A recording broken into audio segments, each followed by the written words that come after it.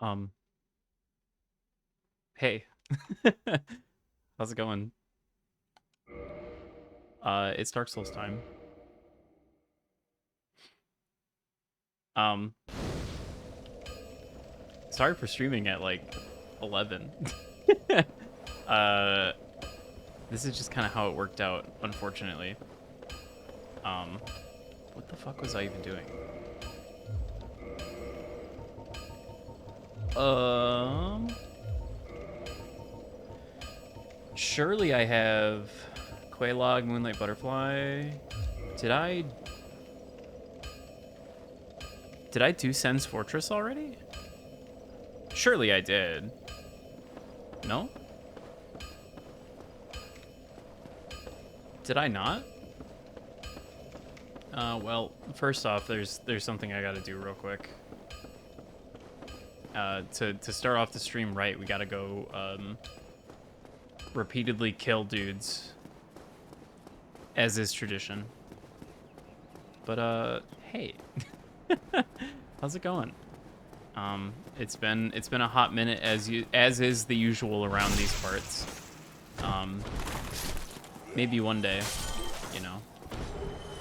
Maybe someday. I'm kind of thinking of trying to do like a pretty consistent sprint here pretty soon.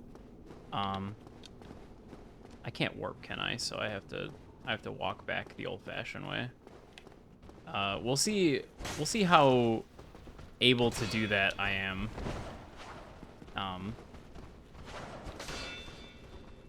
But my schedule is a little more open than is usual.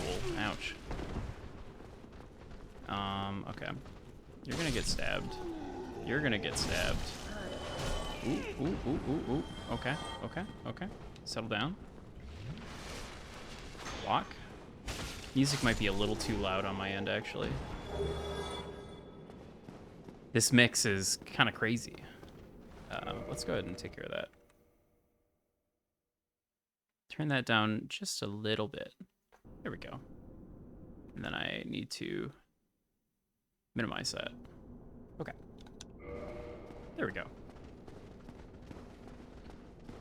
Hopefully that's not too insanely quiet for you. It might be. It might actually be really, really quiet now. Man, that's like literally one notch. Like I scroll the scroll wheel down one. Lol. It's fine. I really want to play Blueprints, the game that literally everybody and their mother is playing right now, but I have forbid myself from watching anybody play it because it's one of those games, right? It's like a La Mulana like, or a Void Stranger like, however you wanna, whichever game you want to attribute with it. I think La Mulana is probably the one that's most fair. Because La Mulana, even though it's meant to be like referencing the MSX, and I don't think it actually came out on the MSX. Maybe it did. I don't remember. I think it's just referencing the MSX. It didn't come out super long ago, if I remember right. Maybe it did. I don't remember. It got a remake, so that confuses things a little bit, but I'm referring to the one that's very MSX-ified. Wow, I took no fucking damage from that fire. Holy shit.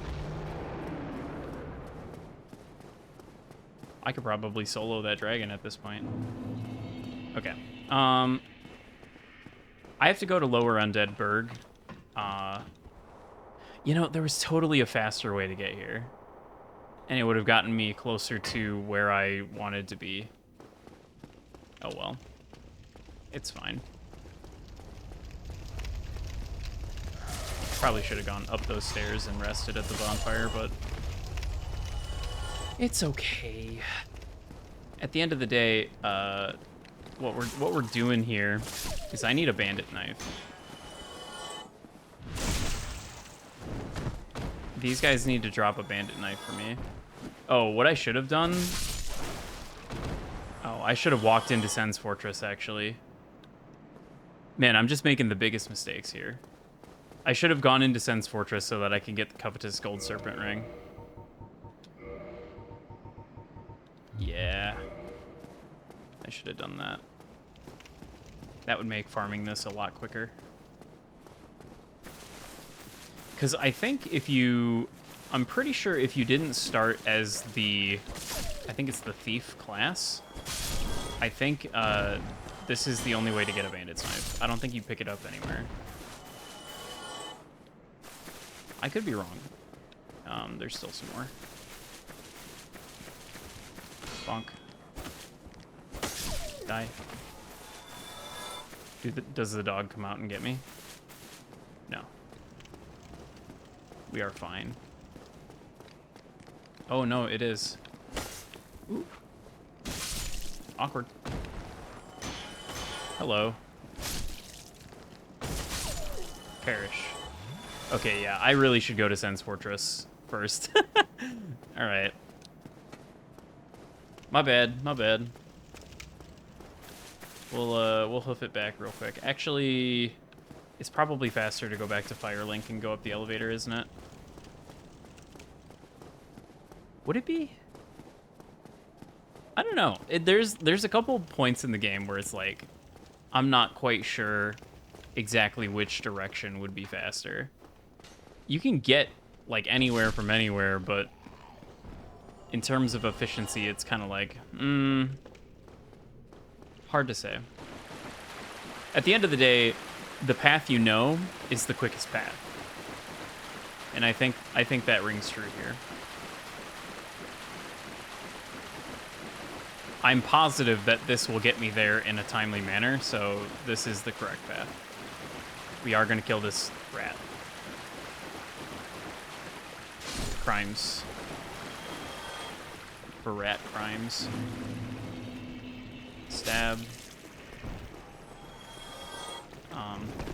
Okay, I'd actually didn't want to target him, but that's fine. He's dead now. I could just run past these guys, but it's a little less annoying if they're dead.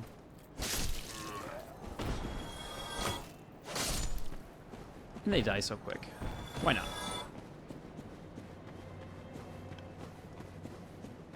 But yeah, I felt like playing a little bit of Dark Souls. Oh, right. I don't have that bonfire anymore. That's funny. Okay, so Framped is up. So I think Sen's Fortress really is the next thing, especially because I don't have the covetous serpent ring. So it's gotta be Sen's. Surely. Surely. Something's like weirdly clipping into my neck here, and I'm not sure what's causing that. That's very strange. I wonder if it's because of the sack, and it's causing like part of the robe to be cut off. Did I rest at a bonfire? I did rest at that. I rested at the Sunlight Altar bonfire, and that's why those guys are back. Okay. Well, I did a quick run of those guys without the covetous ring, and I didn't get it. So now we're gonna go get the covetous serpent ring, and then we'll go back and try to get it. I need a bandit knife because that's my plan for killing Gwyn. Every other time I've tried to fight Gwyn, even doing like the parry method, it just like takes forever. But my plan here is I'm gonna like upgrade the shit out of a bandit knife, and then probably crystal magic weapon it, and give him the old stab. Give him the old 1-2. Also because I'm kind of curious how much damage that does.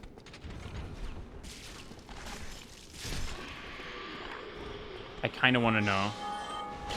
Okay.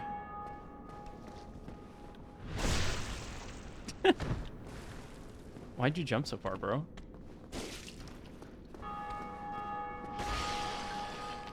But yeah, sorry for no stream.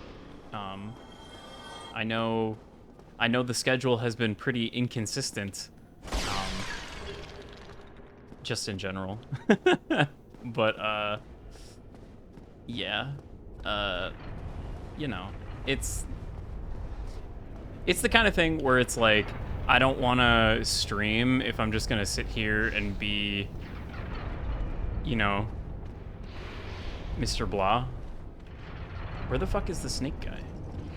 There's usually one here. Where is he? What the hell? What?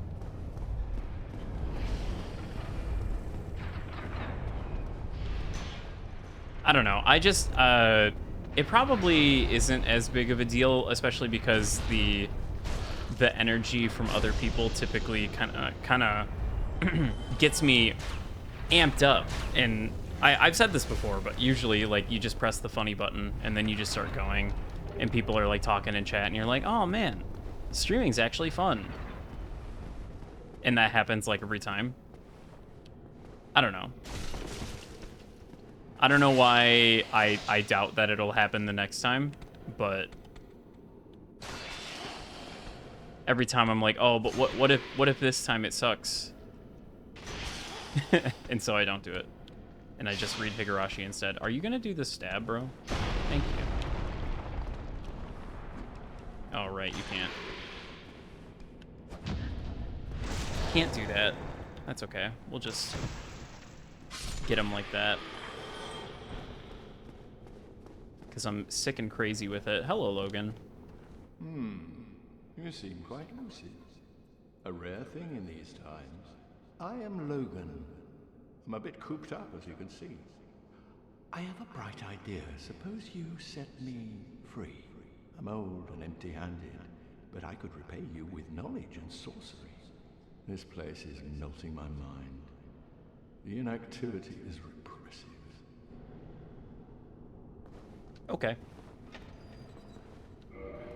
Oh, heavens. Thank you. I'm saved. And I'd love to resume my travels. But I must log a few things first, and I owe you a favor. I will return to Firelink Shrine. Speak with me there, so that I may impart my sorcery. Yippee. Oh, hello. Don't mind me. Go on ahead. I'll be along later. Whoa, I'll be just fine, young one. I don't know. You ended up in the cage for some reason. Somebody put you in the cage.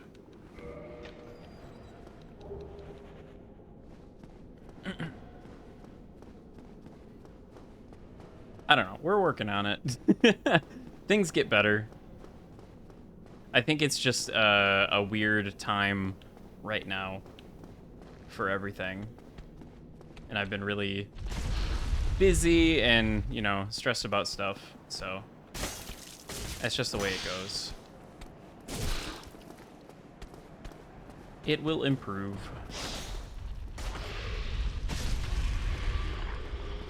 I feel like this ball did more damage at one point. It's weird that it's not, like, killing him.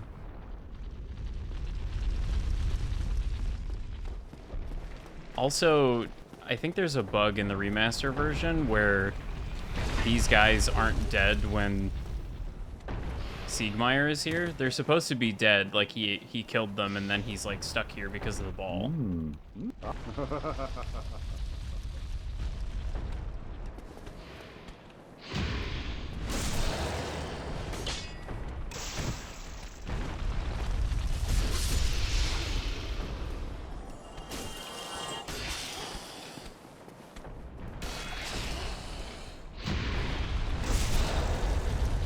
So I don't know why that keeps not happening. I said on I think Blue Sky the other day that I started like a no level up run as well that I was going through, and they weren't dead in that either when I got to this part.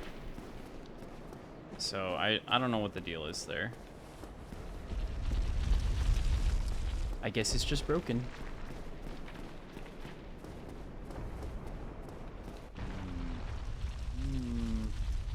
Ah, so you see my plight. Yes, indeed. I've run up against a wall, or a ball to be precise.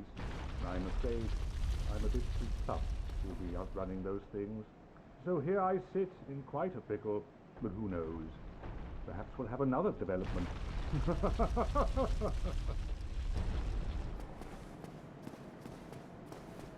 It's a little too bad that getting up there and moving the lever so that the ball goes somewhere else doesn't trigger like an additional dialogue or event with him. I thought it did, because if you die here after talking to him, he disappears. So I thought maybe there was something if you got there without dying, but that appears to not be the case. Unfortunate style.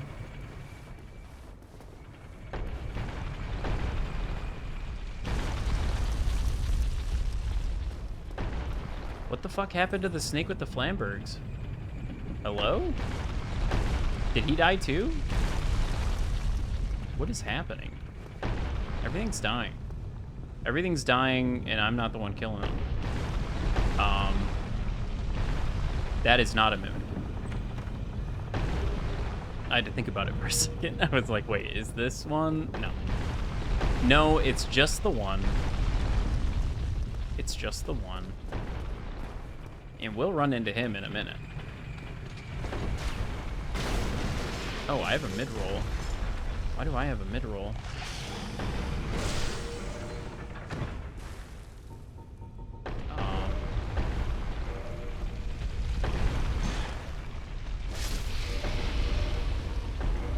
Oh, I think I put the Chloranthy ring on because I wasn't able to move fast anyway. Yeah, I think that's what happened. I put on the Chloranthy because I wasn't able to run when I was fighting the Hydra. When I was attempting to fight the Hydra for some fucking reason. We want right here. Die. Die? There we go. Excellent. Is there a thing over here? Ooh. Sorcery. There we go. Yep. Opens from this way, but not the other way. And then this is not where I want to go. Question marks. Is this where I want to go? Oh, hey, okay. I can just take this down. Roll.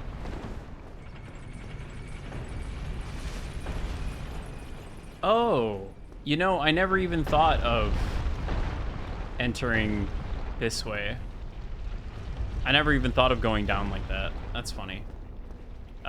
Obligatory, I have to show off the funny thing. I have to show this off. Because, you know, every time it's like, maybe somebody hasn't seen it. But you throw a Lloyd's Talisman at a Mimic and it does this. And then you're able to get the item for free. It's very funny how he's just all folded up in there. Makes you think.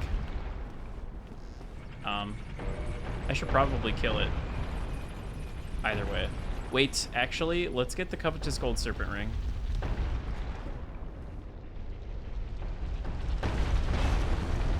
Teehee.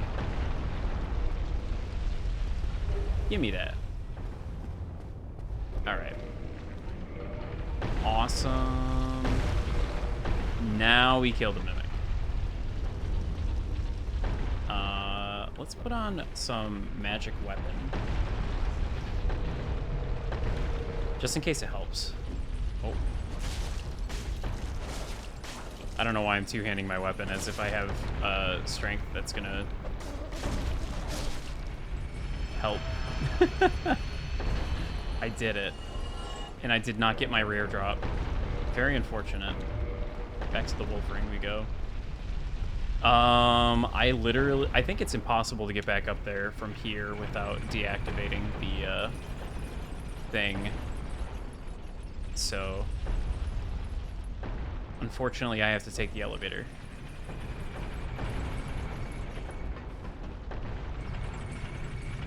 But yeah, if you don't deactivate the balls, they pile up in that little hole in the ground, and then one more ball sends crashing through the wall. And that's how you get the gold. Covetous Gold Serpent Ring.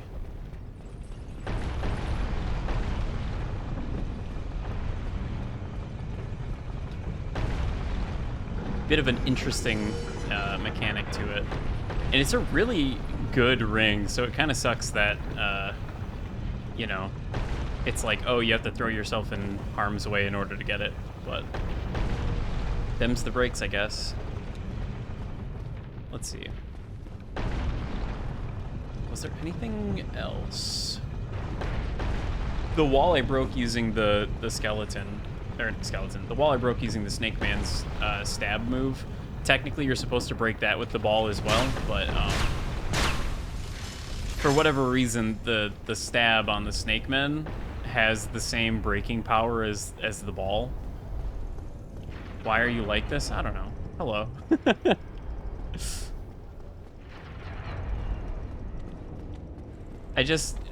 This is the time when I feel up to it, I guess. I don't know.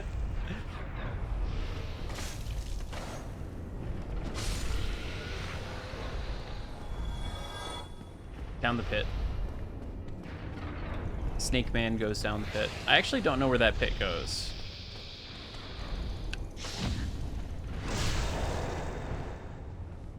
Hopefully the Hell Dimension.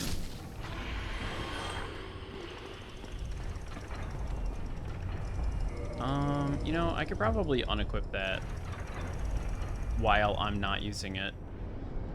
And then if I equip Covetous Gold Serpent Ring, do we still have a... Oh, man. Why is my endurance so low? It's fine.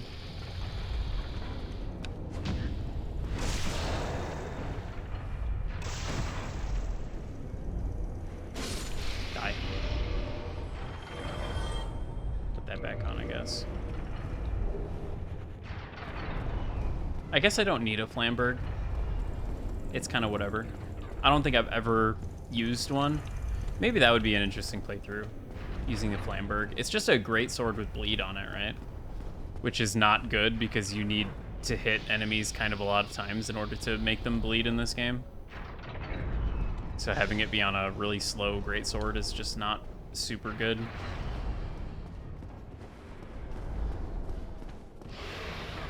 What are you doing? Get off.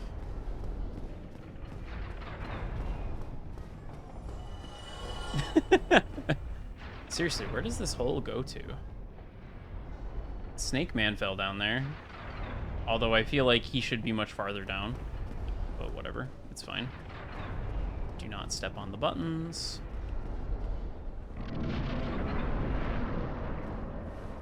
Okay. Let's see. I have to fall on that from up above in order to get the thing, so it's probably not even worth coming down here. Let's just get the bonfire. For now. Just so that I hate my life slightly less.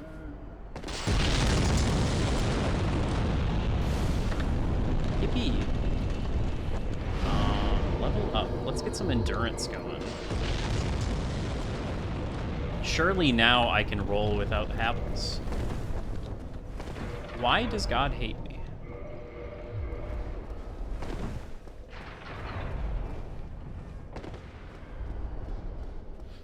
I swear, it's like, unless you have 35 endurance, you just don't get to live your life without Havels. It's so unfortunate.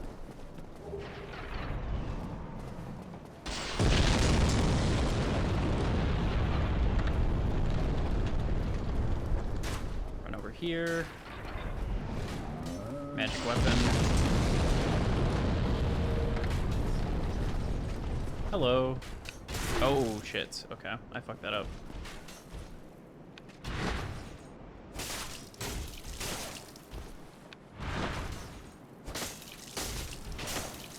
Hey. None of that. Ooh, steel gauntlets. Yippee!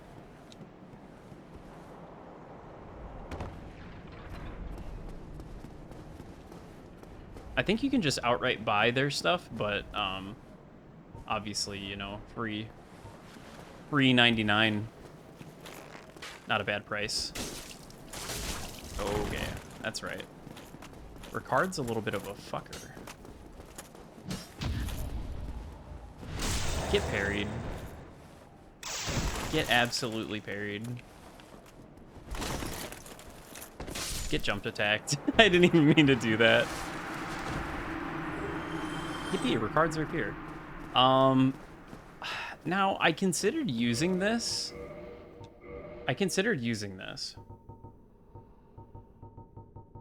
Where is it?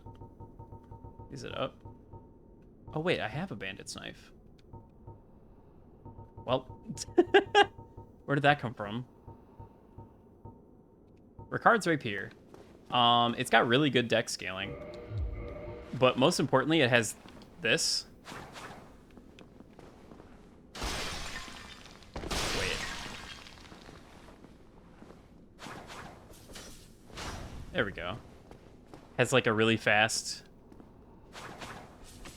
stab combo, which can build up damage really fast, although it eats your fucking stamina bar like crazy. I think it's just a good rapier, though. And considering the B rank dex scaling, I think upgrading it down the magic path actually gives it really good magic scaling. I could be wrong. I know some weapons have like weirdly good magic scaling just for no reason when you upgrade them down the magic path, like the Painting Guardian sword. For some reason, Painting Guardian sword has like a B or an A rank scaling. But Ricard's Rapier, a rapier with intricate decorations, chosen weapon of the infamous undead prince Ricard. Ricard's exploits are told in a monomyth. He was born into royalty, but wandered the lands in a fateful, ill-conceived journey. He became undead and disappeared up north. Damn.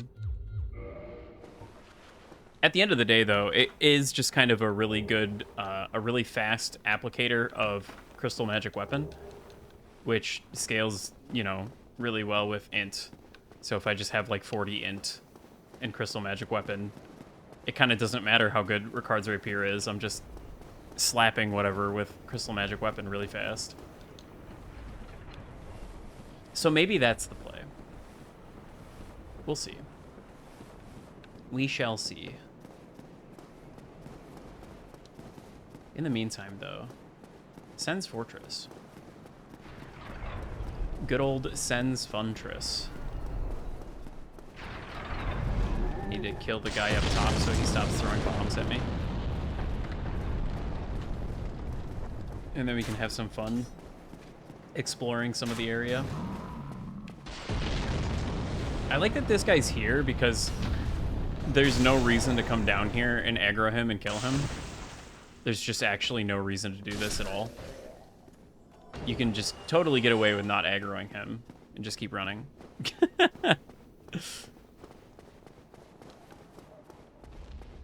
Oh, there it goes. Hello, Blaze. Welcome in. It's another late one out of nowhere. My bad. You thought I wouldn't show up, didn't you? No. I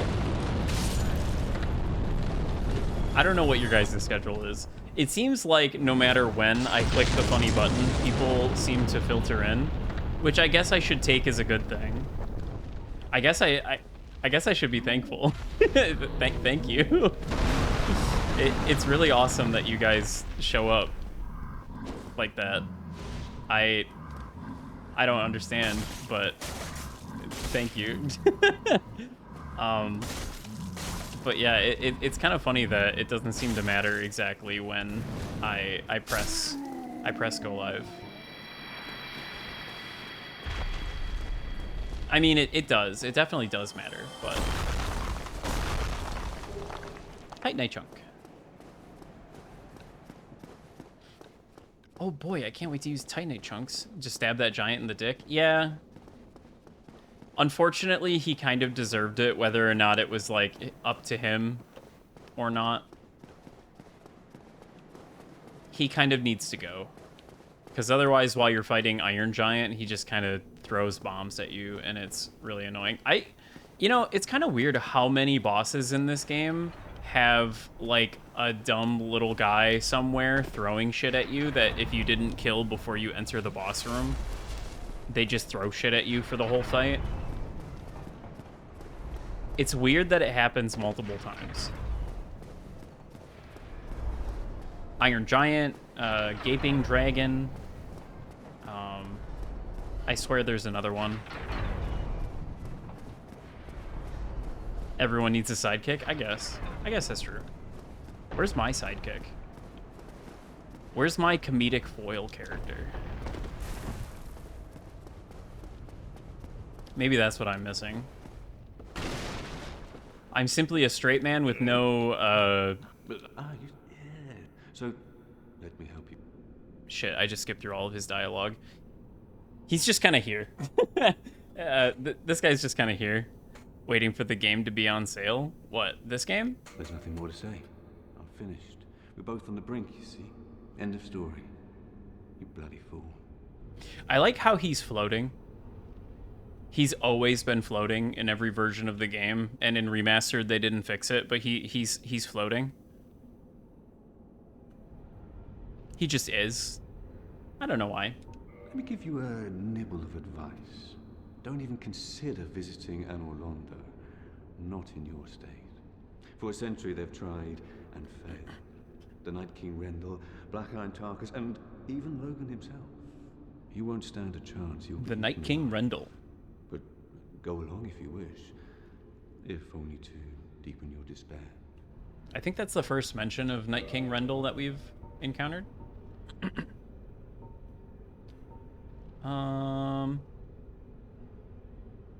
Very few have what it takes to wield this incredibly heavy damage-dealing monster, a favorite of the Knights Berenic, known for their heavy armor and black iron Tarkus. The Knights Berenic, so it's like the Knights of the Round, the Knights Berenic.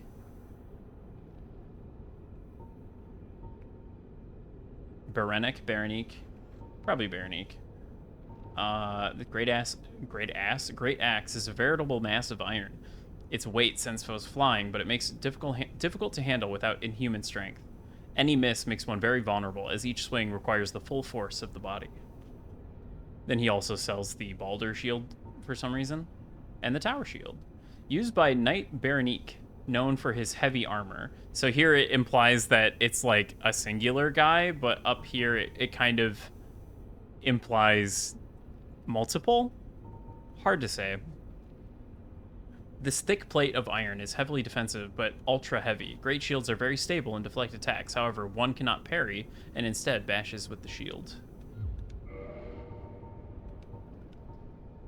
Distinctively shaped helm worn by the Knights of Catarina. Outside Catarina, it is often ridiculed for its onion-like shape, infuriating the proud knights, but the masterfully forged curved design makes it effective for parrying. Only one Knight Berenic used the shield? I don't know. Hard to say. It says used by the Knights Berenic. As if, you know. So even in game, it refers to it as onion shaped. So it's not like it's not unfounded that people would refer to it like that, but it is interesting that people who play this game, even in the modern day, will refer to this guy as Onion Knight unprompted. Just goes to show. The helm of the Knights of Berenic. Known for their heavy armaments and armor, countless Knights of Berenic, once extolled as the mightiest of mighty, became undead and ventured to Lordran. But their journey was for naught, as they went hollow and became a threat to all undead. So here it says that there's multiple, and we've seen multiple Knights Berenic around. They're those big guys with the shield and the mace. So, like, there's multiple of them, but then the shield implies that it's only one guy. So it's just confusing. It's just confusing for no reason. I need your rings, but they're hella expensive. Probably a typo then. Hello, Fida. Welcome in. It's late night Dark Souls time.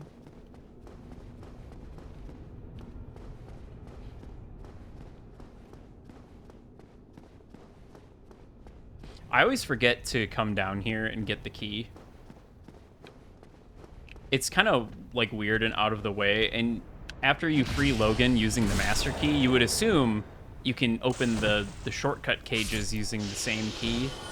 But no, the shortcut cage specifically requires the cage key. Key to the hanging cages in Sen's Fortress. If a hapless adventurer becomes fatigued during an imprudent attempt to overcome the fortress, the Serpent Men will not kill him, but lock him in a lonely cage. Eventually, unless they have forgotten, they drag the victim off to who knows where. Where do you suppose they go? To be a snake man with the silly run? I mean, the Cobra ones definitely have a much sillier run. Took me forever to find the cage shortcut, kept doing the long run back from near the blacksmith. I think most people do, especially because the other bonfire is also quite hidden.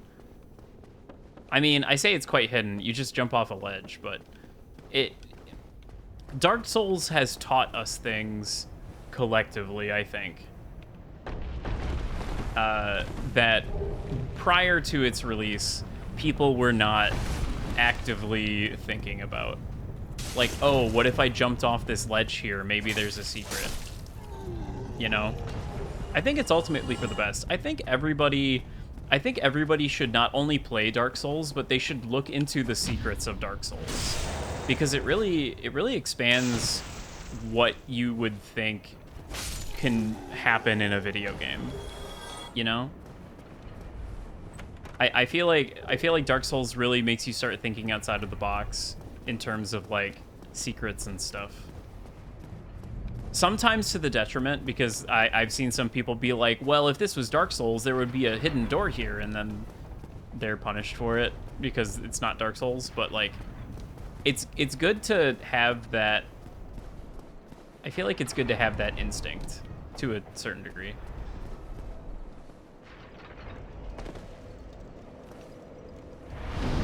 Made you so aggravated when you finally found it. Mazed when I started noticing its influences elsewhere. Yeah, it really changed the game in a lot of ways. I don't know. It's not hard to see why. Like, it's still just really good. That's just JRPG stuff, though. I mean, to a certain extent, yeah. But Dark Souls brings it into, like, a 3D space, you know? Into, like, a 3D action game space. So people start thinking about the dimensions of it. Always go to the wrong path behind the waterfall kind of stuff. Yeah. No, just like, holy shit, this boss is so artorias. Yeah, people really want to capture that in their video games very badly. I think slightly to the detriment. I think people need to stop trying to recapture the lightning in a bottle and try to, you know, do something a little different. I don't know. Even if the different is, like, not good, I would still rather see different than just attempting to do the same thing, but again, you know?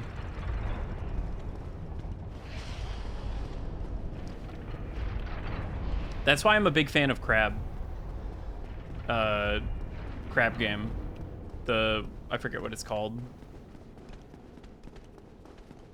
I also haven't played it, lol. But I'm a fan of the fact that it exists. Because it's somebody creating a Souls-like that is entirely not Demon Souls. And it's not Dark Souls. Yeah, another Crab's Treasure. That's the one. Treasure. Yeah, that one. I think it's really cool that that game exists.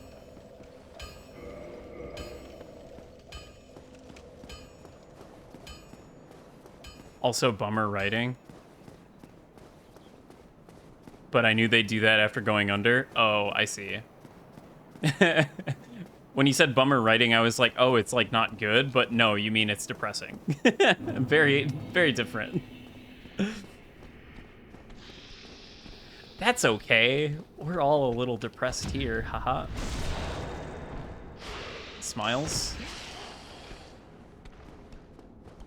A little.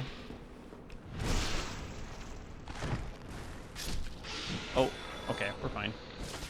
I thought I totally biffed it, but actually we're fine.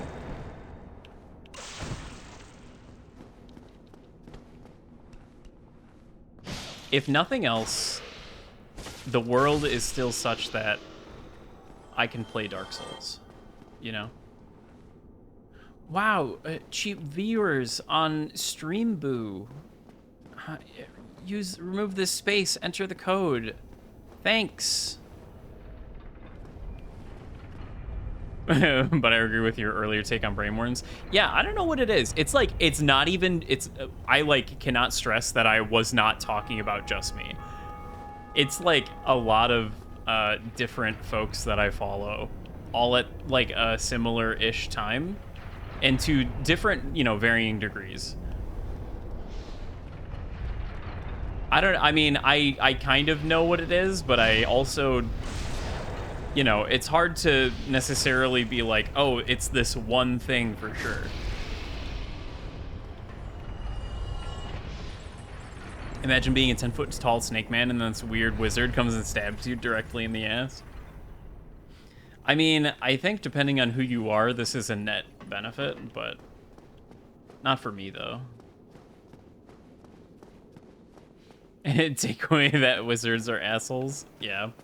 I mean, generally speaking, I think that is the case, like, kind of across the board. Because like, the trope of the wizard is, like, a dude that is just hoarding knowledge, and usually in, like, a tower somewhere, just like, reading books and making spells and just, like, keeping it all to himself. Yeah, the freaking Mages Association. Yeah. They're not good people. They don't do good things. That's a net negative for the world.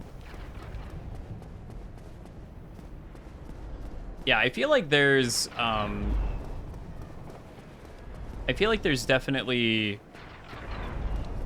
Did they literally say that they gave up their humanity? I'm not sure. I only know of... I am only really familiar with the version of events that happen in Fate Stay Night directly. I am kind of a secondary when it comes to the expanded universe at large. Hell, I haven't even read Tsukihime yet, which is a crime that I intend to repent for eventually, but yeah, I haven't even seen Fate Zero, if you can believe that. I for whatever reason, I just, like, at the time wasn't feeling it, and I just haven't gone back to rewatch it. Am I gonna be able to beat this guy? He's kind of a fucker. Yeah, the Uro Butcher did it. Good old Gen Urobochi. I love you, Gen Urobochi. I unironically love a lot of his works, even if his writing style kind of irks me. Oh, I am not doing a ton of damage here. It kind of skipped Prisma Ilia from what I've heard. I understand why you would say that. Unfortunately, I think Prisma Ilia has some of the more interesting elements to it in terms of, like, doing something different for me. I kind of want to see the one where Ilia is a magical girl. Why did that... Why are you a fucker? Why are you a fucking bastard? I'll just binge read the wiki. Thank goodness I was repulsed. Repulsed by Prisma Ilia? Oh, I see. I don't know too much about it. I just know that Ilia is a magical girl, and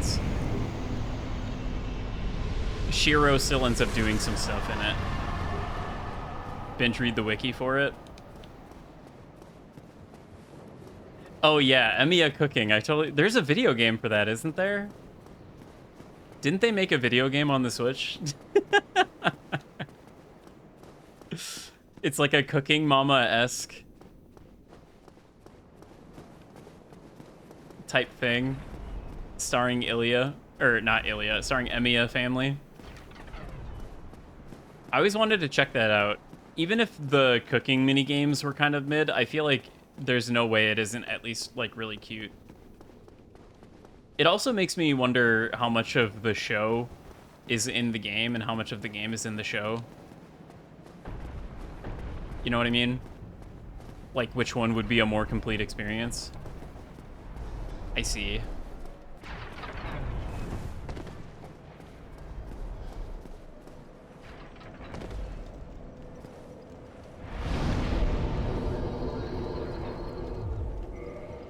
Do you guys think I have enough endurance yet?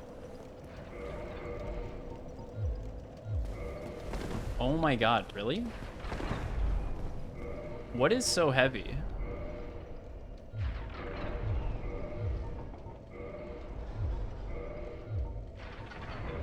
Like, all of the things that I have equipped are so light. You'd think I'd be able to fast roll by now. Equip load 65? Maybe it's because I don't have the FAP ring yet. I think I typically have the FAP ring by this point. That's the exact thing that repulses you? Yeah.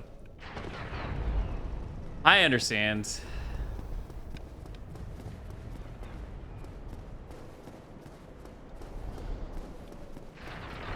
I don't know. It's just the concept of them, like, transforming using the different classes intrigued me a little bit, but I also haven't watched it, so I don't know.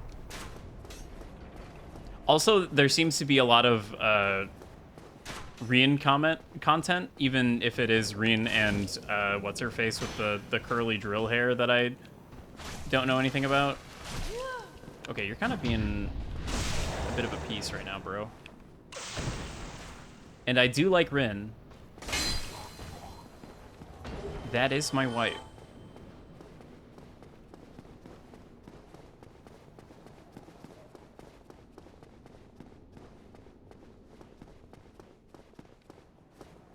Anime as game.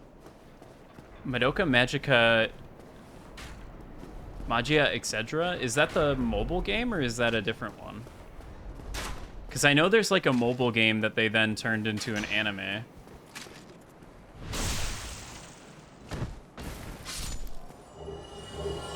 I'm kind of scared to watch that show though, because I feel like it's got a Steam page but isn't out yet. I'm kind of scared to watch that show because I have a feeling it's not going to be nearly as good as the, you know, the initial show and the subsequent movies. The last movie that came out, Rebellion, was really good. And left off on quite the cliffhanger. Yeah, Magical Girls Existential Horror one. As if there aren't a lot of Magical Girl shows that dip into existential horror. But I think Madoka Magica probably popularized it. Magia Record, yeah. That's the one I was thinking of. So Magia Etc. Interesting. I was super late to the Rebellion party. I watched that, like, last year on the plane, I think, to Japan or back from Japan. Is the one that started it. It's really old. Don't say that, Blaze. You'll hurt me. Madoka's not that old, right, guys? 2009 wasn't that long ago. 2009, that was just... I hurt myself saying it, I see. 2009 was only like a couple years ago. 10 at most. Oh, I made a mistake. I made a mistake. Ooh, I made a mistake. 2009 was like 14 years ago. Or something. Oh, shit. The worst part about these guys is that since they're so slow moving, since they're so slow moving, they don't disperse. Wait, no, 16? Hey? 2009? 16? I don't know how to math. You're right. You're right. Oh man, this is reminding me that I also have to play through Metal Gear Solid. Specifically Metal Gear Solid 2 and 3, but specifically 2.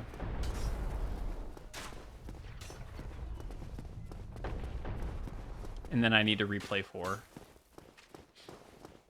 The first Metal Gear Solid I ever played was 4, which is a wild entry point to the series. But also, I think it was kind of awesome because it made me really appreciate a lot of the weirder elements of Metal Gear. Because that game does not pull its punches. It is, I mean, it's a movie. Crazy fucking shit happens just for no reason. It's got the Raiden vamp fight. Like, it's kind of just it's the full course meal, you know? It's got the callback to Metal Gear Solid 1 that builds intrigue. And I was like, oh, I know enough about Metal Gear Solid 1 to get this reference. Thank you, Super Smash Bros. Brawl.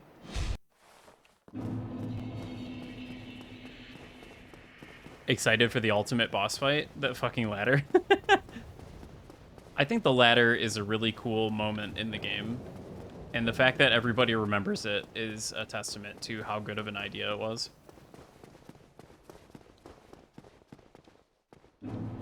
I know people are getting sick of Kojima, specifically because of his like relationship with the Game Awards. And I think that's a bit unfortunate. Because largely I think it's more of a Jeff Keighley problem than a Kojima problem, but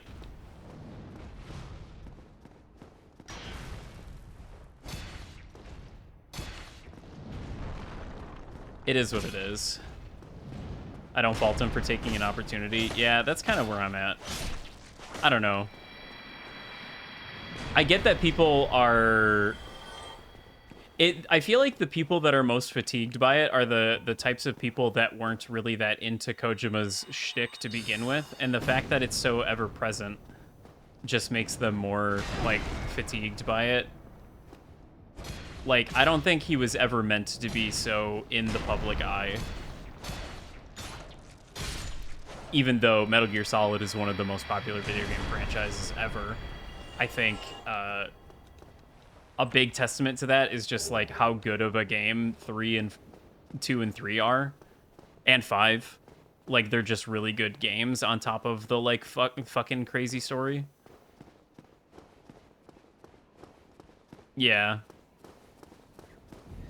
He certainly has an interesting way of writing. I don't know. I just like things that are a little out there, I guess. As if that wasn't obvious. This is some USA fanfiction, all right. Yeah, well, basically. You are a rare visitor. Welcome to the lost city of Anor Londo, chosen undead. If you seek Lord Gwyn's old keep, exit here and head straight yonder. If you are the chosen one, a revelation shall visit thee. What follows thereafter depends upon you. What is it? What am I? Well, I am the keeper of the bonfire. If not for me, what beacon would there be in this lost city? A gatekeeper and a guide. That is my calling. The bonfires attended by the keepers are special. They are linked to one another, and their flames never die. Yet never shall the keepers of these flames meet. If you require rest, that is, after all, what the bonfire is for. If you require rest... It's funny that she says the flames will never die when Firelink is literally dead right now. But that is because she was murdered, so... it makes sense. Yeah, I don't know. I find the USA fan fiction to be very entertaining.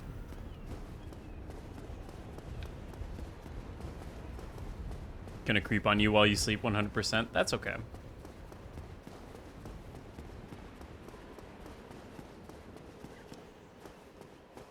Wild and different and neat for those reasons, yeah. I think you definitely... There's a lot of games out there that are if you don't look at them in the sort of comedic, satirical way that they were probably intended, they can come across a little like patriotic, parenthetical negative.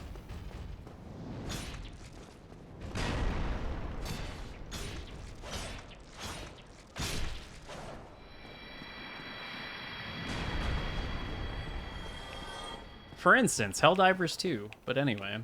Yeehaw comedic, yeah.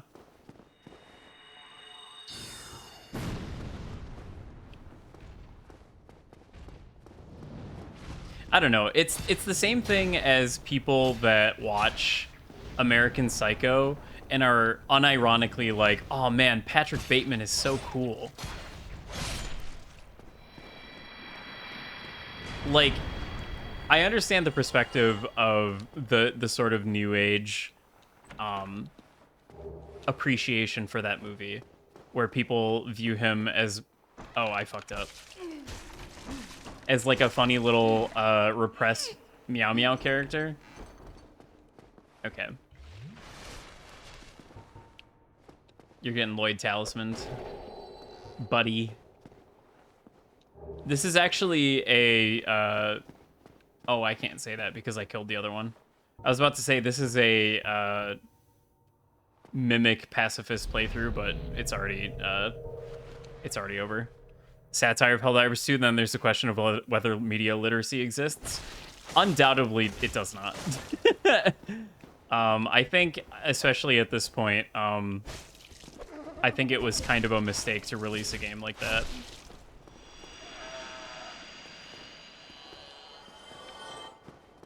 I think there aren't nearly enough people that are going to get it for how popular the game is.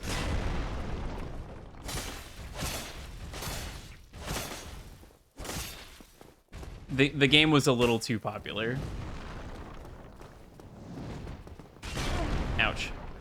But in like fairness to the developers, like their previous game did not do those kinds of numbers, so like, you know.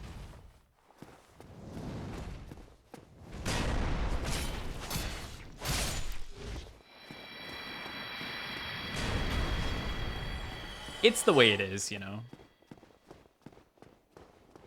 People would just learn. Yeah, I think at this point, it's becoming pretty clear that the most you can do is have the water available. I think trying to lead the horse to water is sometimes a mistake. I think sometimes trying to lead the horse to water just makes the horse mad at you.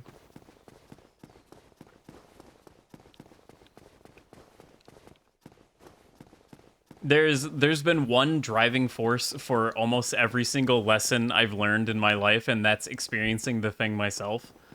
And then, you know, extrapolating the knowledge that I gained from that experience to similar level things. So I feel like, I don't know. And this, take this with a grain of salt, because I fall into the fallacy of thinking that everybody's brain works the same way mine does, when my brain specifically works in a super roundabout, fuck-ass, irregular way. So, like, grain of salt, but I feel like lived experience and the application of that knowledge is intensely more powerful than being told. And that's just the way it be, because humans are funny little creatures that just don't get things sometimes.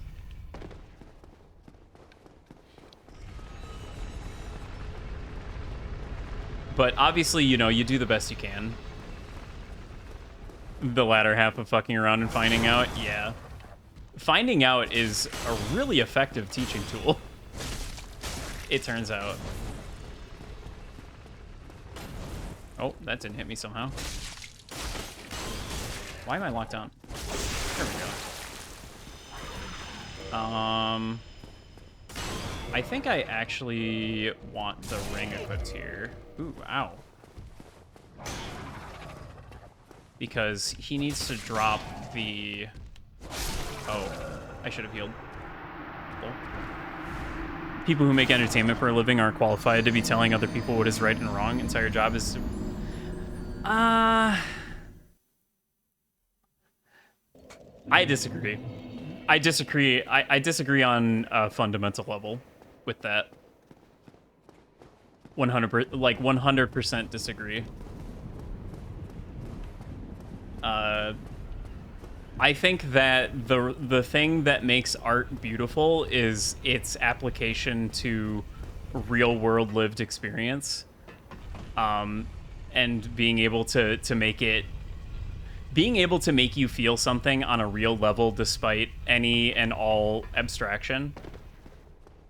I think that's what makes art beautiful, and I think limiting yourself to not discussing like core values of the human experience, like, you know, morals and shit, I feel like, you know, that's just antithetical to the whole thing.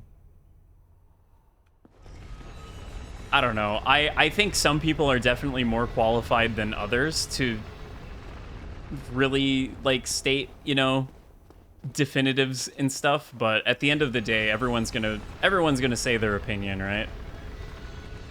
And I don't think any one person is necessarily more or less qualified to give an opinion on anything. Unfortunately, I mean, I guess I shouldn't say that. That's not true. Some people have studied a certain topic their entire life, and their opinion probably matters a lot more than someone that hasn't studied their entire life on that specific topic. But everyone is allowed to have an opinion, for sure. For better or for worse. I think the thing that is more important is that when listening to the opinions of someone, you need to gauge their perspective and the amount of knowledge that they would have on a given topic. It, like, if you're talking to you know, if you're talking to a chemist about the mechanics of, I don't know, chopping down a tree, like, they're probably not going to have as much knowledge as like a lifetime woodcutter, or, you know, vice versa. Like, you talk to a lumberjack about the specific compounds that make up like a vaccine, they're gonna be like, bro, I don't know. On average, not necessarily across the board. Challenges people and presents different perspectives, but entertainment can also include stuff that's comparatively mindless but comforting. And I think there's plenty of room for that as well. I think there's a lot of stuff that fits that category, to be honest. And I think there's definitely value to be had in something that just like lets you, you know, breathe for a little bit. But I just don't agree with the sentiment of limiting it to one way or the other. And at the end of the day, like, you choose the media that you consume. So like, if you go into The Last of Us Part 2 and you're mad that it had a political moral quandary, like, that's just you, bro. Like, that's just your fault. Like, what did you think was going to happen? You know, like, you can see it coming. Like, just look at it. I don't know. Things like that kind of get to me, but I think overly analyzing certain things in certain games that don't really have much of a political message is a little bit unnecessary. Even if it is kind of funny sometimes. But, like, if you played through The Last of Us and you were like, oh, this game isn't trying to say anything at all, I don't know how to help you. Like, you need to open your eyes, brother. You know, it's just, it's certain things like that. I don't, it's like when people complain about comics being too political. Like, what do you think What do you think the X-Men is about? What do you think that is? Because I'm going to tell you right now, it was written with something in mind. Like, it's not hard to see.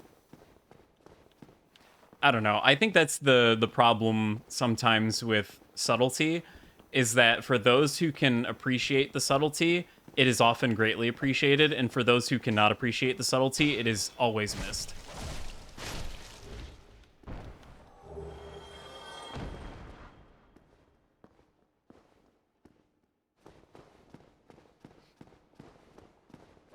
It's kind of a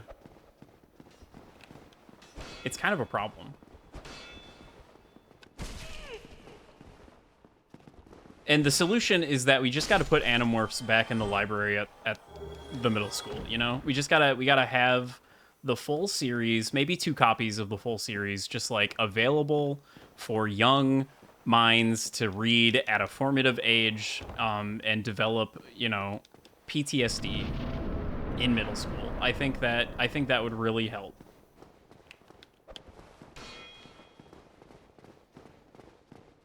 True to the book's Animorph anime, that would actually be awesome. There was actually, speaking of books from that era, if you are familiar with but damn, I hated the TV show. It's funny because there's like a companion book that's all about the like TV show and the actors and stuff. I remember seeing a commercial for the TV show and being like, "Oh man, I want to watch that so bad," and I guess I'm glad that I didn't.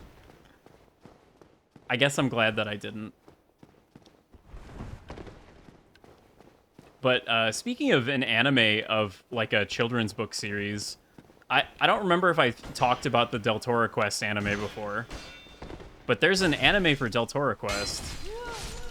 Ouch. With today's special effects, they can make a vastly better Andalite. Almost definitely.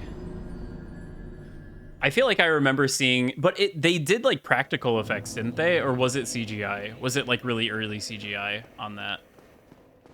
It was practical? I feel like that's kind of cool. If they did it with practical effects again, then I would be happy. Embarrassing rubbery Andalite. Yeah. But I don't know if you're familiar with the Deltora Quest book series, but that was a pretty formative book series for me. And I learned that there's an anime. It's like a 50-episode adventure anime that covers the book series. And there's been like one guy working on subbing every single episode because the English version was cut down horribly. They changed the opening theme song to something that's just inherently worse. And the last like 15 episodes or so just were never dubbed, so it just like ends abruptly. It doesn't even end necessarily, it just stops. So this guy's been working on subs for the Japanese version, which is complete, and he's been doing it for the last like, I don't know, like 15 years. And the last 3 episodes were giving trouble, I think due to like a typesetter leaving the project or something like that. I think the last time I checked the Discord, there were some people that had like figured out a solution or something, and the last 3 episodes have subs out there somewhere. But I really want to watch that. I feel like that could be really good.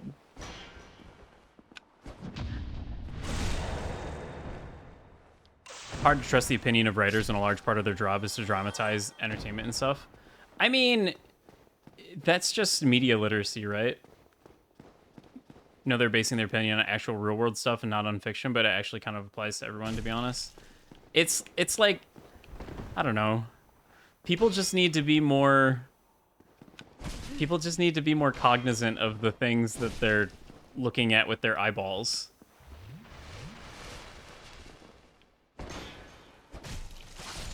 I don't know. You can read the thing at the end of the day that you got to remember is that, like, is it shitty that J.K. Rowling is like a huge piece of shit on social media and is constantly anti-trans about everything? Absolutely. But at the end of the day, and this is a bad example because she does a lot of other things that are horribly negative to the trans community. But if it, in this theoretical situation, if she was just saying things on Twitter, like, you can just kind of ignore her and walk away. It's worse for her because she has money, and she is able to use that money for nefarious reasons. But, like,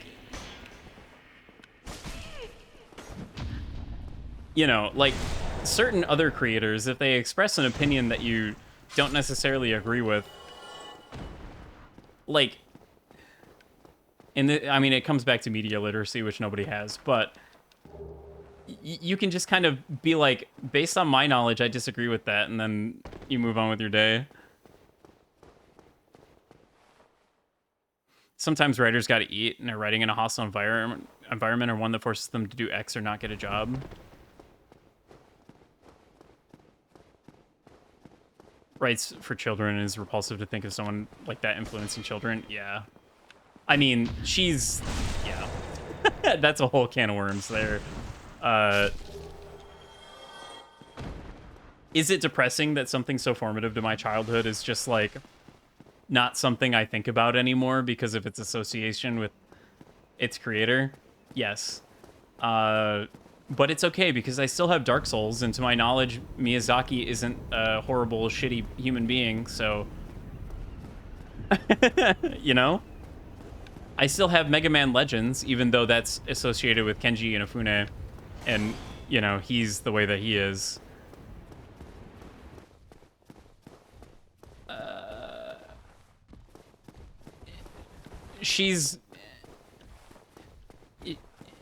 Miyazaki has a foot fetish, and that's already a red flag. If having a foot fetish is a crime...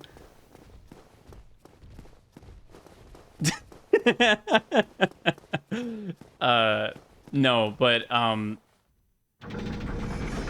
her opinions stem from a very large misunderstanding of trans issues and the trans experience, I think.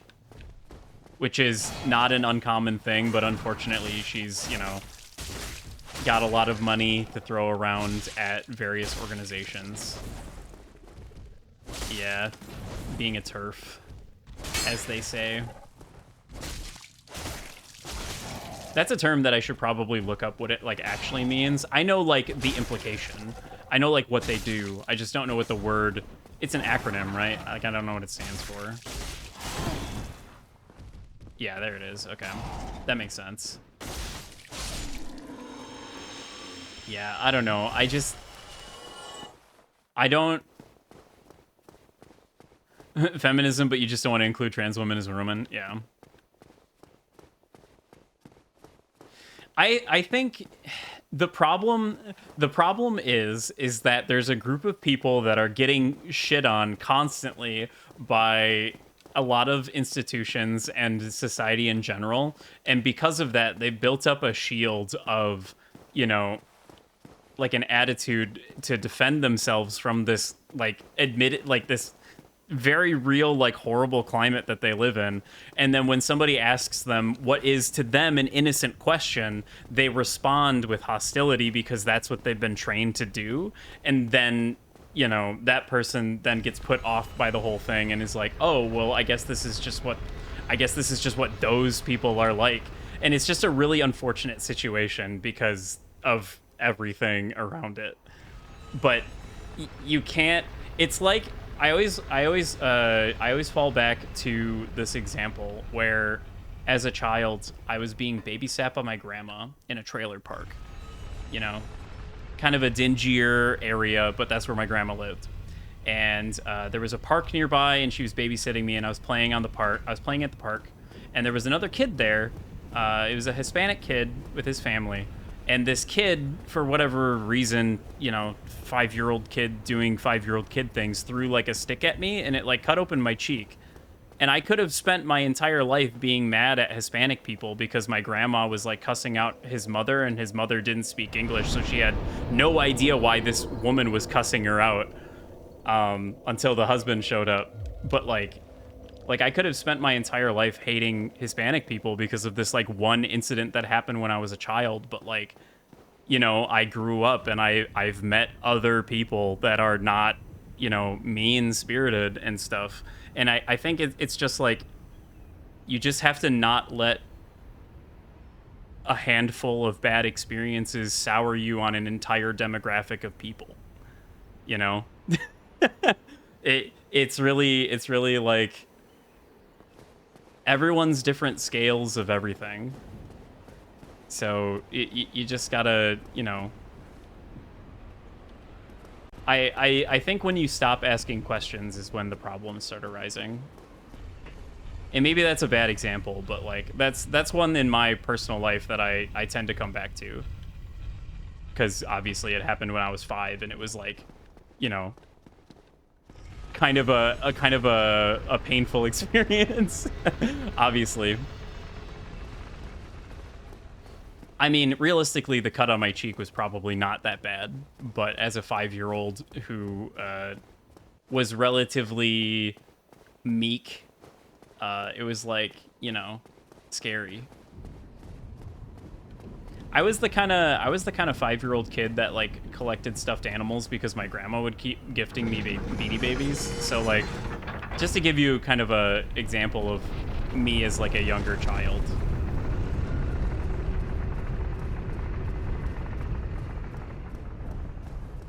With my slightly more delicate sensibilities.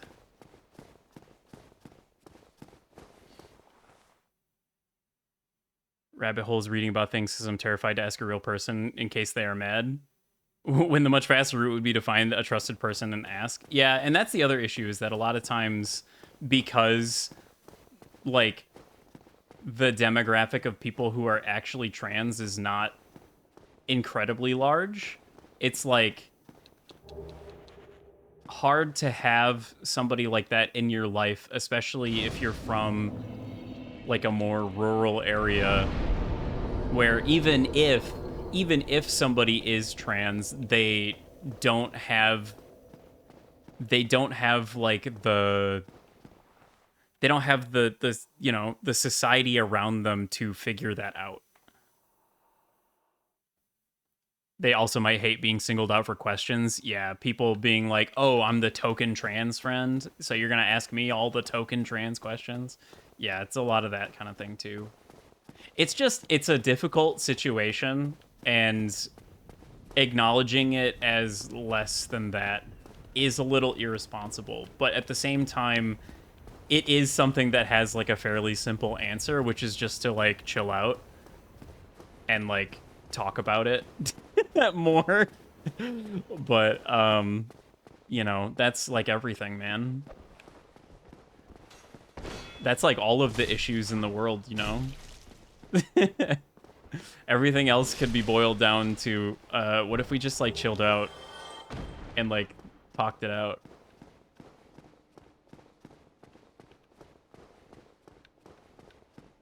Yeah, I don't know.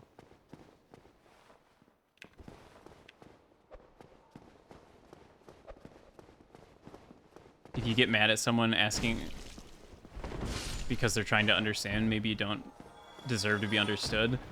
I don't know. I kind of don't like that way of thinking, but it is the kind of thing where, like, if you get mad at somebody for that, it is unfortunately just kind of the way it goes. It's hard to definitively say who's wrong in that situation. Ow. And honestly, I think that's one of those situations where there isn't really a person in the right or necessarily in the wrong. I think it's just a complicated situation. I don't know. The best thing you can do is to try and educate yourself. Just read up, you know. Read an article. Read a book.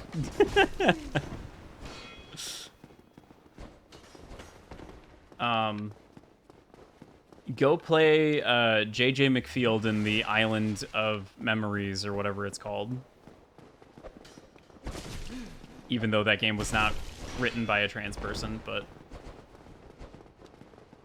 go play that game. Oh my god. These guys are styling on me right now. Holy shit. Also, my music stopped.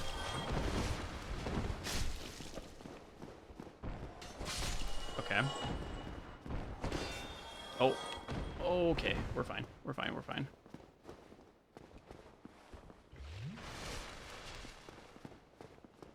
Yeah, and I don't know. That just kind of comes back to what I said earlier, where it's like, I think the worst thing you can do as a person is to stop asking questions.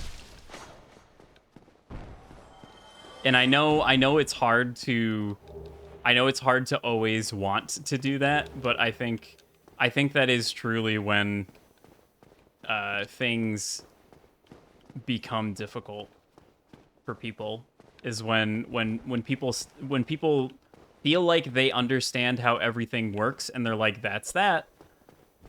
And I know, like, there's the desire to, like, want to be comfortable in, like, your worldview and how the world works, but like I said, there's just an unknowable amount of information, and the second you decide that you know everything about something, you've just, like, played yourself.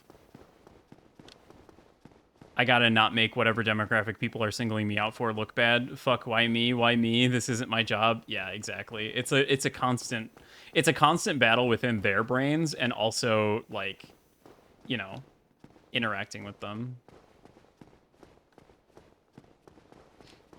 I don't know. It's a tough one. And there's many such cases. there's many things out there that are this exact situation but applied slightly differently. And that does kind of suck, but that is unfortunately the human experience.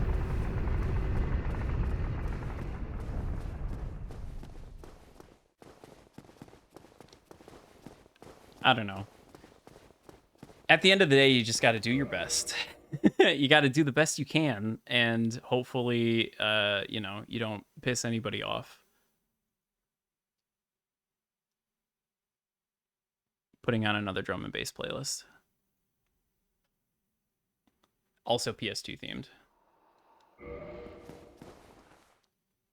How it's hard but important to accept some things as unknowable. Someone once got mad and rude because I said scientists don't know some things. I mean, that's just inherently true, but at the same time, if you use the fact that scientists don't truly know everything about everything as a reason to not listen to scientists, I think you're playing yourself, right? Like these people are dedicating their lives to a specific topic, and, like, I'm not saying you have this opinion. I'm not saying you have that opinion. I'm just saying, like, you know, if there's anybody to listen to about something, it's someone that has spent so much time on something. Whereas just way more visible examples of bad people being part of the community. I mean, that's just going to be the case for everything. That's going to be the case for literally everything, is the worst examples will always be the ones that are shouted out the most, the ones that make the most controversy, the ones that are the most visible, just inherently so. I think humans are predisposed to looking at you know, train wrecks because it's like a danger response, right? Like an avoidance thing. Like, you know, you don't want to be in the house that's on fire, so you are always going to keep the house that's on fire in your vision. Like, it's just the way that it is, unfortunately. And you have it. Part of the using your noodle thing is, like, recognizing that intrinsic feeling, like, oh, I have to engage in this, and realizing that no, you actually don't, and, like, acknowledging the good and the bad parts of it, and then like, you know, that's your takeaway, and then you move on.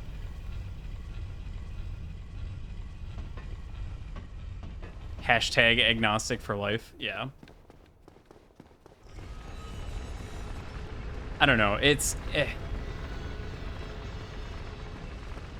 a lot of complicated topics. It really is.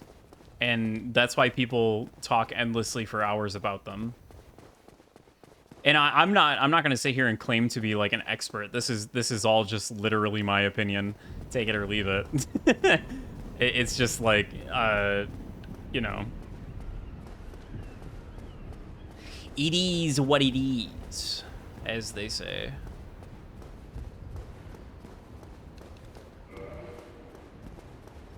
But I think it is largely a mistake to ignore people that are, you know, dedicated to any certain topic. I don't necessarily think that means that they're always right. You know, you should, like I said, keep asking questions. Always wonder if you're seeing the full picture. You can make educated guesses based on the information that you currently have, but you should always wonder if there's more to the puzzle. Because I think most of the time there is.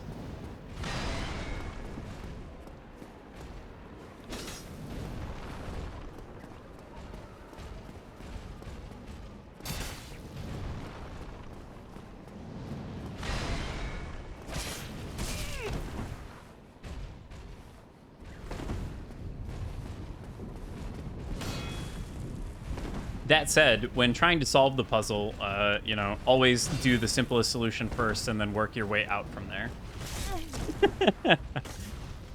But that more applies to video games.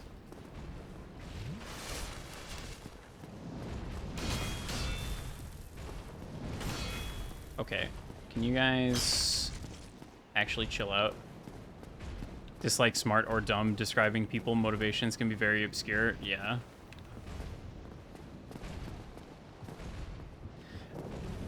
Yeah, the only time I would describe somebody as dumb is when they, like I said, stop asking questions. I think that's the most dumb thing a person can do, is to just, like, decide, yep, that's it. I get it. And, I mean, that's like a kind of broad statement.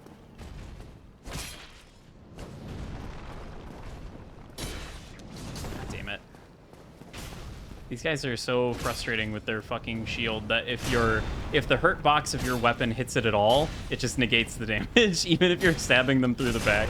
It's so funny. Yeah, being incurious.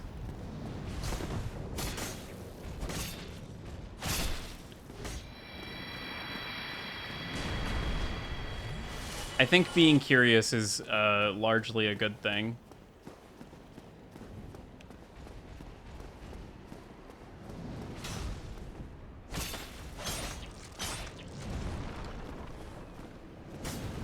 Come on. Where are you going?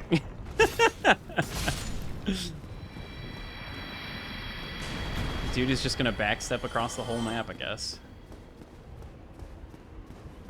Yeah, but I mean, I can't sit here and claim to be some kind of expert on like the trans experience, because obviously, you know, it ain't me.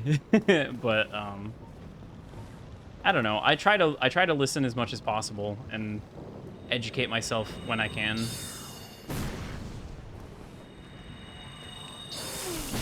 And I think I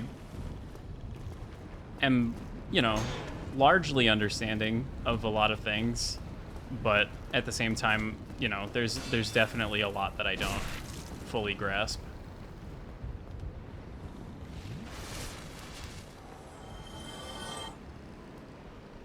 I don't know, you just have to keep trying.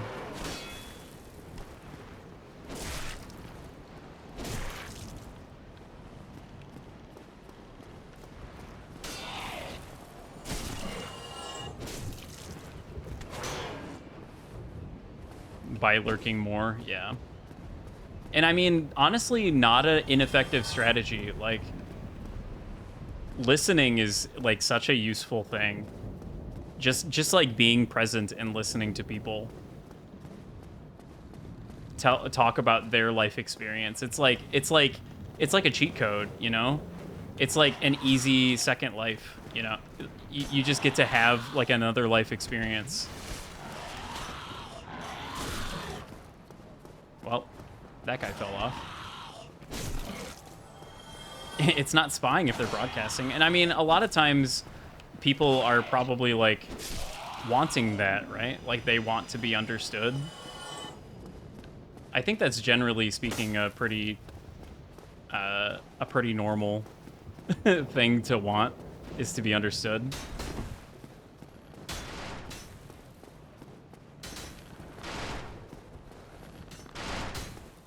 Yeah, I mean, there's a million reasons not to do something, right? Oh, hey, it's a vagrant. I feel like I've seen so many of these guys recently. Oh, fuck.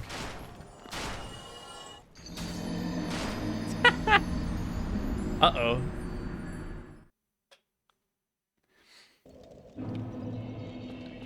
There's a million reasons to give up and stop trying to understand a demographic of people.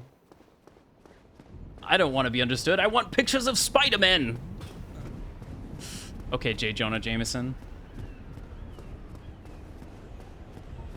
I would simply implore you to keep trying. At the end of the day, it really is that video of the guy fishing in like the rubber overalls where he's like, I'm fishing out here and it's like negative 20 degrees Celsius, but I'm still out here because I gotta do it and you can too. Never give up. I love that video. It's such a good video. Yeah, the Japanese fisherman.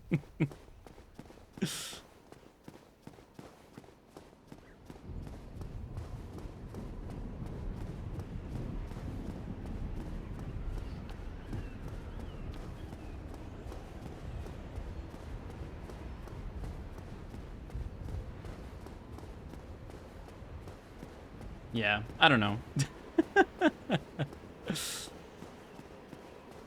They took the time to deliver that message from his heart to others' hearts. Exactly.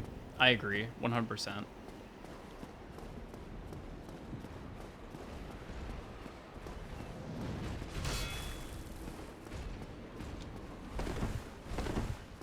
All right. Let's not die to these fucking imp things, whatever they are. Oh, why are you still here? Why are you out here? Can you leash?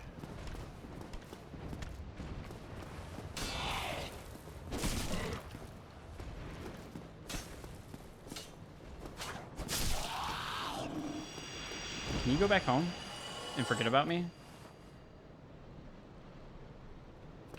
Thank you. What the heck?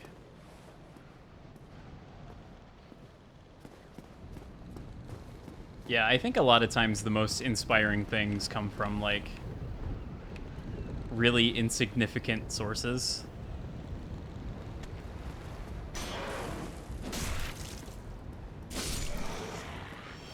Like, I'm pretty sure that was just a segment on, like, either a news or a game show.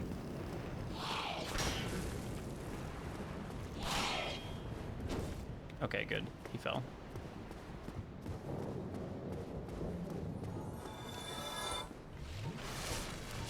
Alright.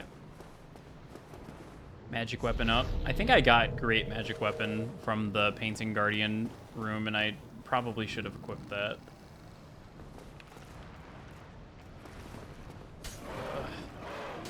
Yeah, they kind of forget how to use their wings if they fall. Oh, shit. Okay. Oh, yep. See, like because he just fell off, he just doesn't know how to fly anymore.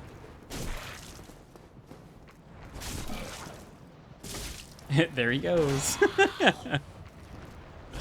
Oh, god damn it. Come on, quit hopping. Okay. Man, it's a shame that I died after killing that vagrant. I don't remember what they have a kind of weird drop pool, if I remember right. It's like a bunch of random shit.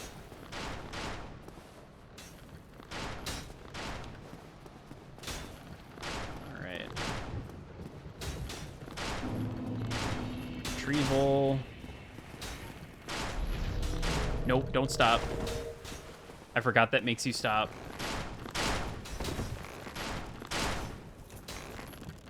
Can you? Buddy.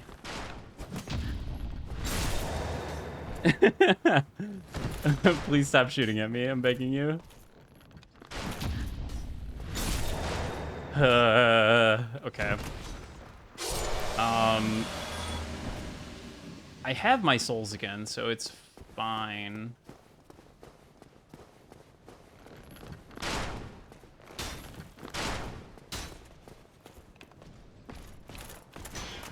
Oh. Okay. Whew. We're fine, we're fine, we're fine. Oh. We're fine. We're actually so fine.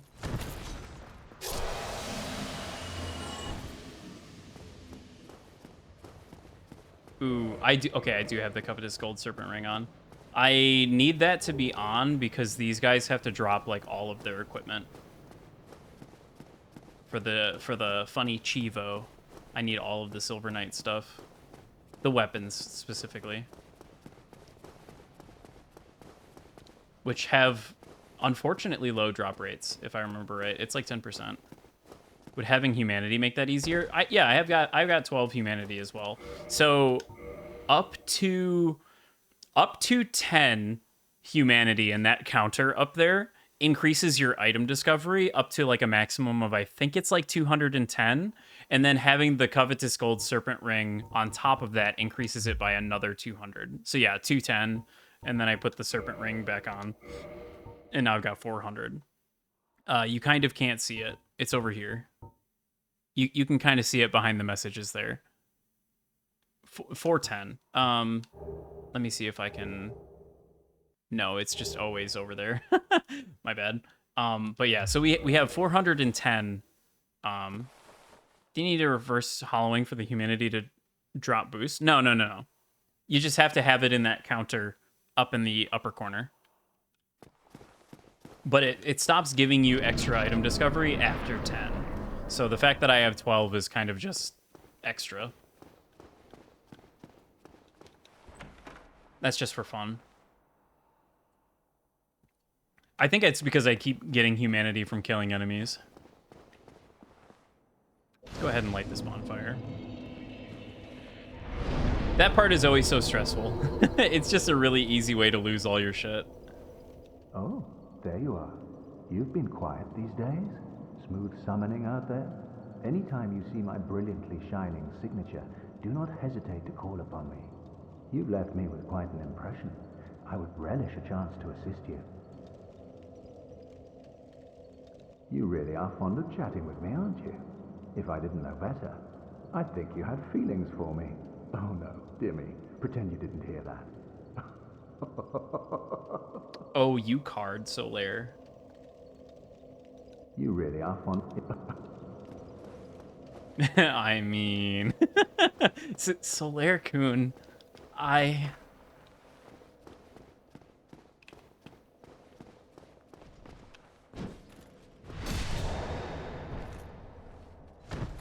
Luckily, the rest of Anor Londo really isn't that bad. I don't know what it is about those, like, gargoyle things, but they're just... Their movements and their hitbox are so strange. I feel like I always end up dying to them somehow. Most people are hostile or evil, and you're just like, not. He's so... Kyan. Solaire is a little moe. I don't know. I don't know if he would be a good husband because he literally dropped everything in his life to go on a journey to Lordran in order to find his own sunlight. And like that's just the most like what does that even mean? Babe, you're not making sense.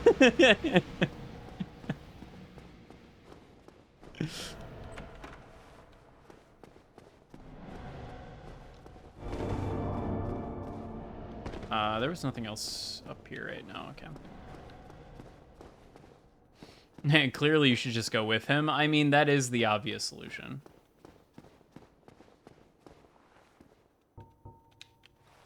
Lloyd Talisman. Thanks for the club.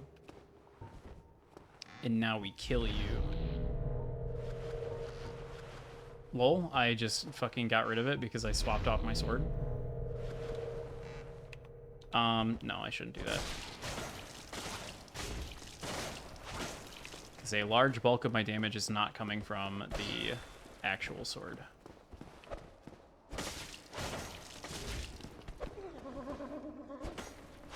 Hello?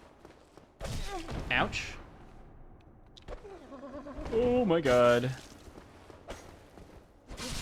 Scary. There can be only one mimic. So true. Specifically, I think I need that headpiece for the Chivo. Maybe not, actually. Because it's a piece of armor.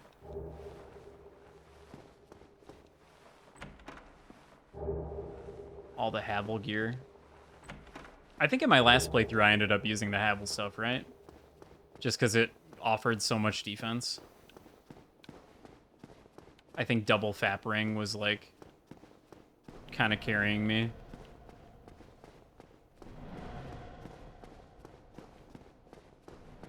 Okay. And then I cannot open this door. So we have to go upstairs.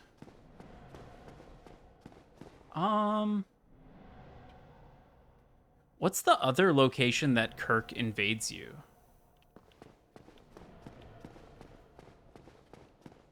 He invades you once in the depths. Where else? Okay, you guys need to quit doing that. That's really annoying.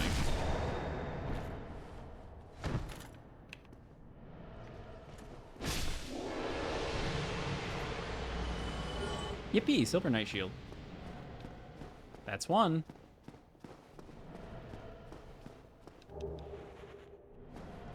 Because I also need Kirk's Sword and Shield.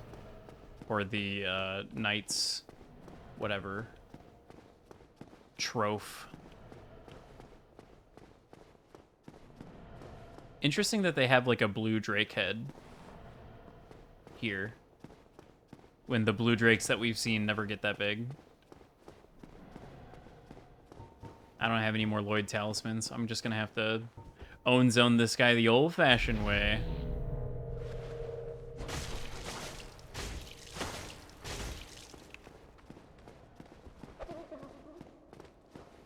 Feel like you should be able to interact with it. That'd be a cool secret. Sadly, the stairs are down below. No way. No way. Even with the boosted drop chance, that's an insanely low drop. That's literally 1%. That's literally a 1% drop.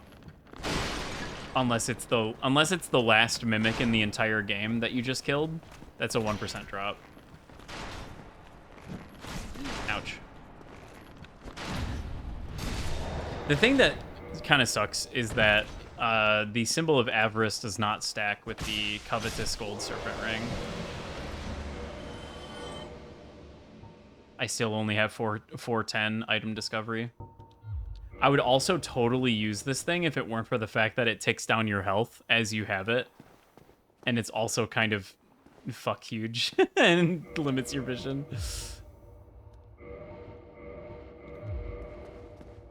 Big sad. Mimic tongue whip weapon. That'd be pretty cool.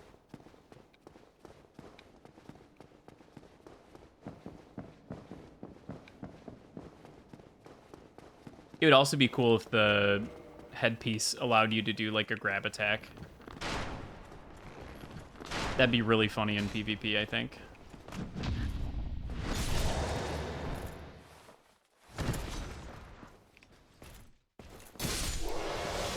Well, who's that gentleman?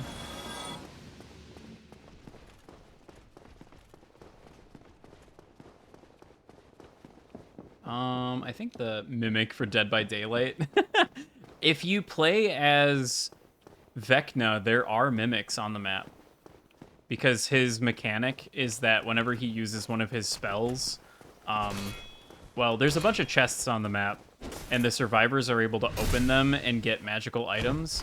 And based on whatever magical item they find in there, it reveals his, like, aura when he uses one of his spells to kind of give them, like, a bit of a, like, anti-gameplay advantage against him. Because his spells are quite strong. But I think every match, 2 of those are mimics. Whatever can be done. And when someone gets grabbed by a mimic, it reveals like a sound notification, so it's really funny. Ah, you again. Let me guess. Were you repelled by the Silver Knights? Oh, don't be ashamed. 'Tis the fate of vanguards like you and I. I'll think of something. We can overcome this together. Mechanically induced jump scare. It's great because, like, I really like Vecna's design because it gives the survivors, like, something to do against him. And so the survivors are running around the map and they're like, oh, I want to open this treasure chest so that I can get the item so that I have an advantage against Vecna. But then sometimes it's just a mimic. And then they take damage and Vecna knows where they are. It's kind of an awesome... It's like a really awesome gameplay thing. This is quite a fix. We'll need another 3, no, maybe 5 bodies. Quite a fix indeed. Yeah, I think the lore here is that Siegmeyer means, I forget what it means. I think it's victory in German. It's like one who is victorious. So it's just unfortunate that he's a little bit of a coward.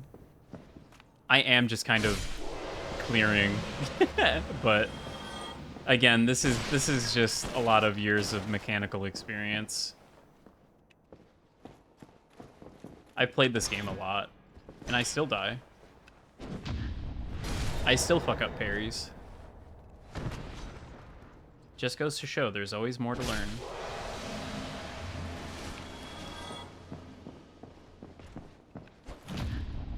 Bonk. Boop.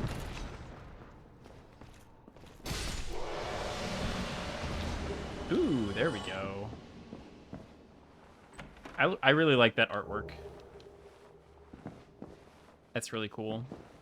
I like that they just straight up put concept art on the walls. Shit's awesome. I'm assuming that's Anor Londo to some degree, but it just looks like Minas Tirith.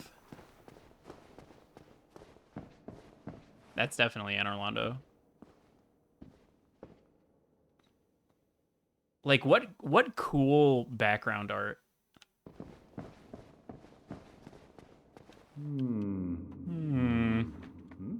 Oh. What's on your mind, friend? Wait, you defeated those monsters? Fantastic. I'm saved.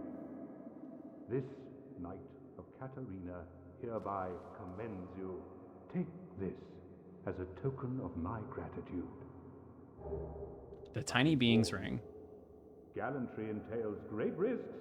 Next time, give me a chance to come up with a plan. But we won't. Gallantry entails great risks. A ring made by an ancient tiny red jewel. Made of an ancient tiny red jewel grants a small increase to HP. Rings grant powers large and small. Their discovery and effective use can make one's journey easier. Its description is like that because it's one of the starting gifts, but I kind of wish they had included a little more to go on. Okay.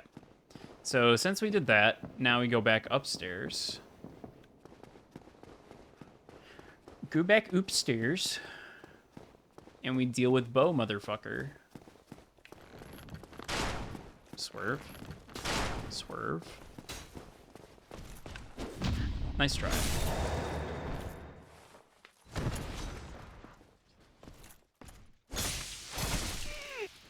You know, we were talking about Lunacid and Sword of Moonlight the other day. And by the other day, I mean 11 days ago, the last time I streamed. And I was looking into it because Sword of Moonlight basically means that there's like the possibility of like a Kingsfield PC version that would have like mouse aim. And in the moment, I disparaged it and I was like, yeah, but that kind of feels like cheating. But at the same time, I feel like it would make the game flow a little better. So I don't know. It was something I was looking into, but it looks like there isn't a good version of Kingsfield 2, aka US Kingsfield 1 made yet, and Kingsfield 3, right? 3 is still on the PlayStation, or is that on PS2? I'm looking at my PS2 games right now. Sorry, hold on. Where is it? Hello? Where is that? Kingsfield? Oh, I can't see it from here. My controller! Hold, please. I have to look at my irresponsible quantity of video games.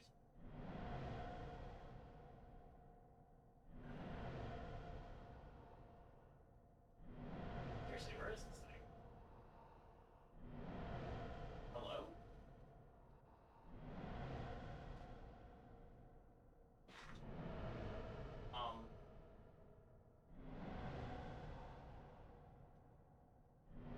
Me when I have too many PS2 games?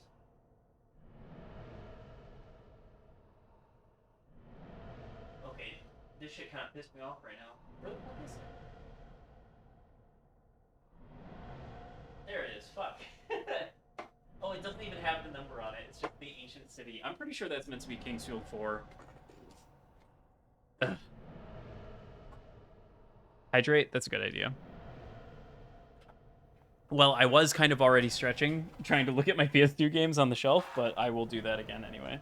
Also, I have to find my controller, so there it is. It fell and unplugged. Know someone who's been marathoning all the Kingsfield games and they use a mod to add mouse input in the emulation? Interesting. All right, I'm gonna stretch now.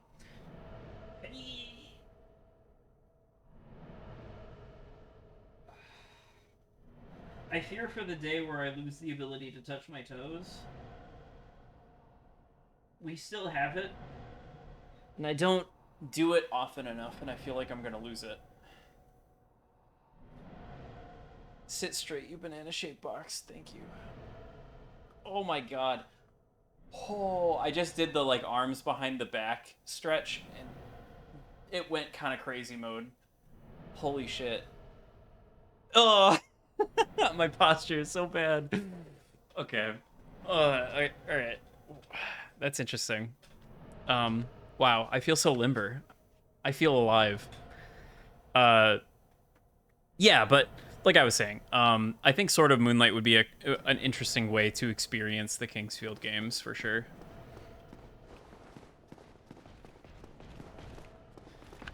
It sounds like unfortunately the main dev behind the implementation for Kingsfield 2, it sounds like he might have passed away. And I don't know if anybody is taking up the reins on that project or not.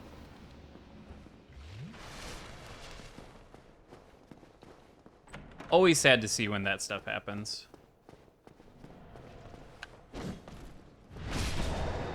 Very similar situation with Trails in the not Trails in the Sky, Trails to Azure and Trails from Zero.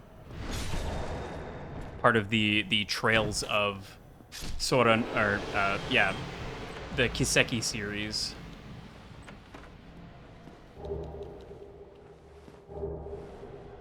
From Falcom. It sucks to see that he didn't get to see the world where his vision was like realized. Because those games are just available on Steam in English now. And it's entirely thanks to like him and the work that his team did.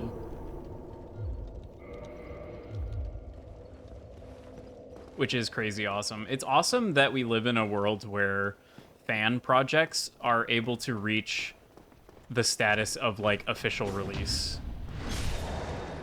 Like Durante is just out here legitimately fixing PC ports for people officially. And like, you know, fan translation projects end up becoming official translations. Fucking Tim Rogers officially translating Moon RPG. Like, there's just many such cases at this point, and it's really awesome to see.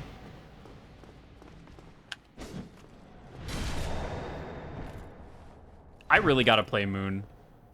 I think maybe after... Who knows? Maybe after I'm done playing Dark Souls, I'll play Moon. I've kind of been in the mood for a more like investigative type game that I haven't played before. Blueprints and Paradise Killer come to mind, but no, Moon RPG. Moon Remix RPG. I'm not sure what the official English titling is at this point, but I loved Paradise Killer. Blueprints is very hype. Yeah, I've heard nothing but good things about both, and I just like looking at them, I'm like, these are games that I would enjoy.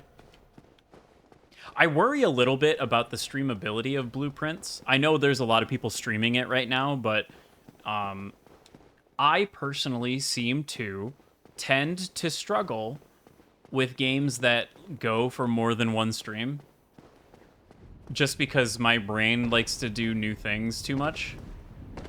And so if I stay too long on any one thing, I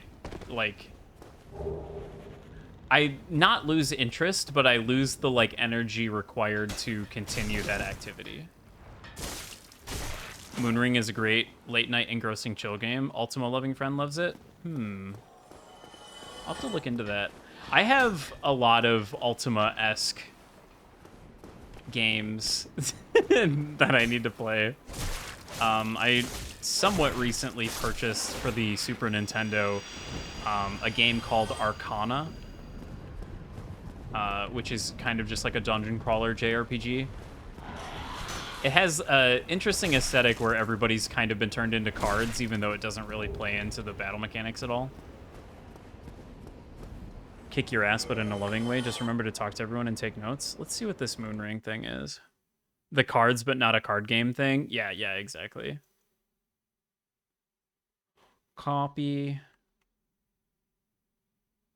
Oh, I almost exited out of my music. Moonring on Steam. What is? Ooh. Yeah, it's one of those games. I claim to be a retro head, but if I'm being it is free. I should still pick that up.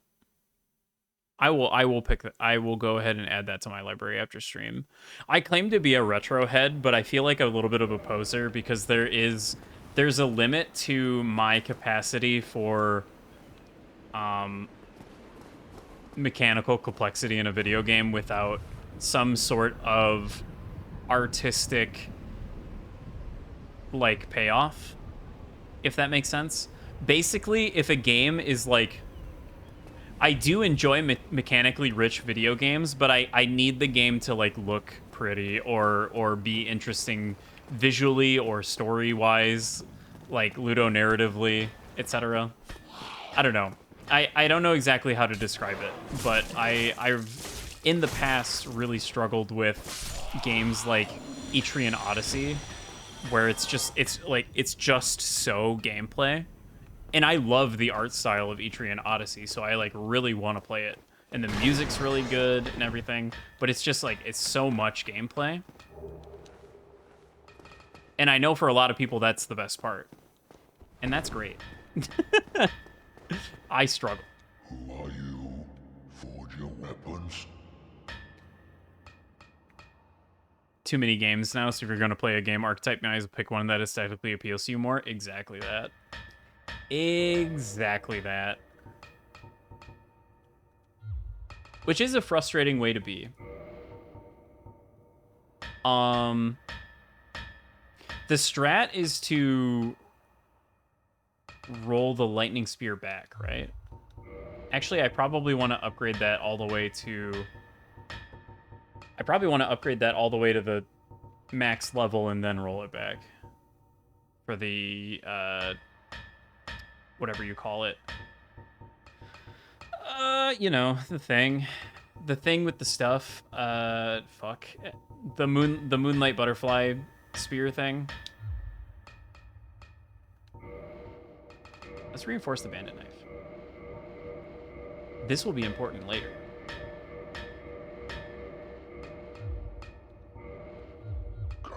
He doesn't have the big flame, so he can't.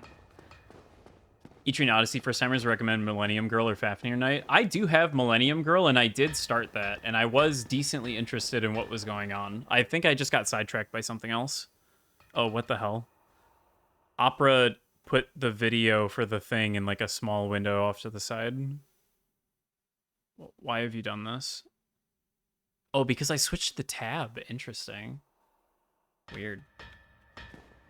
Yeah, I do like the juxtaposition of everything about Etrian Odyssey, and then you have the girl from the seemingly future with a gun.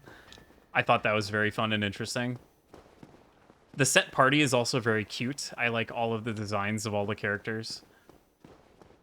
Especially the red hair paladin girl. I think she's very cute. I think it's awesome that she likes to get drunk in the tavern. It's funny that I like... It's a testament to how much I like the characters, considering I remember that about them when I haven't really played the game, and it's been a million years since I tried to play the game. Why are you up here? Can I help you?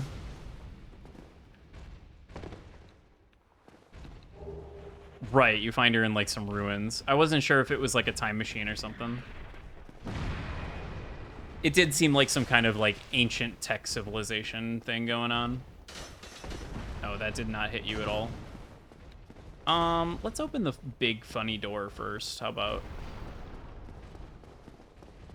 we open the big funny door? Wrong way. There we go. Yeah, I think that would be a fun game to play through.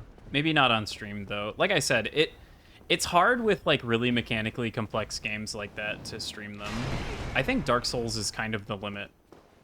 Dark Souls has this like perfect balance of really active gameplay, but with moments of downtime where you can like actually think and talk.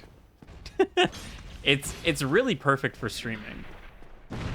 It's a hard game, so the streamer gets to overcome adversity. There's a lot of secrets for the streamer to find.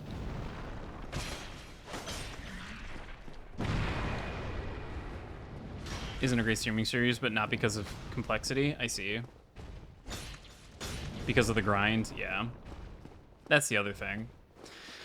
R.I.P. Digimon World DS. I would have loved to complete that game on stream, but Jesus Christ, it really expects you to do a lot of grinding. The game expects a lot out of you. Which isn't, like, it doesn't not make sense, right? Like, it's a portable game for the DS. Okay, can you not heal yourself? That... Alright. I should just run back to the bonfire, I think. I think I also have to res for... I have to remove hollowing. World DS series lets you mitigate a lot of the grind using farms. Yeah, but I'm also bad at that. You know, if I properly used the farms, I probably could,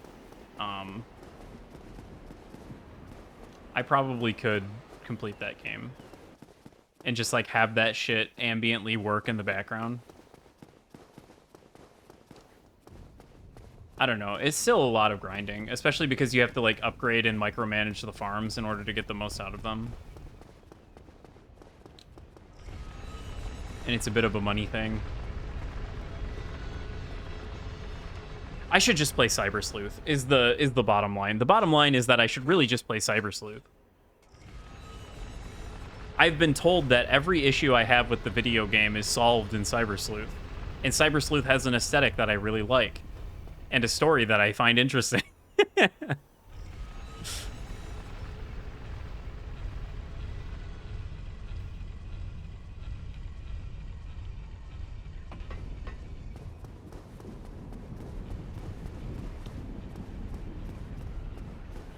Yeah, and they got the new one coming out, and it's like, man, you know, I don't know.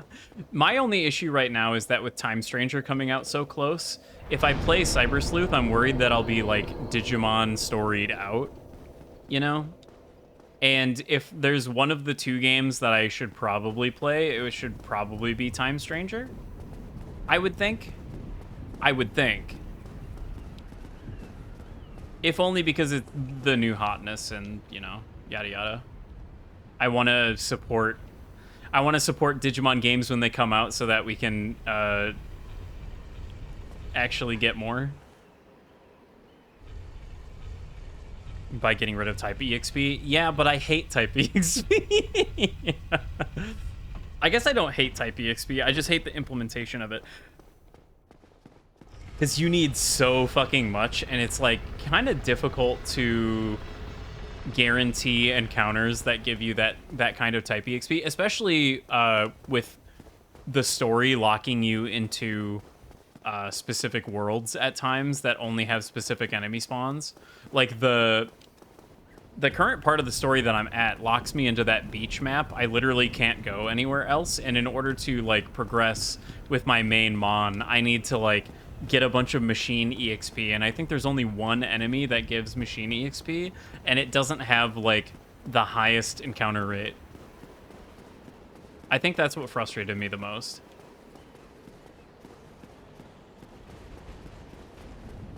Yeah, that's just kind of Digimon in general, though. I feel like a lot of times they just do the level scaling a little incorrect. I totally did not do the thing. I just completely did not.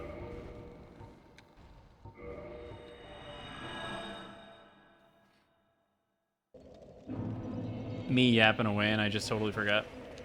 At least Homeward Bone exists. Oh. Okay. I broke the animation somehow. It just didn't play. I wonder if I should have kindled. Surely it's fine, right?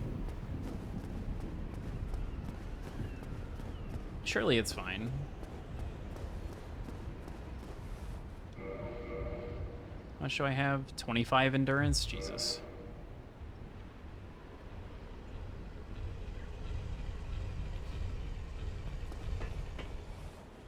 Yeah, the only thing about Time Stranger is that I really am not a huge fan of what the main character looks like. I think the female character's design is, like, okay. But the male character's design is kind of like, what the fuck?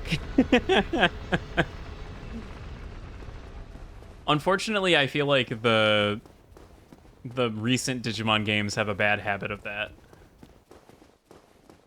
Yeah, it coming out on, like, every platform at once is so great. I really hope it does well. I mean, Digimon Survive did really, really well, and that came out on, like, everything all at once, didn't it? So, you know, I think there's a decent chance that Time Stranger comes out and does really well, and maybe Bandai doesn't quite give up on the Digimon series as a whole. Because for a minute there, it was looking pretty dire. For a minute there, it was looking real bad. Don't hit me, don't hit me, don't hit me. Don't hurt me.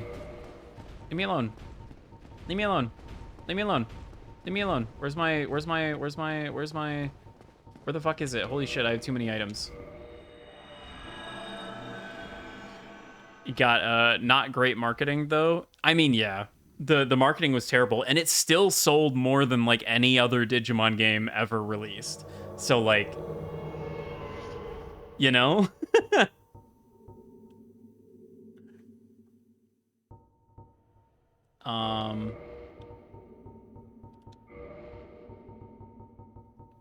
Where are my binoculars?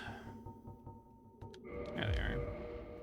Actually, I can probably go ahead and re-equip that bow. I really should have upgraded this. Why didn't I? Oh, that's awkward. We want a two-hand. We want to do this, and we want to go like pew. Right over his head. Right over his head. There we go. Oh, damn it. Does that aggro all of them? It does aggro all of them. God damn it. Oh, well. Well, look at you. I thought you were Oh, wiser. fuck. But I thought, Oh, fuck. tis a terrible pity. Like a moth flittering Oh! towards a flame. You fellows, no? Why are we blue? We're blue because technically when you invade him like this, you are invading him as the Blade of Darkmoon Covenant because you're punishing a sinner.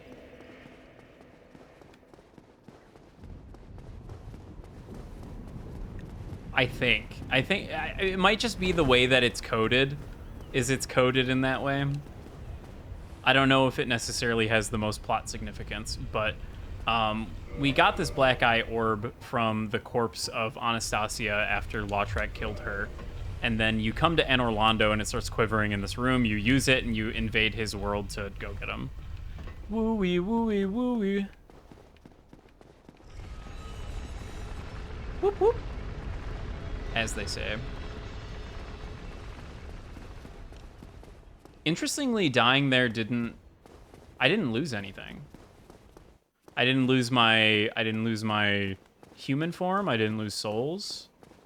I just died and got sent back to Bonfire. Huh. Would magic be good here? I mean, the strat is really just like don't get hit like I did. It's not super difficult. I should really have the wolf ring equipped here. Is like the main thing. Magic is decent. The main thing is just like organizing their attacks into a cadence that allows you to kind of single them out. Because, you know, as you have less and less enemies, it becomes less and less dangerous. That's why I was trying to range the one guy and get him separated, but as soon as you aggro one of them, you aggro all of them. A bit unfortunate. The other thing that kind of sucks is that they all have Hush on their feet, which reduces fall damage, so you can't cheese them. So, here we go again. How many times will these lambs rush to slaughter? Oh my god. Get it over with.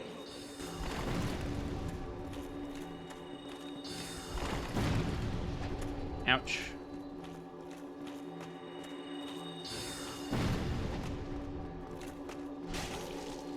Unfortunately, Mr. Lautrec has a shitload of poise, so he doesn't like to stagger very easily.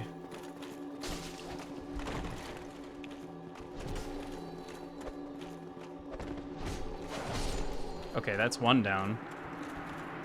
Getting the range taken care of is quite a big benefit. Now if I can just take care of Mr. Spearman, who's slightly more aggressive than Lautrec is, so...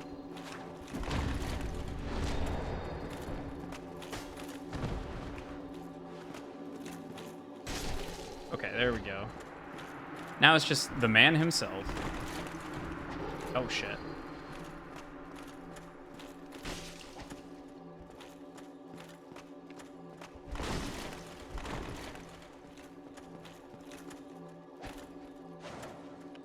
Unfortunately, he's using Shotils as well, which go around shields.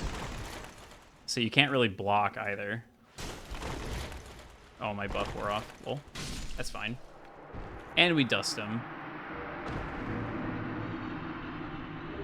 Souvenir of Reprisal, which you get for being a Blade of Dark Moon and killing your target. Guilty will pay the price, returning a Souvenir of Reprisal.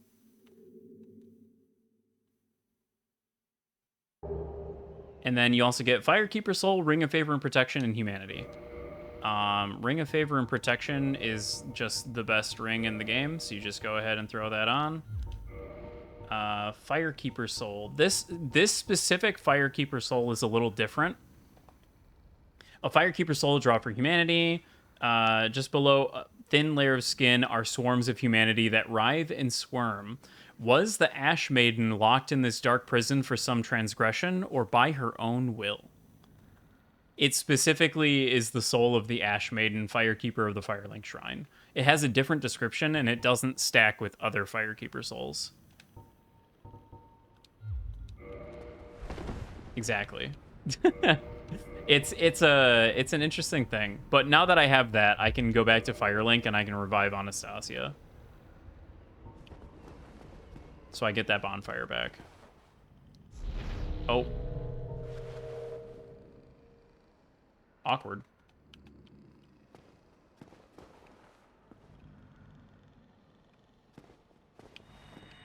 Oh, that's what we're doing?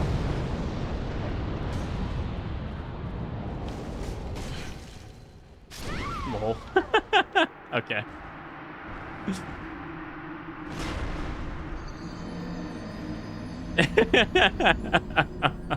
That'll teach me for being in human form while online.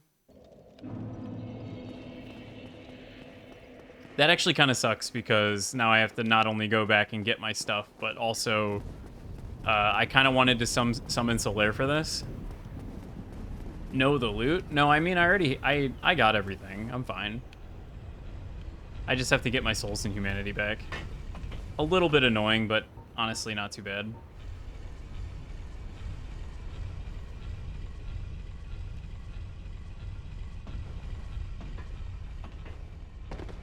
Yeah, that kind of doubly sucks.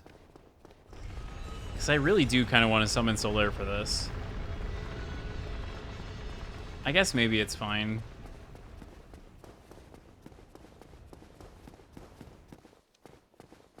It sounds like maybe you don't have to summon Solaire, so I guess it's fine. Is it needed for the Solaire quest? I don't know if you need to summon him or not. I thought maybe, but I guess maybe not. Summoning Solaire does give you Sunlight Medallions, and I do need those, but also I'm able to actually play online, so maybe I don't need to do that. One thing I could do...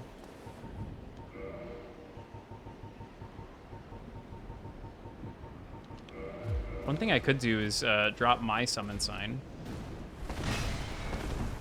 And see if some, you know, intrepid adventurer wants to summon me. Which is something that I meant to do off camera, but I never actually ended up doing.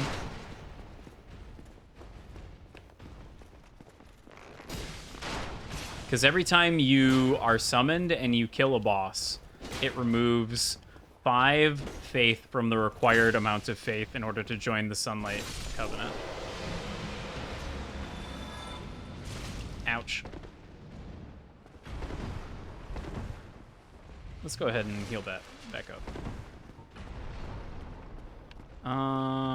Let's just put it like right here. And now we can go do something else for a bit.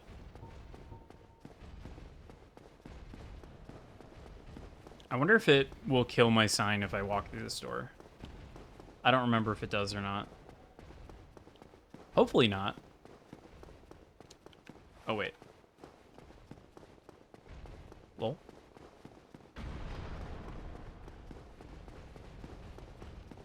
Please don't kill my summon sign. Please, please, please. Please, please, please. Sweet. Looks like we're killing the Titanite demon while we wait.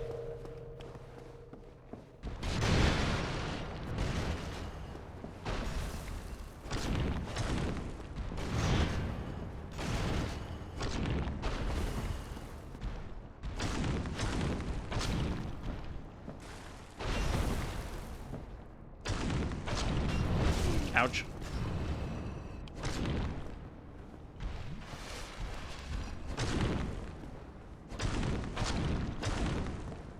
Bap, bap. Don't get jumped.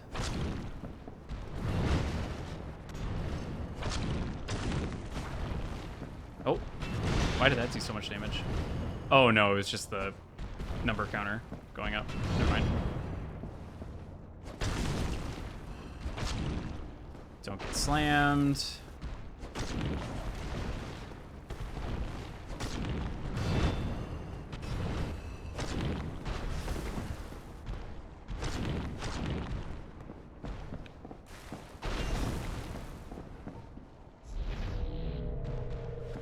That was extremely risky. I don't know if there's a stat in this game that increases the speed at which you apply buffs and stuff like that. I know in like Dark Souls 2, it's adaptability, right? That increases your animation speeds. But I don't think there's a similar equivalent in Dark Souls 1. I don't think they had invented that yet. Dex, maybe.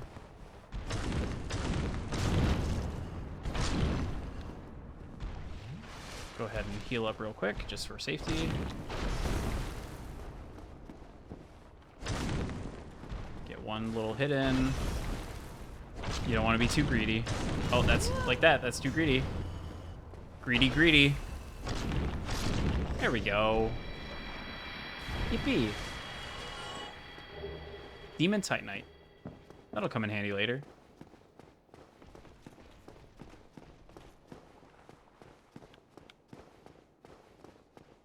All right. Now we're just farming Silver Knights. I could probably start leveling up my decks again.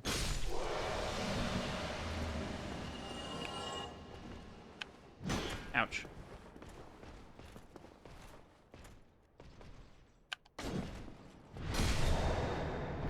Try to get Solaire again, and if the same guy invaded, he's probably trolling. I mean, probably. It's fine. Invasion is literally just using the invasion item, and then it randomly matches you with somebody in the, like, the weird level threshold that the game has. Come on. Come on. Come on. Attaboy.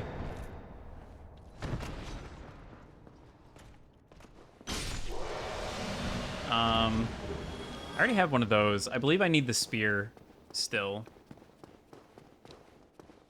I think it's just the spear. Unfortunately, I think that only drops from the guys with the spear, so slightly problematic there.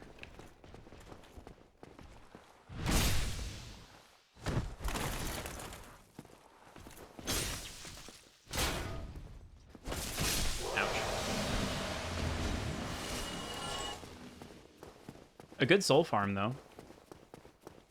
I was about to say, does this guy not respawn? But he totally does.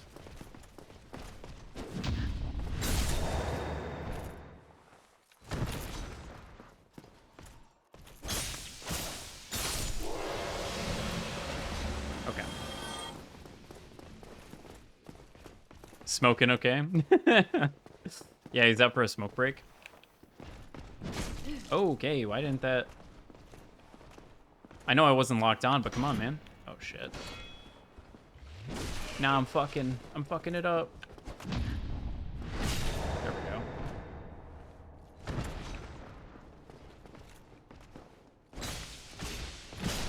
Sigh, the cooldown on being able to backstab them after they get up from being parried.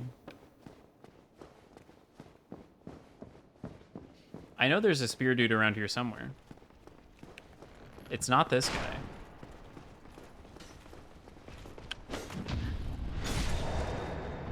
Okay, I thought there was a dude behind me.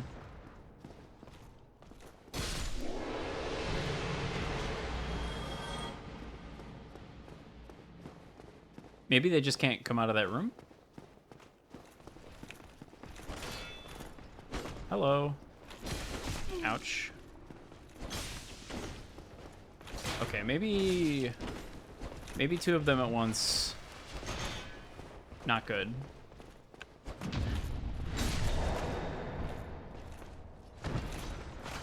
Don't hurt me. Oh. Okay, we're fine. We're fine adjacent. That guy just really needs to go. Okay. We're back to being totally fine again. Oh, that's interesting.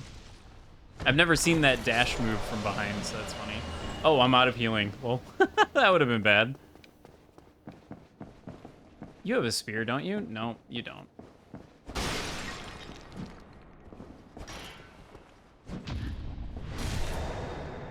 Man. Is it really just the one guy in that room that has the spear? That's really unfortunate, if so.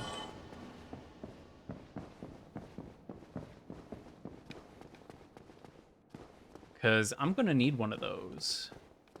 Oh, wait, there's one right here. Let's pop a humanity to heal up. There we go. You've got a spear. Give me that.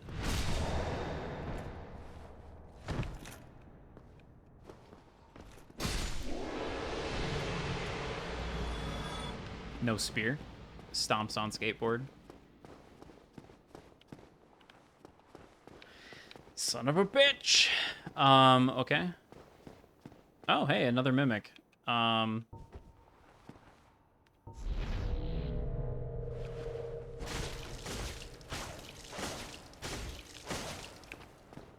I really gotta equip the other magic weapon also. That was very greedy.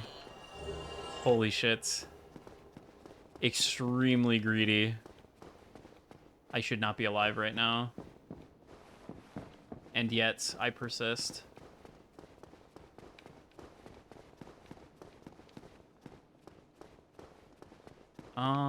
I think there's one more spear guy down here.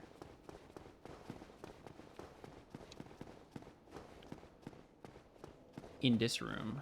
Hello. Please drop your spear.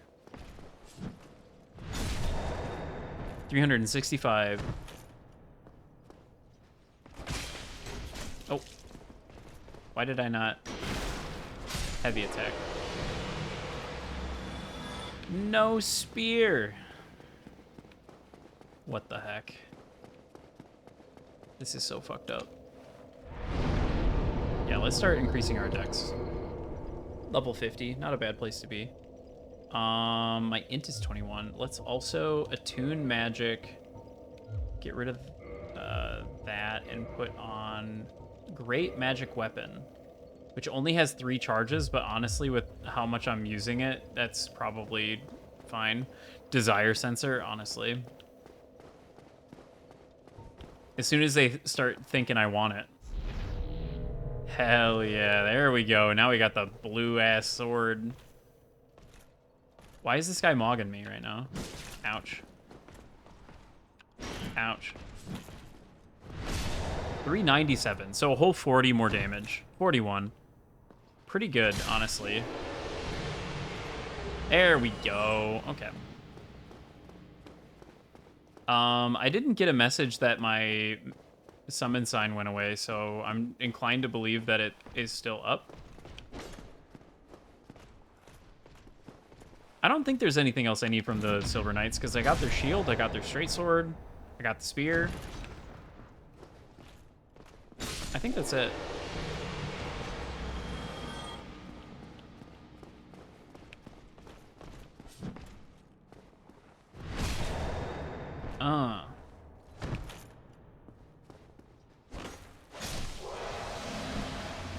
Yeah, that's enough where I can I keep wanting to say left click, but I mean light attack. Light attack and heavy attack. Awesome. Okay, let's revive quick.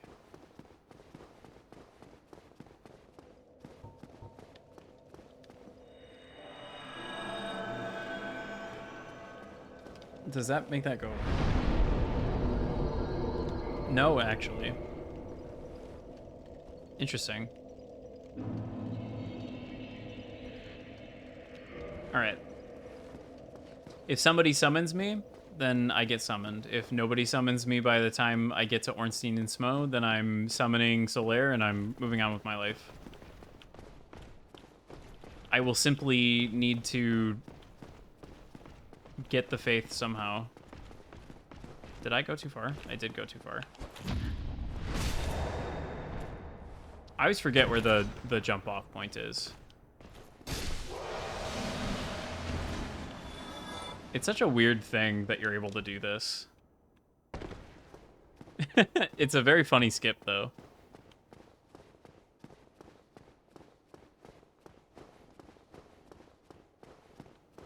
All right. Let's see. I am being summoned. I'm being summoned to another world as a phantom.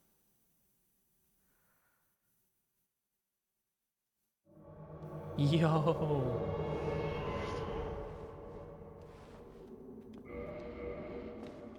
Oh, shit.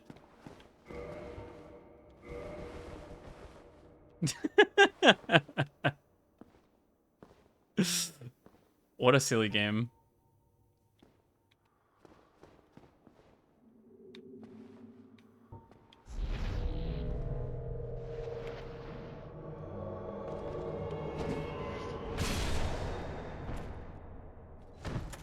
Phantom QQer summoned.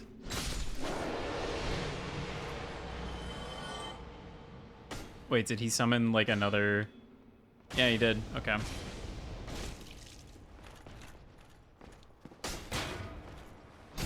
Fuck him up! Oh my god, my weapon's at risk. Uh-oh. Do I have a repair powder? Oh no! I don't have a repair powder! Uh-oh. That's a problem.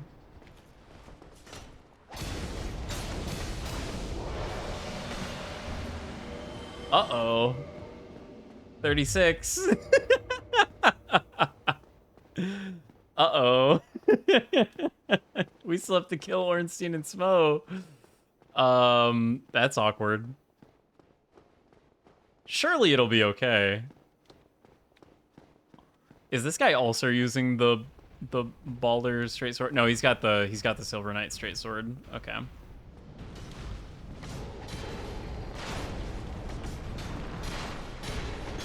Oh god. Okay, I'll go take care of the archer, I guess.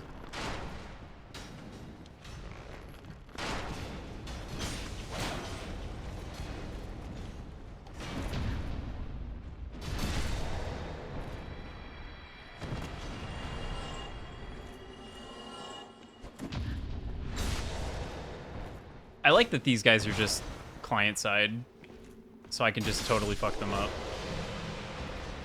Yeah, my sword being broken is not great. What are the chances I can talk to the blacksmith and have him repair my shit? Oh, man.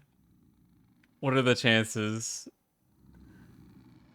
I feel like there's no way in hell you can talk to people in somebody else's world.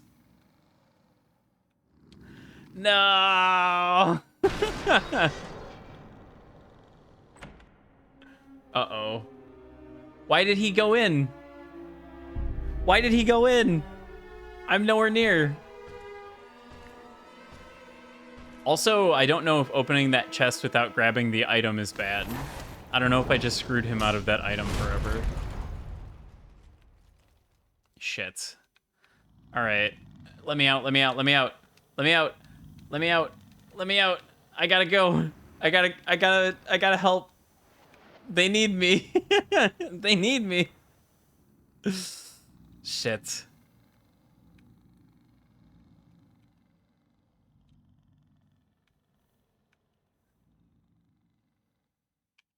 Bro went straight for the thing. He didn't even wait for us. Fuck.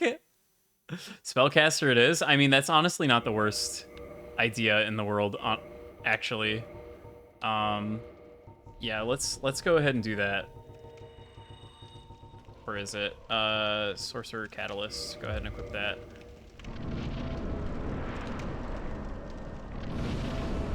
Has he just been running away this whole time? Cool.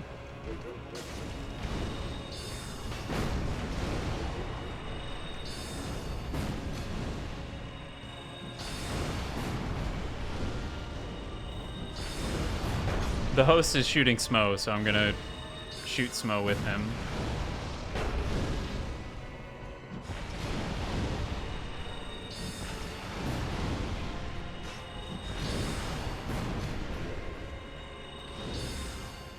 This is working quite well.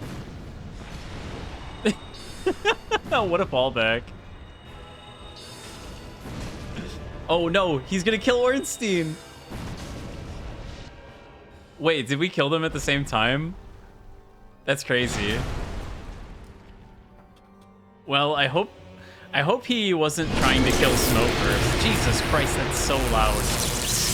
Why is that sound effect so much louder than everything else?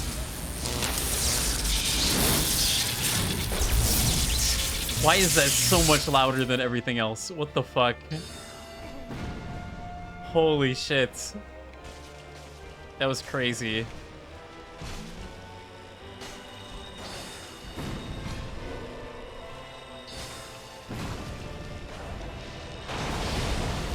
Man, I was right on the edge of that. Holy shit. That was scary. Me just fucking pew pew. Pew pew. This is so funny.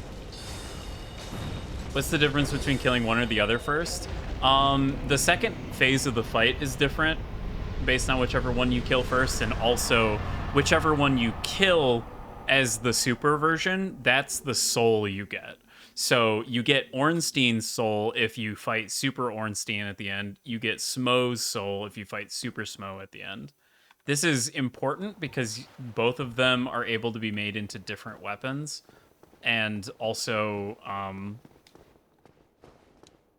you know, for like the 100% achievement, you would need to kill both of them for both of their souls to get all the weapons. Oh god. Oh god. I'm being invaded. Spirit fuck you has invaded. Nice. Awesome. I love that for me. Can I... Shit. Can I use the... No Phantom to send home. Well, I'm about to die, so...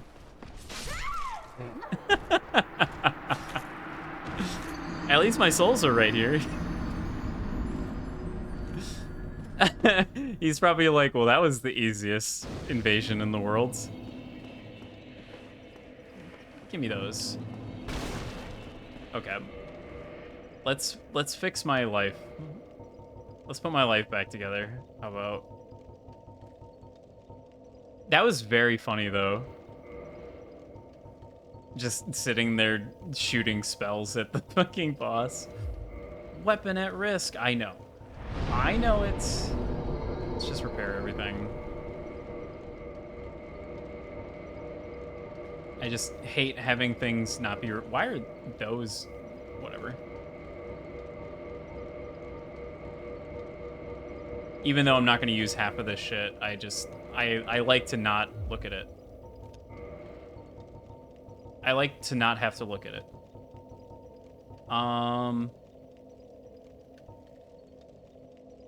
So I'm told Painting Guardian Sword is actually a really good magic weapon if you upgrade it, because it gets like a weirdly high int scaling.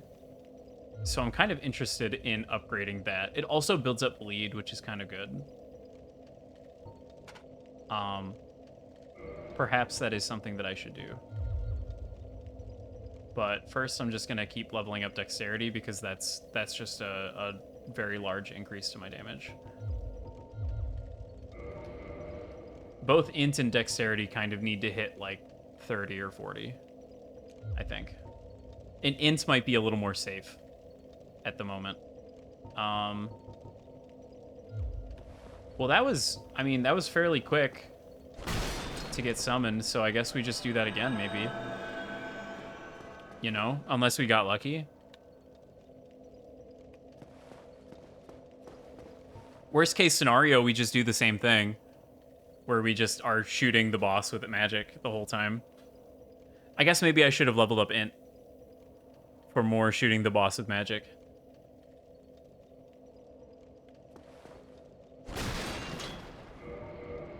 I thought I had repair powder. I should go buy some. I think it's gonna be. I think it's gonna be Andre that sells it at this point because I killed the undead merchant. But more pew pews, honestly, yes. That was very. They were being distracted by the other two, so I'm just over here pew pew pew. That's very funny. I know in Elden Ring you have the like laser beam ability that just like keeps going as long as you charge it, and that's pretty funny to just blast.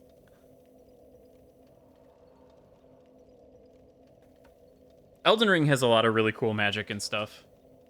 They really cooked with that game. I do want to replay it at some point, especially because I still have to play the DLC. How much is that at this juncture? Let's see. Open Steam. Elden Ring. Also, the game I was talking about before was The Missing, J.J. McField and the Island of Memories. Play this game. I implore you. Did I buy Shadow of the Erd Tree? I did. Wow. I don't know when I did that, but I did it at some point.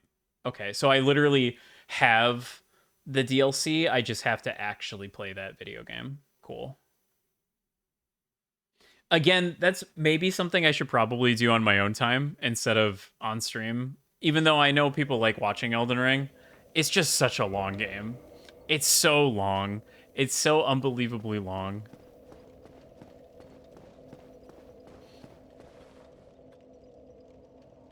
I wonder if leveling up to 52 put me outside of the range threshold. I hope not. It'd kind of suck if so.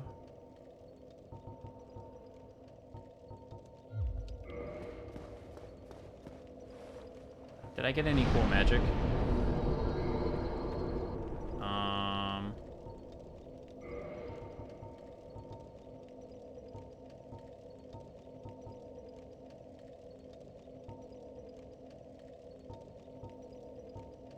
Great Soul Arrow?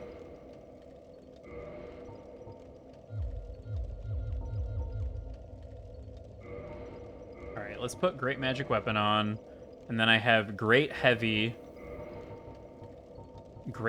Soul Arrow. Heavy Soul Arrow, Great Soul Arrow. What's the difference here? Sorcery improves upon Soul Arrow, Fire Strong Soul Arrow. Fire Heavy Soul Arrow. More powerful, but also slower sorcery. Difficult to use due to long cooldown and limitation of number of castings. This has more casts and a higher int requirement. Is it stronger, though? Great Soul Arrow? And then Heavy Soul Arrow. Interesting. I feel like the Greats have got to be stronger, right? Surely? Surely? Come on, guys, summon me! Summon me! Let me look up exactly how this works again.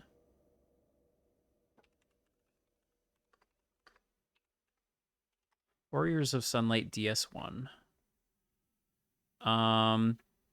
Meet the faith requirement of 25. It is decreased by 5 for each boss you helped kill while as a white phantom. So that's now a 20 faith requirement. And I have 8. So I need to kill like 4 more bosses. Actually, 3, right? Because it needs to be another minus 15 down to 5. I could just put 2 points into faith, but you know, that's 2 points into faith, and that's disgusting.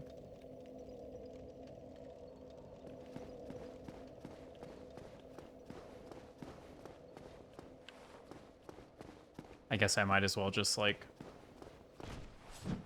ambiently kill enemies while waiting.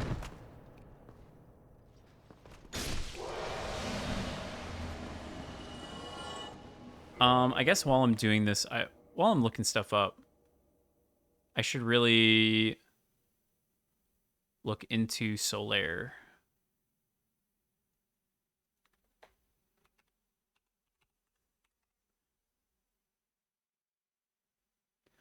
Solaire of Astora.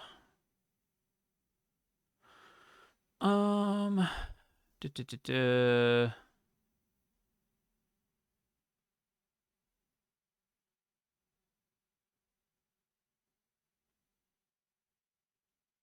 Okay, yeah, it does not.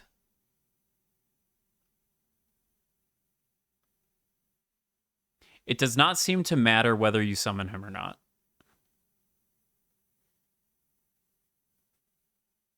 I thought it did, but apparently it doesn't. I know some NPCs it does matter.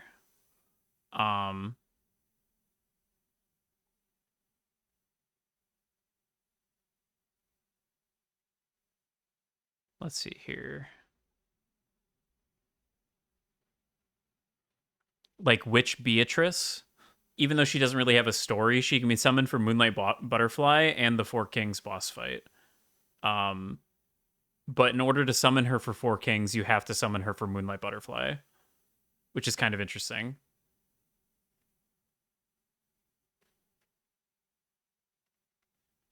Also, interestingly, you can pick up her armor set and catalyst upon defeating the Four Kings boss in the Valley of Darkness.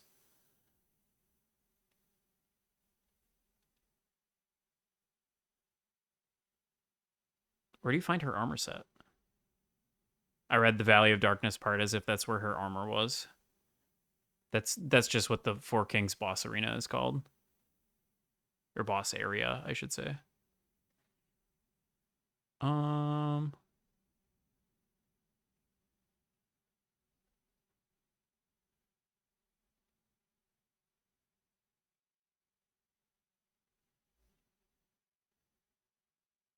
In the Valley of the Drakes? Interesting. After defeating Four Kings. Huh. Beatrice Catalyst.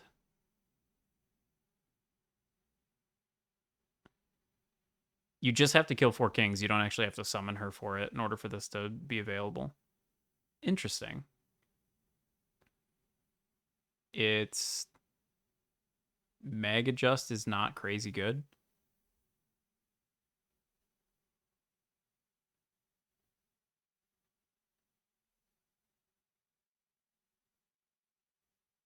Seemingly? Or maybe I'm just not seeing it. Oh, I guess it's 240. I guess that is actually quite good. It's unfortunate that you have to kill Four Kings before you can get it.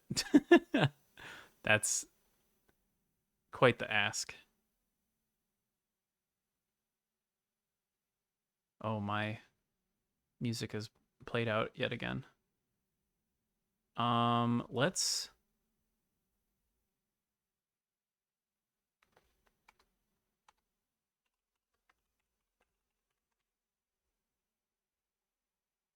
There's a specific mix that I really like. Let's try and find that and put that on.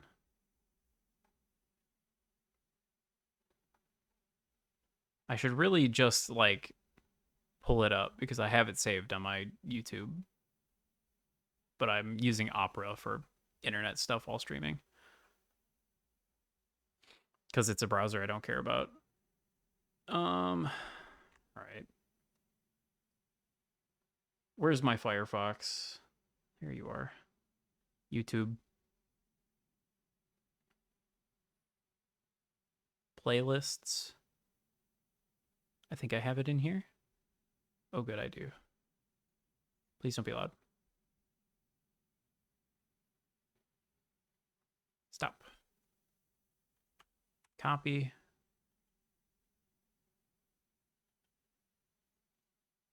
And paste.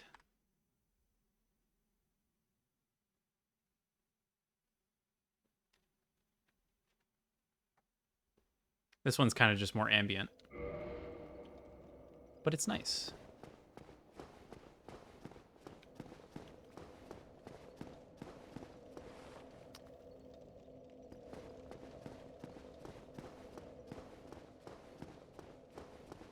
I should really look up how the summoning mechanics work again, if I need to hold off on leveling up. I feel like 50 is not a crazy high level to be for Anor Londo, but maybe it is. I don't know. It sort of feels like, if anything, I'm underleveled, but I also haven't been dying a whole lot and losing all my souls, so I've been getting pretty consistent level ups.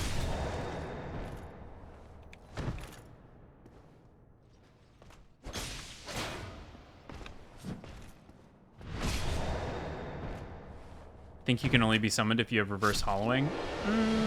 It wouldn't let me put... If I couldn't be summoned, then it wouldn't let me put the white sign down. Because the whole point of being summoned is that you get humanity from it, right? So it's like a way for you to help people out, get humanity, and then you can reverse hollowing and then summon and then defeat the boss you're stuck on, right? It's like a looped process that encourages people to help each other.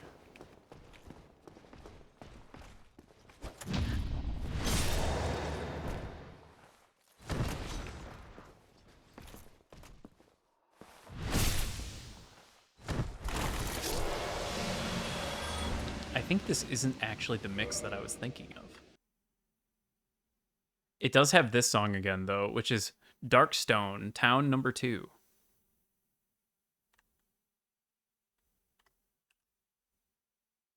Let me just pull up my funny playlist.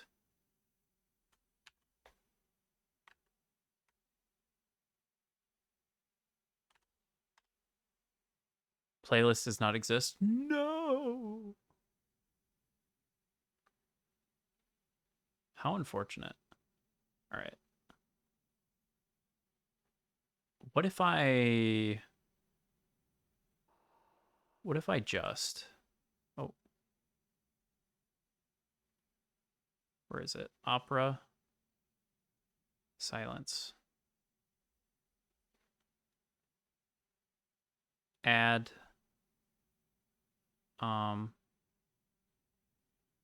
Application. Audio capture. Firefox audio. Okay. And then we're going to turn the volume way down and hopefully not blow out of your drums. Okay.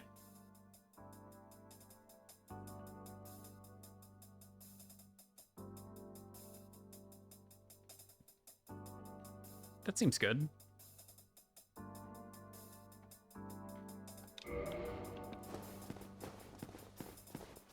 I think the other issue is there just might not be people trying to summon at this time of night. I might have just gotten lucky with the first one.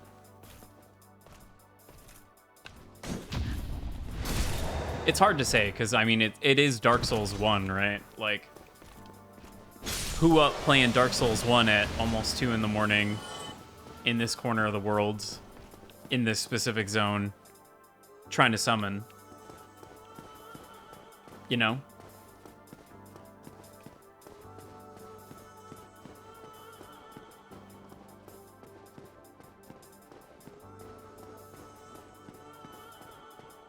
It is a shame that you have to, like, defeat the boss as part of the requirement.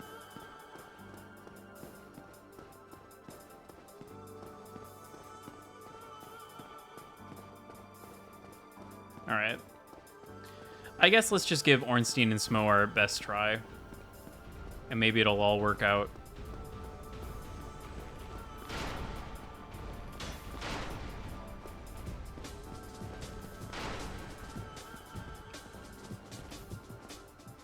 Now, which one to kill first?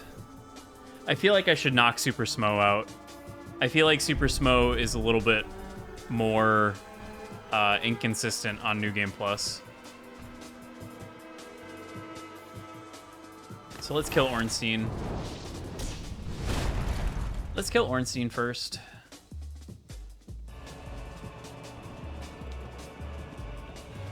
Oh, he's being body blocked.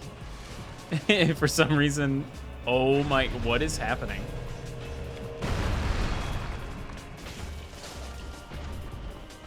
Did you see that? He was like scooting along the floor for some reason. I wonder if it was like a weird glitch because he normally tries to dash you right at the beginning. And for some reason he was being blocked by Smo. Okay, if they could separate a little bit, that'd be awesome. But I don't think that's gonna happen.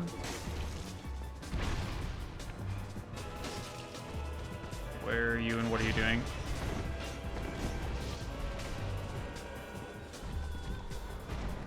Kindly fuck off. Okay. Okay. Ooh. Ooh, ooh, ooh. Okay. Come on. Do an attack. Nice.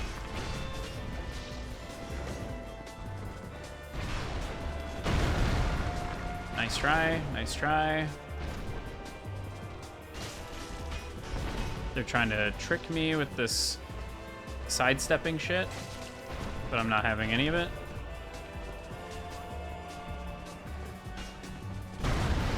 Nice try. Okay. Woo! He did the zoom again.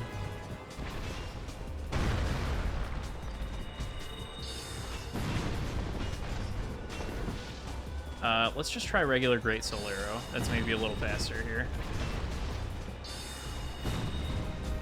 Okay, this is kind of funny. Oh. Stop making me shoot Smo.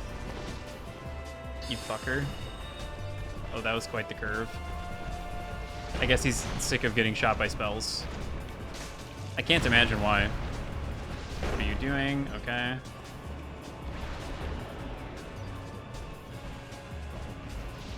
He's gonna do the zoom.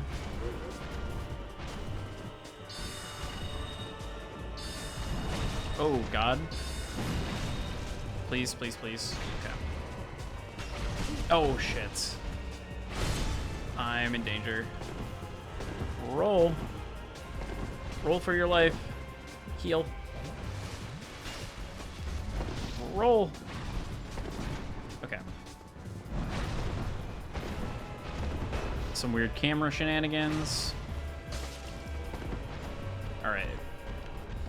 Just gotta keep playing it nice and cool as a cucumber. Greedy, greedy. Let my stamina regen. Come on. Stab. Okay. There we go. Easy peasy, honestly.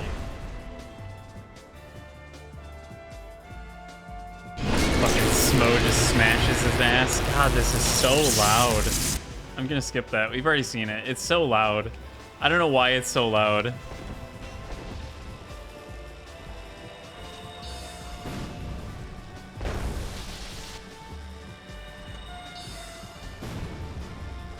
Shit. Okay.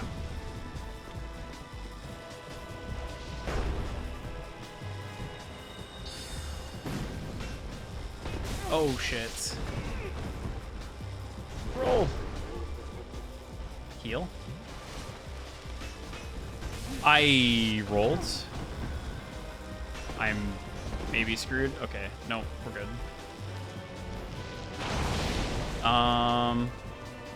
We're going for the 6 strats here. where we pop a humanity heal because I want to keep my Estus. Man, he's really cooking. Let's put Great Magic Weapon back on my sword. Okay. Nope, nope, nope, nope, nope. That shit hurts. Okay, fuck. We have to go for the 6 strats again. Let me lock on.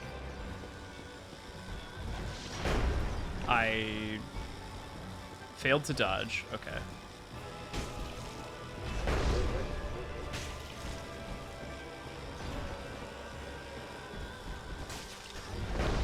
I'm very scared. Okay, nice. It'd be nice if there was a way to know when that was gonna happen. But you kind of just have to, like, know the damage thresholds. Fear is the mind killer. So true. All right.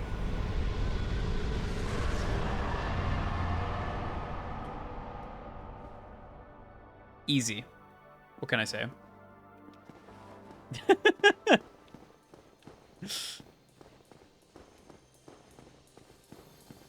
Yatta! Wow, wow.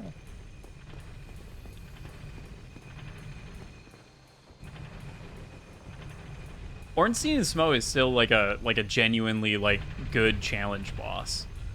Having the two of them with their like alternating attacks and stuff, it's like it's a legitimately just really well designed boss. I think Anor Londo is probably the best area in Dark Souls 1. Just kind of like overall. It hits like all of the points just perfectly. Oh man, I can bring intelligence all the way up to 24 now. Maybe I really ought to just put 2 points in faith. This saves me an entire summon, but also is like 2 level ups, right?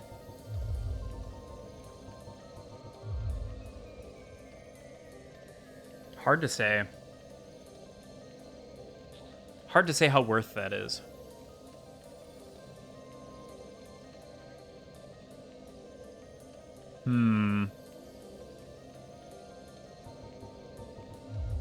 Leveling up int would be really good here. But I feel like I want to level... Oh, wait. Actually, I shouldn't level up anything. I should save my souls because I have to go talk to... I have to go talk to Logan anyway. And I've got a bunch of usables.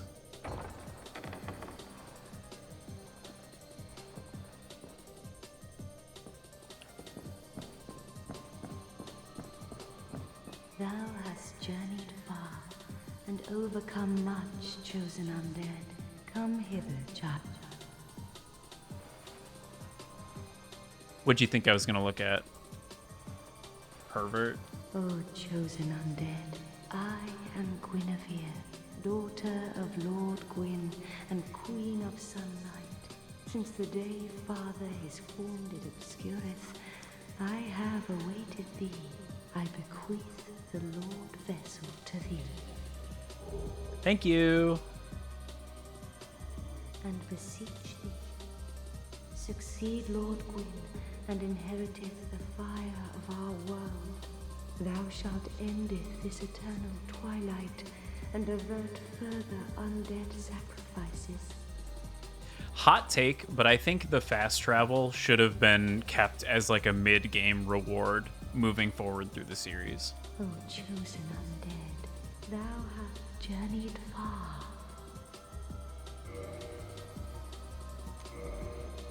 Since the day Father and a grave and arduous test of metal, yea, it shall be. Indeed, we had felt the warmth of fire, its radiance and the life it sustaineth. Without fire, all shall be a frigid and frightful dark. Please, Father's role thou should assume, and inheriteth the fire of our world. Thou shalt endeth this eternal twilight, and avert further undead sacrifices. Hillseeker Frout, the primordial serpent, shall guideth thee. Hello, extra quispy demon. Howdy, howdy. How we doing? What else would there? What else would you look at beside her radiant smile? So true. I don't know if you have to enter the covenant in order for it to be added to the list of things, so I'm just gonna do that real quick, just in case. Oh, right, and you get a ring for it anyway, so I needed to do that. Guinevere shall serveth as thine guardian. If thou so needest, I shall devote all to thine safety. Please, thou shalt now thou shalt, may thou be one with the sunlight forevermore. Some other interesting things of note.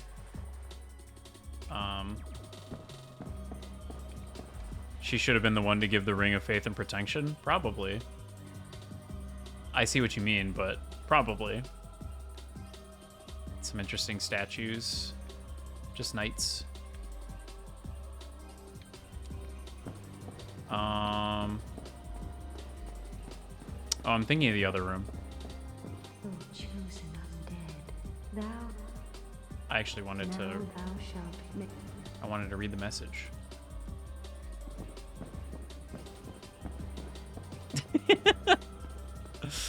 Yeah. Imagine the statues jump down to attack her. Why would they do that? That'd just be so uncouth. Okay. I don't remember what Princess Guard... What kind of loot in the chest? Would be better than the stone golems in the hallway? True. I wonder what, I don't remember what Princess Guard is even for. What kind of loot?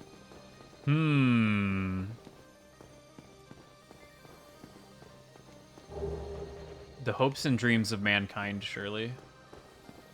So, Lautrec's equipment is here after you kill him, but it only shows up there if you kill him using the Black Eye Stone that you get when Anastasia dies.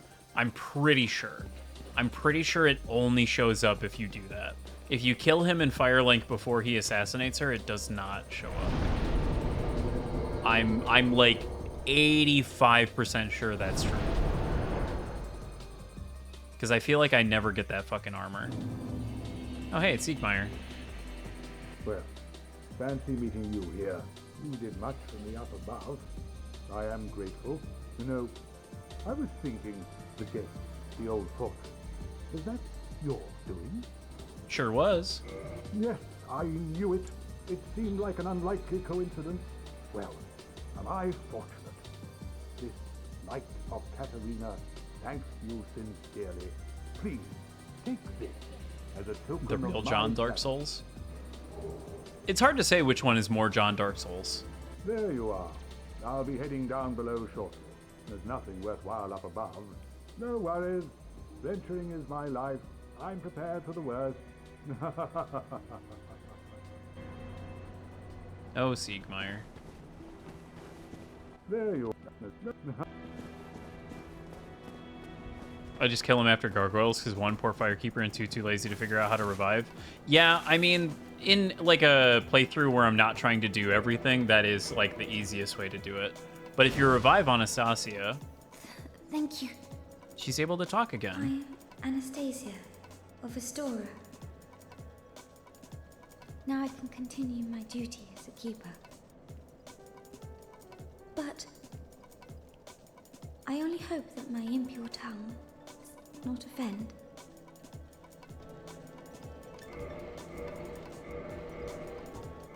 Forgive me. I am impure. My tongue never intended for restoration. Please, if you have any heart, leave me be. I wish not to speak. Forgive, I am impure. Please, Yeah, unfortunately there isn't much you can do for her past that, other than just reviving her and now she's alive again, I guess. Hard to say if that's necessarily the good ending there.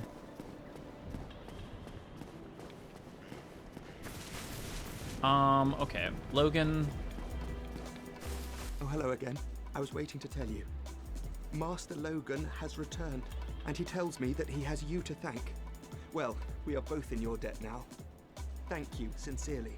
He's just over there. Oh, hello. I appreciate the attention. Just want to make sure I didn't. Have you spoken to Master Logan? He is an accomplished scholar. The arts of sorcery would never have come this far without his contributions. And he has the nerve to go risking life and limb. What a stubborn old fellow. Have you spoken to Master Logan? He is an accomplished... Goodbye then. I love his hat. It's so good. There you are. I was expecting you. As promised, I will share my sorceries. Purchase item. Look at all that shit. Except I already have some of these. So Homing Soul Mass and Soul Spear are really the only two that I need to buy from him.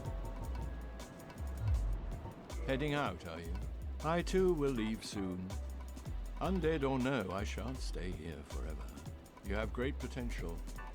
Don't go and die over nothing. Let's go ahead and equip Soul Spear. Gandalf of the timeline. Kind of. In a sense.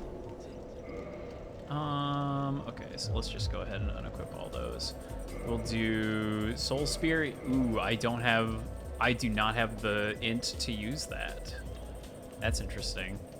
Okay, I guess we will hold off on that then. I guess I need to be pumping my int. I didn't realize it was 36. I figured it was like 30 or something. Damn. Okay. Can we Soul Mass? Yeah, I can use Homing Soul Mass. It's only 18. I don't know how good that is, though. I know it's good for, like, PvP, but I don't know how good it is in, like, PvE situation.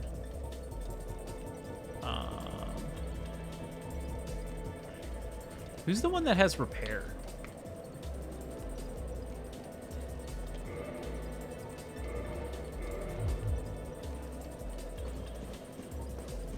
That's what I want to know.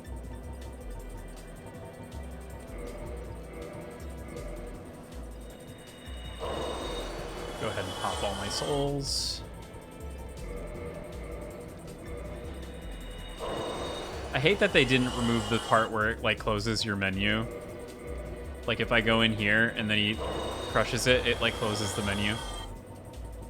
They didn't remove that for remastered. I mean, I guess I should be thankful because they let me use multiple of these at a time from this menu, which does speed it up quite a bit. But like, come on, man. you couldn't have fixed that one thing.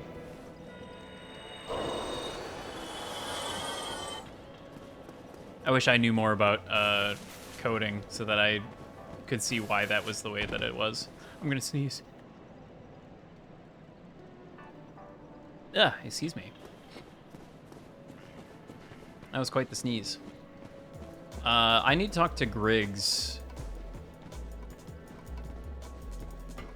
Hydrate, stretch.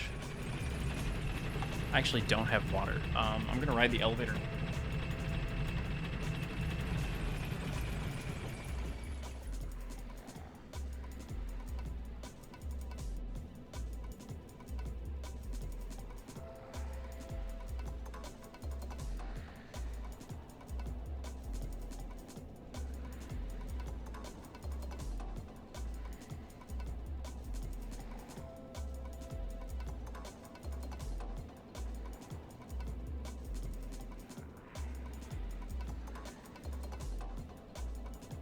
Don't hate me, but it's a LaCroix. It's still technically water. I ran out of water bottles.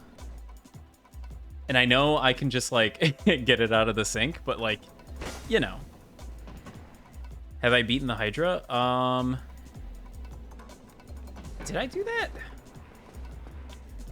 I don't remember if I did that or not. I have a sinking suspicion that the answer is no. What weapons have you brought? Okay, so +5, he's able to modify them to magic.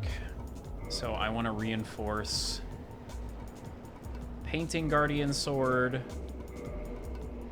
Oh, and then I'm out of Titanite shards, lol. Goodbye then. Keep your head. You really. That's unfortunate.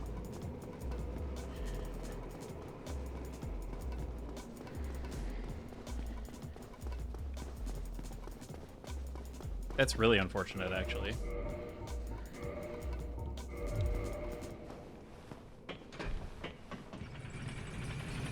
I mean, with this drop chance, I could probably just, like, go to Undead Parish and kill some guys. I guess I might as well do that anyway, save me some souls. Because I have to go up there and talk to... I have to go up there and buy I have to go up there and buy the Titanite shards from Andre anyway, so, like, I might as well.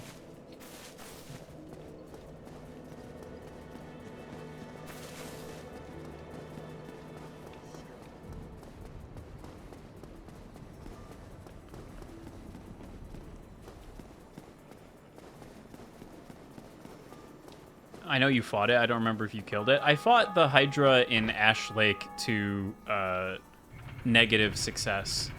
I don't think I fought the Hydra... I don't think I fought the Dark Root Hydra.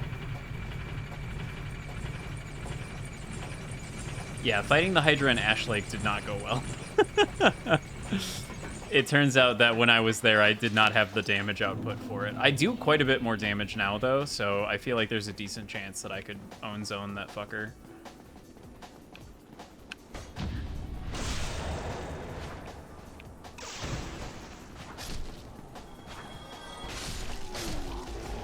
Okay, yeah.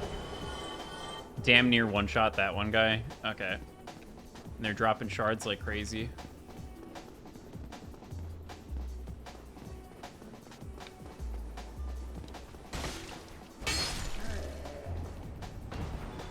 No shard? What the fuck, man? I think these guys can drop shards. I feel like I remember them doing it at least. Whatever, I'm just gonna kill this last Baldur Knight and buy the rest.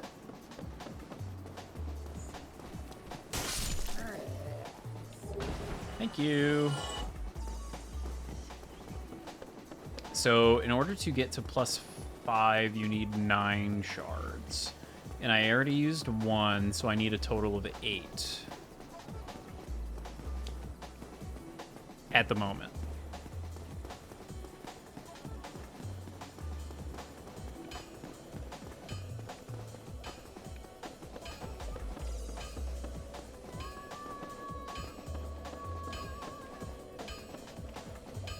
Hello. Well, hello, you need... Purchase item. So we'll buy 5. And then reinforce. Painting Guardian Sword until it is +5. Excellent. Come get yours. Oh, right, you're still alive, too. Ooh, that was a little close. I should be able to totally own zone this guy, right? Oh, yeah, he is taking hella damage right now. He's really not staggering, though, which is not my favorite. Okay. Nice.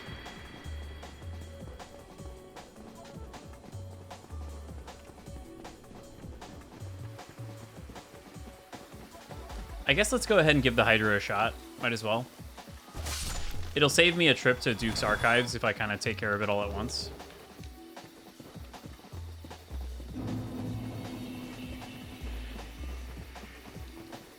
Let's see. just had a horrible idea for a mechanic in these? What do you mean?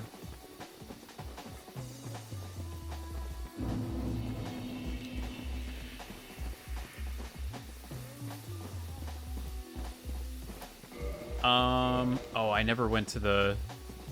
Damn, I should prioritize going back to the Undead Asylum sooner and get that crest shield, because having magic block would be really nice here. Honestly, I should do that before Duke's Archives. I'm gonna do that on my run back through, I think. Enemies moving around the map depending on what one who die permanently there you killed. That'd be kind of interesting.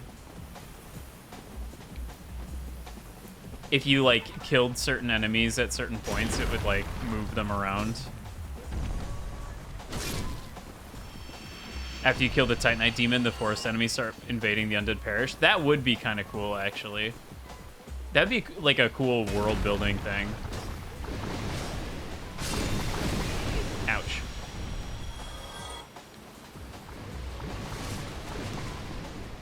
These guys drop... Yeah, blue Titanite, nice.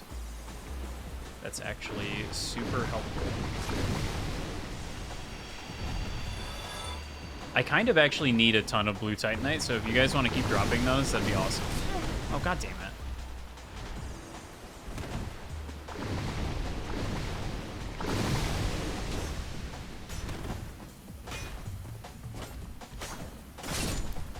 Okay.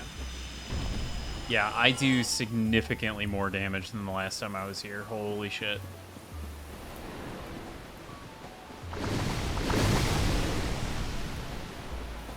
I also have a fuckload more stamina, so... This should be kind of in the bag. Rusted Iron Ring would go really hard here. Okay. I'm right here. Come in.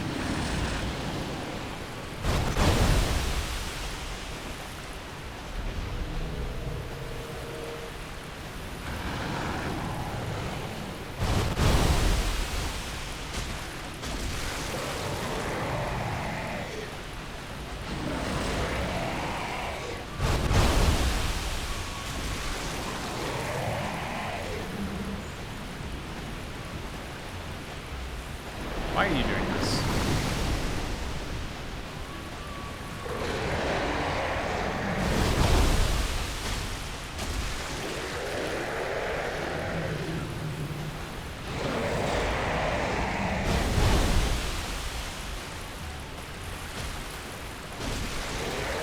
Okay.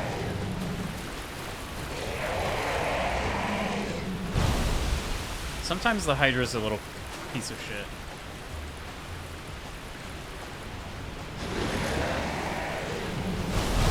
I did that there, but whatever. It worked out. Please don't shoot me. Oh, my crystal magic, or my great magic shit.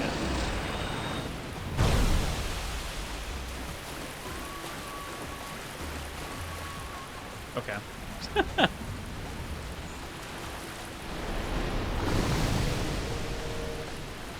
Yeah, the Rusted Iron Ring would really help me out right now. Where the fuck did that go? Holy shit. Also, I very nearly fell off.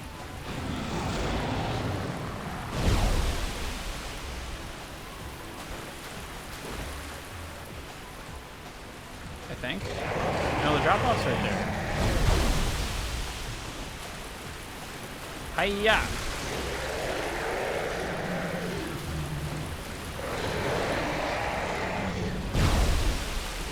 Hiya! Alright, one more. And it's the hardest head to get because it retracts so fucking fast. There we go. Easy. And I get the Dust Crown Ring. I kind of forgot that it drops that. Okay.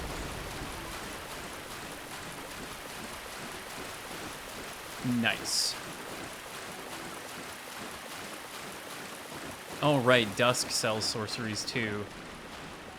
So I'm gonna need to buy all of her shit. Fucking hell.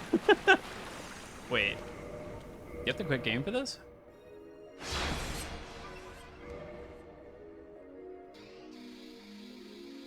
Could probably pull it off in the Elden Ring engine if they ever remake these. That'd be interesting. I mean, they've already kind of remade Dark Souls 1, so I highly doubt that they would do that. It'd be a cool mechanic in a new game, I think. I think I would rather see it in a new game rather than in Dark Souls 1. I also don't necessarily know that I want From Software to be the game to do that.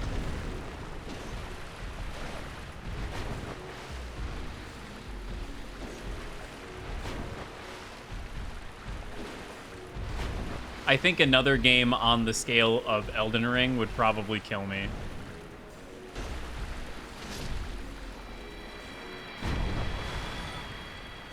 Wow, a woman. So, 'tis thou who rescueth me.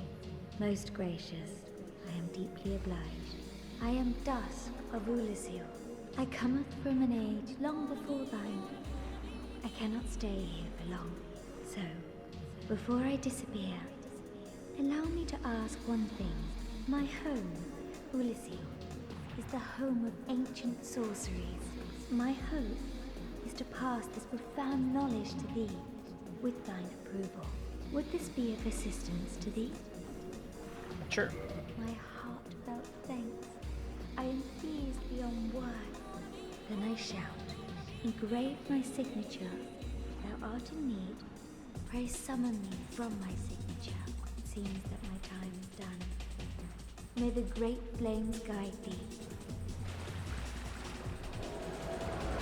And there she goes. It's kind of weird how you can do the, like, save load thing. I actually didn't know you had to do that in order for the crystal giant to show up. Excuse me. I wonder if it would be worth it to try and do the Forest Hunter stuff right now.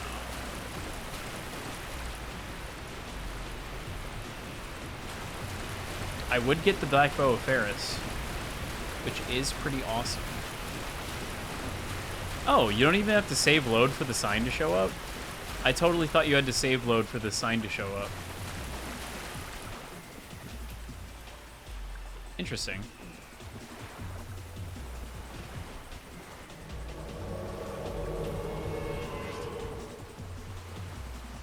I am Dusk of Ulyssil. It is an honor to see thee again. I shall follow thy wishes. Learn gesture. Purchase item. Look at all these cool magic spells. And Ulyssil Ivory Catalyst has a mag adjust of 180. Sorcery Catalyst of the Lost Land of Ulyssil, formed by enchanted white bark branches. The white bark boosts sorcery adjustment, but sorceries of this lost land are gentle and not affected by intelligence. For a very long time, I was trapped within the crystal golem. From my home I was taken and banished to a plane of distortion. It was there that thou came to my rescue, long after I had relinquished all hope. So gleeful was I. My faith reneweth. The sorceries of Ulyssil differ from the magic of thine age. It is difficult to explain. Ulyssill's sorceries are, what doth one say? They're somewhat of an approximation. Thine sorceries are more straightforward, negating all but thyself. Dost thou not find some fascination in these discrepancies? An approximation. The sorcery, if thou art in me, I only may the... Interesting. I believe that is better than the Sorcerer Catalyst, 147 to 180. Yeah. It scales worse with intelligence. So over time I think it ends up being better. Actually, does the intelligence scaling even affect mag adjust? I think the intelligence scaling does not affect mag adjust. So yeah, it is just better to use this. What if you upgrade it? I don't think you can upgrade catalysts. I don't think it lets you upgrade those. But yes, I believe it is slightly better. Yeah, you can't upgrade it, and I don't think Mag Adjust is what scales. What scales is like the damage if I were to like hit something with it. Because it does do damage if you whack things with your catalyst.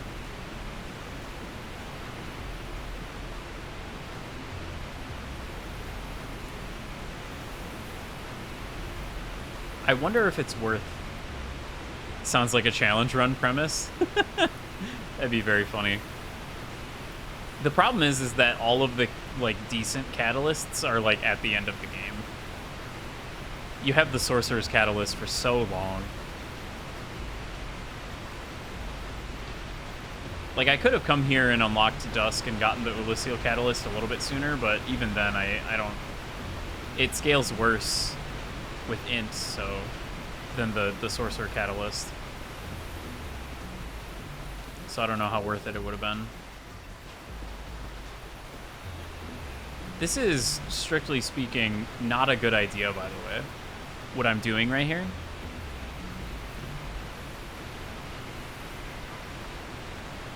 What I should be doing is going to, like, Duke's Archives. Actually, what I should be doing is upgrading my Painting Guardian Sword before I totally forget about that.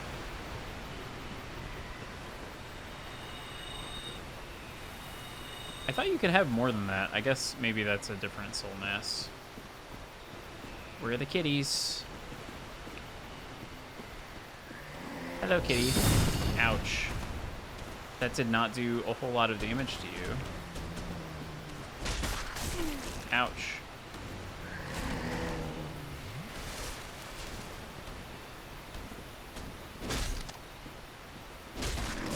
Ouch. Ouch. What the heck? I have my shield up.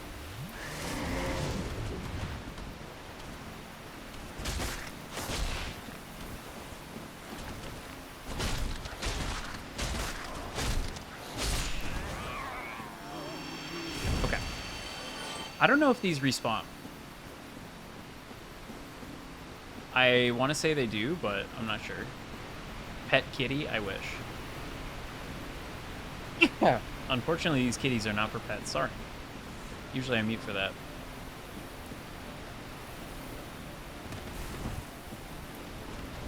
Uh-oh. Ugh! I hate that that goes right through shields. Oh, God. No! God damn it. Okay. It's fine. At the very least, I now know that, or now we get to see if it respawns, right? Let's see here. Soul of a brave warrior. Now I can upgrade my Painting Guardian Sword. Surely I brought the elevator back up. I would have had to. Yeah, okay. I don't know how good homing soul mass is at this level.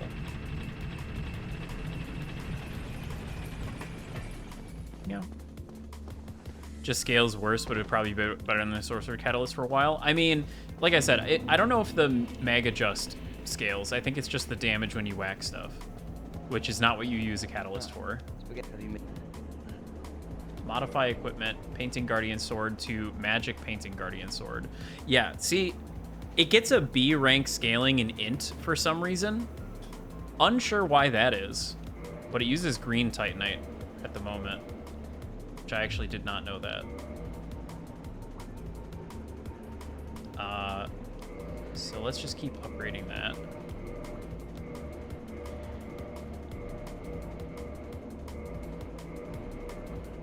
Take that right up to the max. Oh, right. Lightning Spear needs chunks. Cult Club needs white chunks. Where's my enchanted falchion? Didn't I pick that up? Or am I crazy? Crystal, lightning, and standard reinforcement all needing Titanite slabs is the bane of my existence, bro. Modify equipment? No. Okay. Yeah, so that's all I can do for that. Let's go ahead and just repair stuff. Why not? Might as well. We're here. Okay. You really... Oh, didn't mean to do that. So I could probably do this, and this would be a easier way to compare the two. Where is it? Painting Guardian Sword magic. Oh, wow. Okay. So it is a split damage type, but 114 plus 14, so that's 128. So Magic Painting Guardian Sword is, on average, doing just slightly under the amount of damage as our Balder Straight Sword. But it also does magic damage on top of that with a really good int scaling and bleed. Are you at the max number of BTTV emotes? May I request one be added? No, you can absolutely request one be added. I don't think I have, like, basically any BTTV emotes, actually. I would need to figure out how to add those again, though. I feel like I remember it being a bit of a debacle. So yeah, Painting Guardian Sword is actually kind of trucking. It's a tiny sword, though. It is a very small sword. It's a very, very small sword. But against certain enemies, that's a good thing.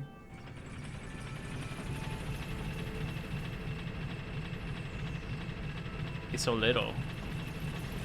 It's also really good for if you're trying to cosplay as Emiya. Meow. How do I add this? Channel? Oh, it's been added.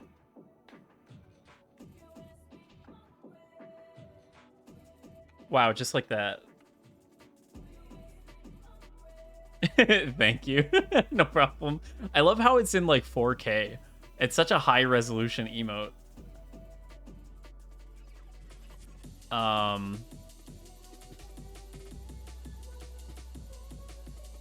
Where are...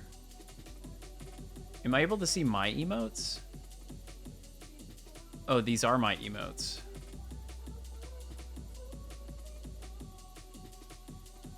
Shame the app doesn't show these. Yeah.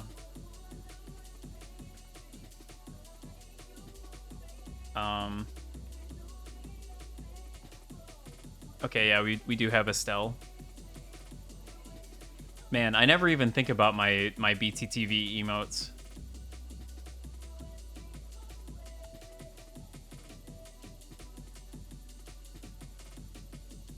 They just don't come up very often. I'm currently sitting at 36 out of 50, so if you can think of any that you desire, let me know. Depends on how much you trust them. Yeah, that's the thing with mobile apps, is it's like kind of a, I don't know. It's sort of shady. Now, the only downside to having this Magic Painting Guardian Sword is that I can't buff it with Great Magic Weapon. And because you can't buff it with Great Magic Weapon, I think it does end up being slightly less powerful.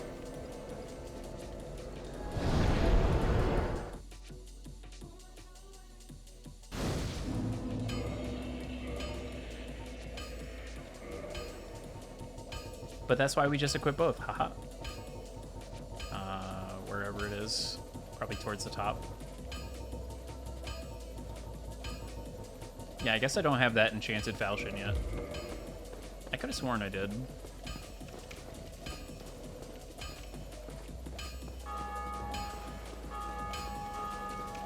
Okay. Let's get my souls back. Negatively? Negatively. Negatively what?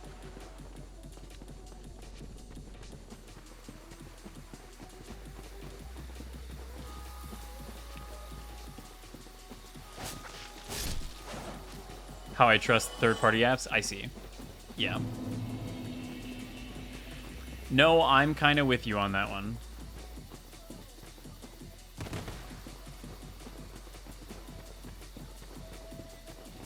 Phones just feel like such... I mean, I'm not a cybersecurity guy, so I'm not the best one to ask, but I feel like phones are such a security vulnerability. Just kind of in general. Oh, that was a bit of a tumble. That was kind of scary. They require a lot of permission, so it's sketchy. Yeah. I wish when you gave apps permissions, it wasn't so broad.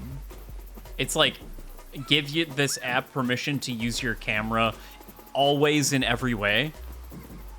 Press yes to affirm, and it's like, okay, yeah, sure.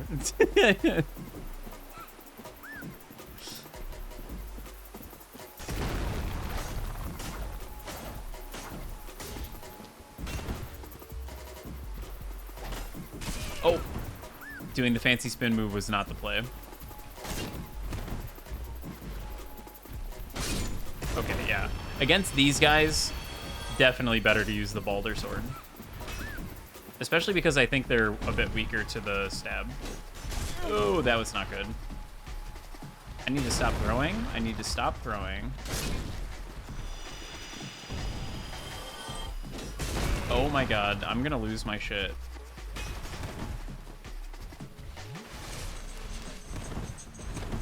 Let's get a little distance here. Settle down. Okay. Bugs me that these crystal golems are so shiny but not see-through. Yeah. I mean, to be fair, crystal, when it's not, like, polished, is very, not transparent. Low-quality crystal golems. The crystal Pepsi golems.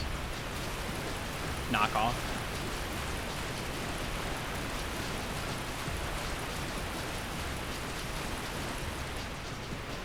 I'm sad that I never tried Crystal Pepsi as a kid. That shit's just fucking gone.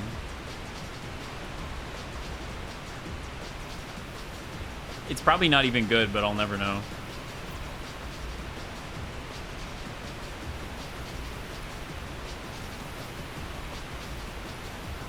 It's just so aesthetic, you know? Feel similarly about Orbit's drinks. I've heard the name, but I don't even know what those are. Or like the original Four Locos. I forget what it is. Crystal Pepsi was just Pepsi? Was it? I thought it was more like a Sprite thing. I guess I honestly don't know.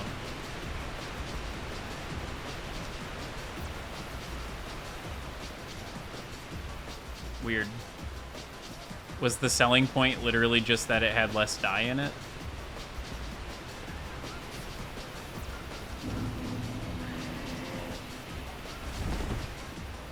Oh, nice fall.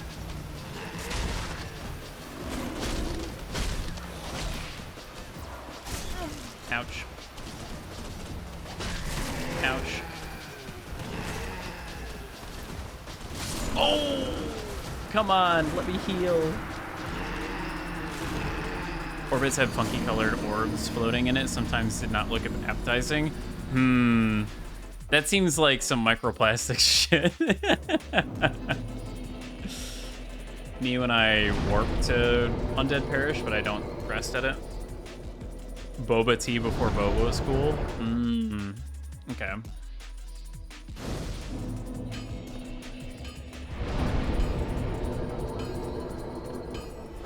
Yeah, maybe the Painting Guardian Sword needs to be fully upgraded magic before it's necessarily useful.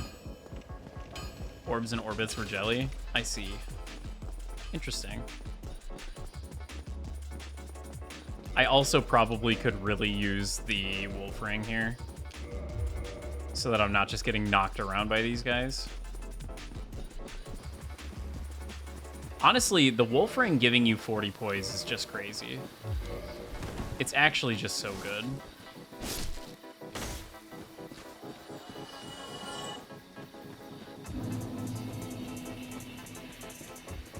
Elden Ring giving you more, they're not rings, they're those talismans, but giving you effectively more ring slots was such a good move. Having 4 ring slots offers just so much more customization?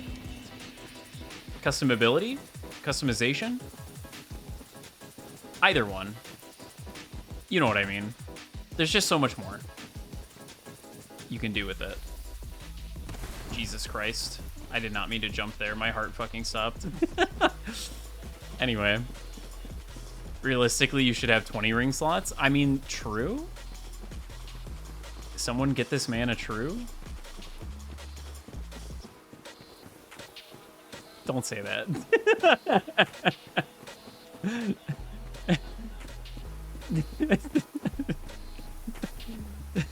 Oh. Oops, wiggled the wrong toe. There we go. I feel like putting rings on your toe is a really good way to end up with a broken toe. Or to have the, like, circulation cut off and then it, like, gets cut off by the ring. Like, if you're wearing toe rings and then you jump off something really tall and land on your toes, how does that not just, like, shoot? You know? I'm gonna need a toe expert to explain the mechanics to me.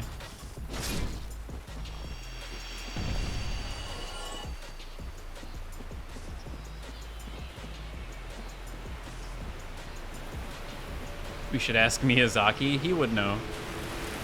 He would know.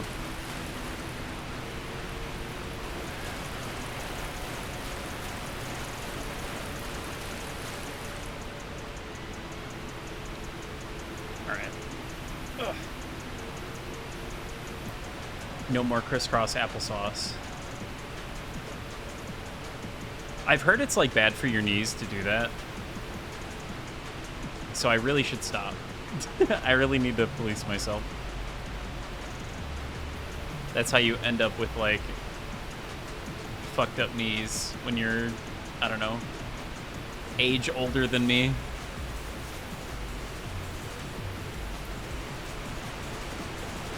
Guys, the age of 30 is immediately adjust posture.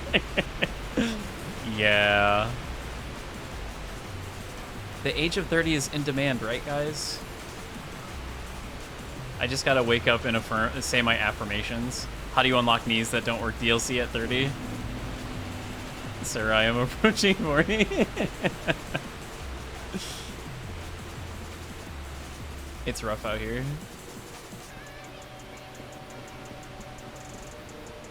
Well, I am 30 and my knees are still working, so I must be doing okay. This is not a great place to be. Okay, ow. Nope, don't want that. Ouch. Get up, get up. Roll, roll. Stop. Heal. Okay.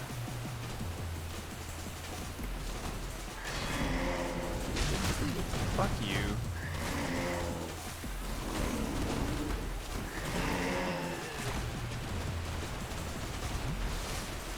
Why do they run all the way back? That's so fucked up. Let's get a great magic weapon going. Just cross your ankles instead of your knees. I really should. Oh, that is not doing, like, any damage. Oh, why are you behind me? Why can't I see?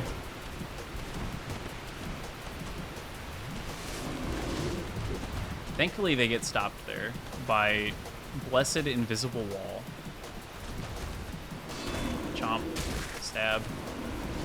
Fuck you. I have so much healing, so I guess it's fine. Okay, come on. Yeah, they like want to go back up to their perch so bad. Okay, sick. Oh, I didn't know they had a grab. I did not know they had a grab. I did not know. Oh, you can completely avoid the damage of it, though, if you just spam the triggers. I did not know they had a grab. Interesting. You learn something new every day as long as you keep your mind open to the possibilities. I say with my head inside the mouth of a giant cat. Okay. Bad kitty. Okay. Surely they don't respawn. I mean, the one didn't, so surely the other two do not as well. No more kitty cat. Yeah, the camera there was not doing me any favors. I'm not sure what was up with that. Okay.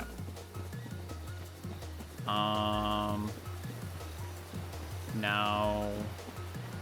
Okay, so this is the mushroom part. So I'm approaching from the reverse direction, which is not entirely what I want to do.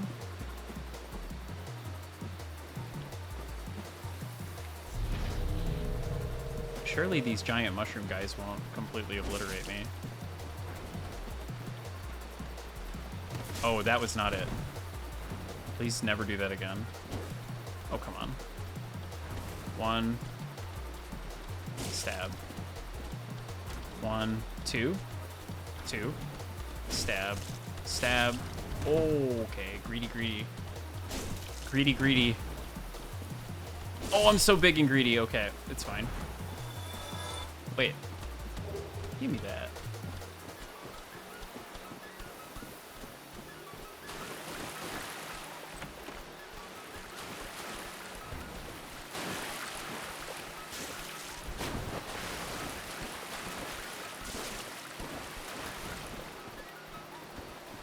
Definitely thought he was going for the second hit there. There we go. Come on. 1. Okay, it didn't kill me at least. Let's not get murdered by the mushroom. How about?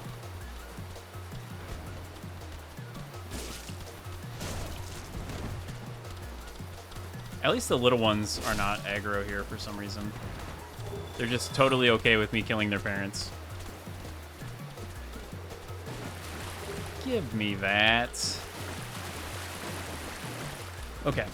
We're not fighting Sif right now because I am required by law to get the funny additional cutscene, so we're gonna hold off on that for a second.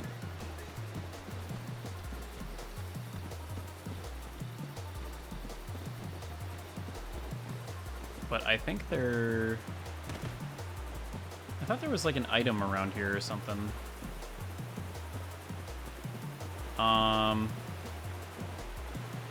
Am I able to walk in and walk out? Because there is a ring in there, but it's fine. I'll just get it later. Oh, there's no way up there. That's just in the DLC. Cool. Okay. Time to go the other way.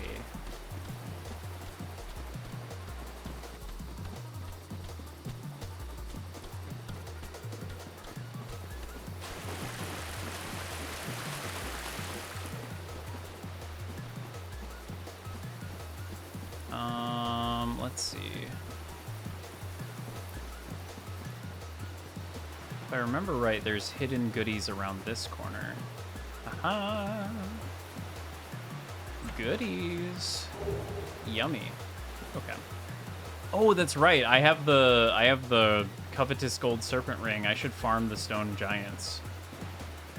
Because I need their sword and shield.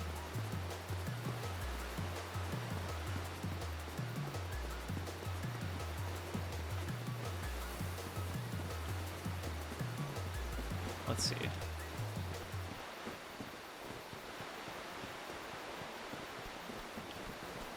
More importantly, though, I need to get my black bow of Ferris.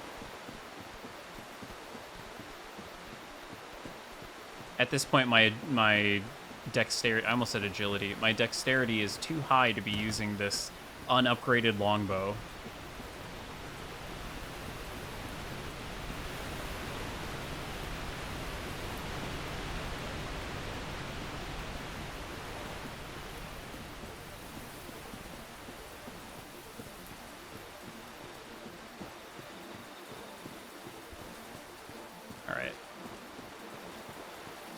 Where is Buddy? Oh, there we are. Hello.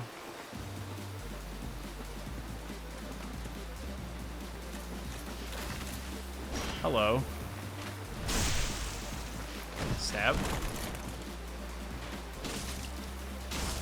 Ouch. He's got poise for days. Oh, I got the... Shit. Okay. Oh, not the wombo.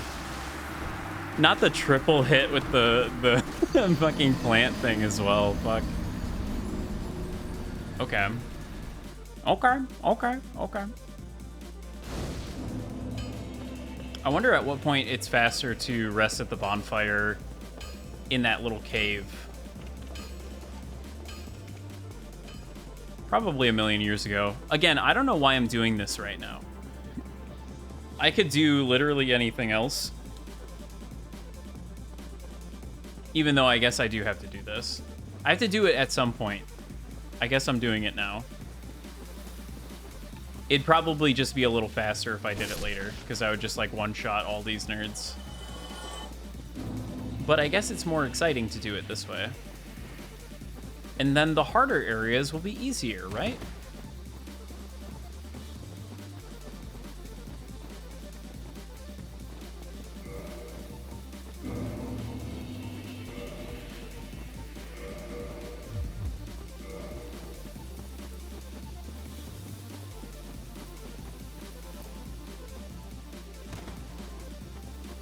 I kind of wish the blue Titanite was used more. Like, it's only for enchanted equipment. Like, they probably could have made magic equipment require the blue Titanite as well, instead of having it be green like everything else. Just feels like a lot of things upgrade using that green Titanite. All right, Hops, McGee.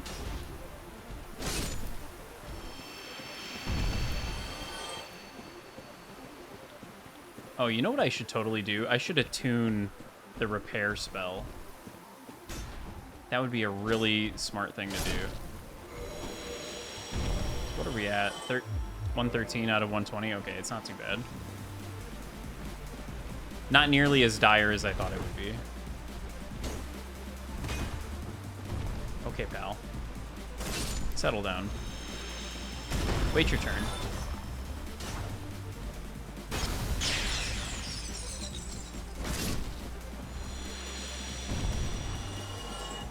Okay. Back up the ladder we go.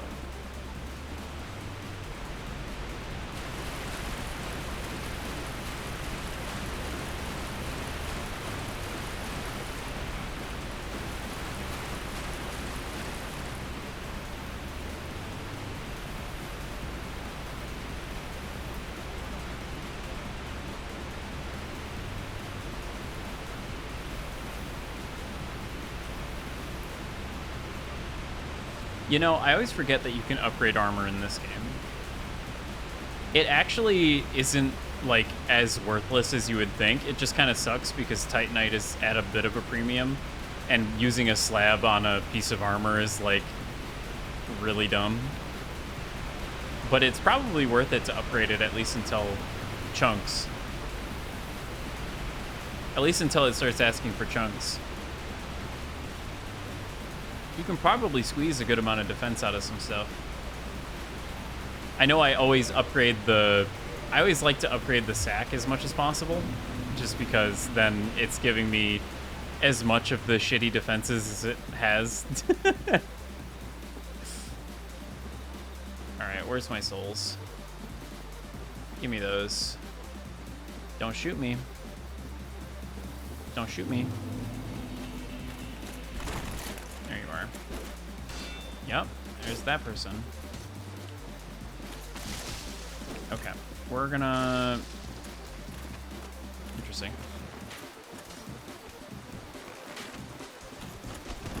Oh, come back. Oh my god, I died again. Fuck.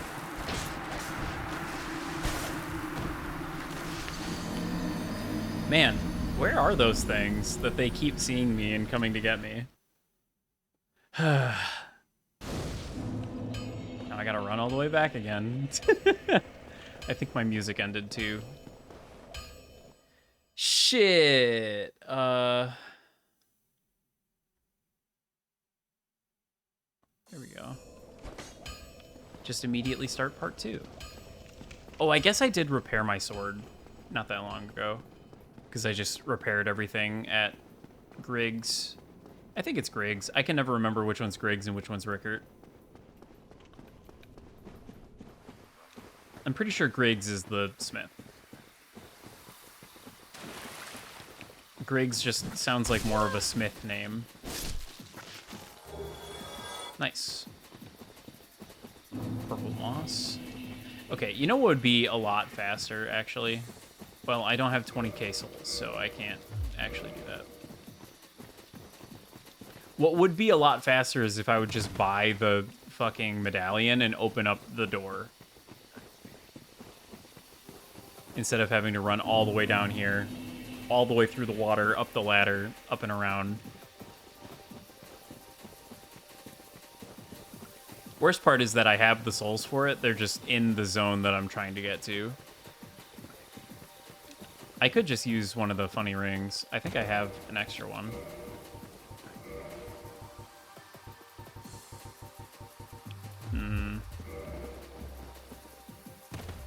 I don't really want to use that right now, though. Because I have to fight Seath still, and I would really rather not get cursed. Even if I am walking around with 14 humanity. Alright. Come on. Jesus. Roll! Ouch. That was scary. That could have been really bad if he had been ever so slightly closer. That's okay. This feels like the lead up to me losing all of my stuff.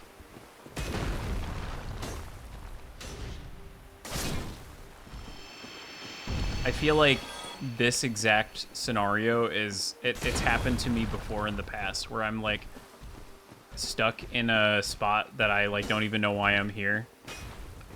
And I keep dying. That was a really delayed. That was really delayed. I don't know what that was.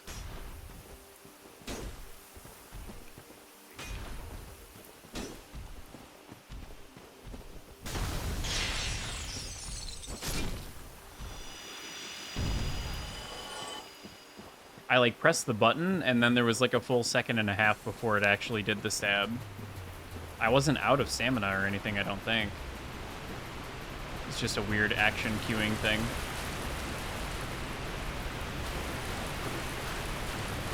Maybe I should put the funny ring on.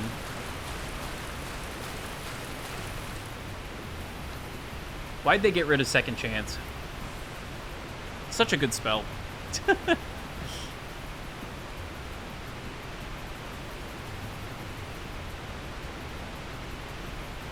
Was it like mandatory for every playthrough? Yeah. But it was cool. And it forced you to have a minimum level of intelligence.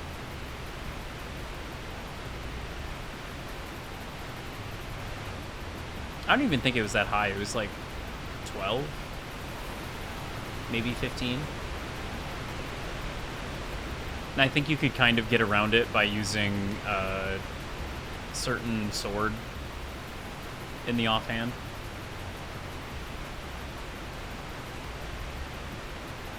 I don't remember, though. It's been a while.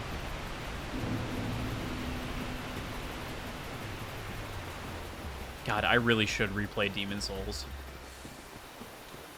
I really should replay Demon Souls. Okay, my souls are now going to be in a less helpful spot. Okay. You're done.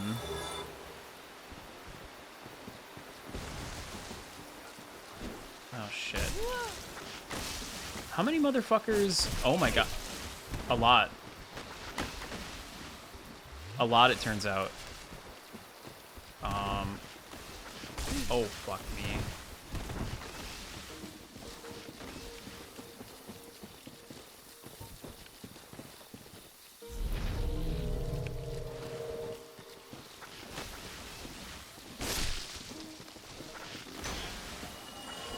Yeah, I saw you running around to the side.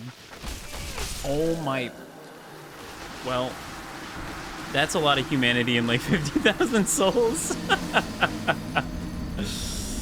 Fucking hell, dude. Why are there so many of them?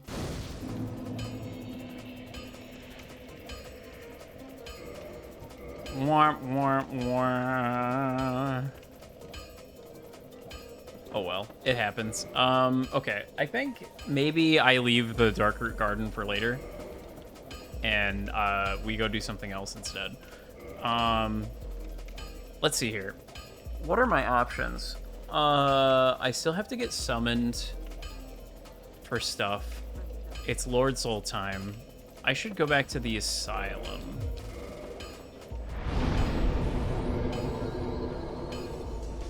Let's do that. I have to go down the elevator anyway, so let's just go to the elevator. Yeah, since I don't have any souls or humanity anymore, let's just go to the Asylum, because I don't think there's anything there that I particularly need to farm. There's some, I guess there's some Black Knights that it would be nice if I got their stuff.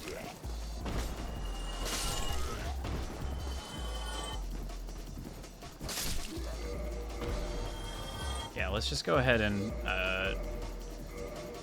pop all 9 of these. If I was smart, I would have popped 8 of those and then used one of the double humanities, but sadly, I'm not smarter than the average bear, so.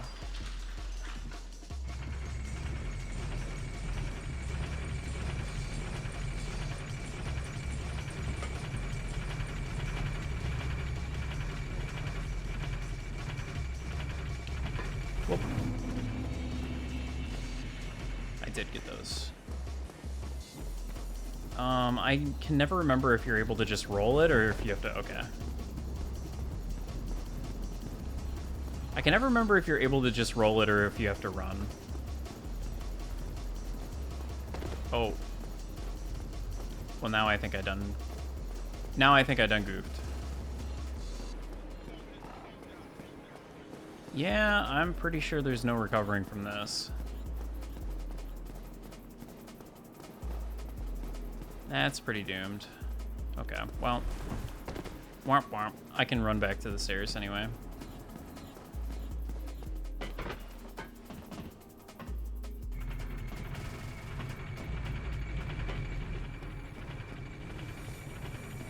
At least if I don't fuck it up, I don't take any damage.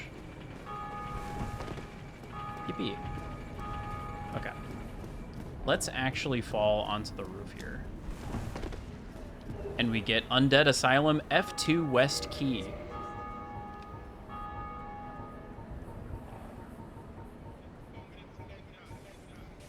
The Undead Asylum is a giant undead prison, but even if a hero found a key in Lordran to liberate this prison, would he have the means or the heart to ever come back? Perhaps. Now, earlier in the game, the Crestfallen Knight did tell us that he saw somebody curl up in a ball and get taken away by the crow.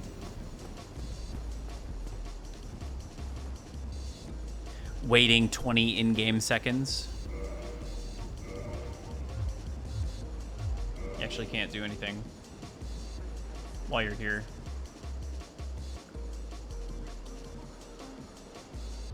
This I legitimately don't know how people... There must have been like a guide or something. I don't know how people found out about this. Just like jumping off random shit. Yeah. Like, now that it's happened, I can believe it because people have been conditioned by the Souls series to seek out shit like this.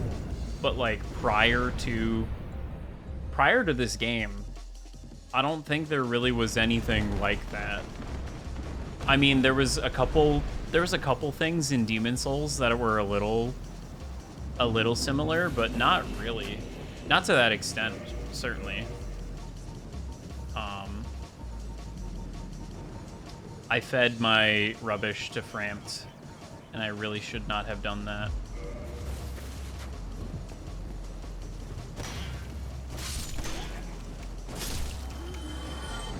It's a free Titanite chunk that I just flushed down the toilet. Luckily, I own zone these fellas, so... Are you ready to trade with the crow? You, give me warm, give me soft. Okay. How about a nice, warm, soft gold coin? No. That, no. That, no warm, that, no soft. Really? I could have sworn Snuggly wanted the... Me having to look this up. Snuggly... The crow. The rubbish? No, it was a coin that I dropped. I fed the rubbish to Frampt like a million years ago, unfortunately. Okay. I can get Demon Titanite from Dung Pai. if you give Snuggly the pendant, you get a souvenir of Reprisal. That's actually kind of nice. Ascended Pyromancy Flame can get you a red Titanite slab, which is pretty helpful. But you can get one of those anyway, so... Actually, you kind of need to do that, because you need a red slab for both the Flame upgrade as well as the Chaos upgrade. So I kind of actually need to do that. Oops. The Ring of the Sun Princess gives you a Divine Blessing too. The sack gives you the Demon Great Hammer for some reason.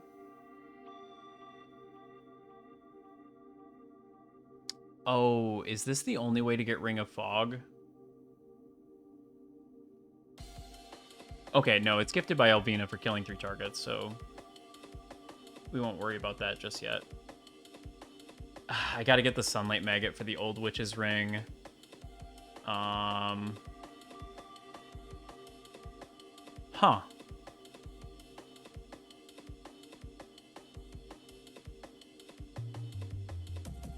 I guess I don't have to trade anything, actually. Interesting. I guess I'm actually good. I thought there was something that I wanted to trade, but I think I'm just thinking of the Tiny Beings ring. And I'll have to come back to do that.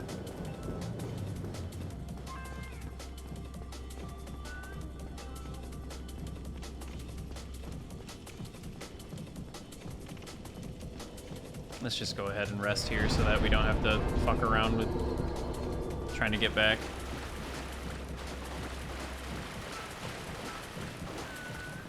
Hello. Would you like to give me your sword? I didn't get one earlier. I would like it. I would like it very much.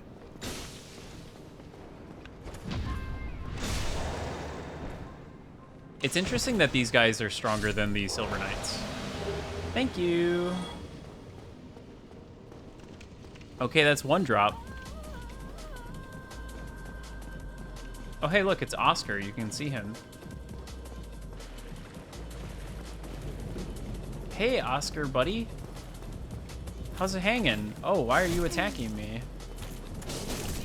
Oh my god, he's got poise for days. I forgot. He attacks so fast. Not used to something using the longsword moveset against me. Thank you.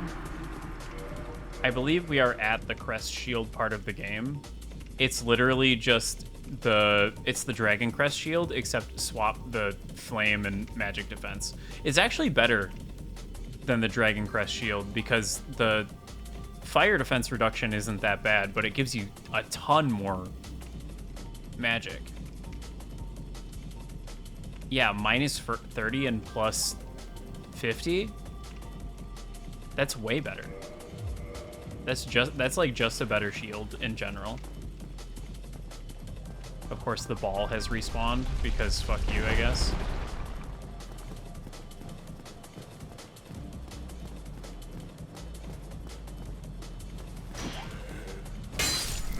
Die.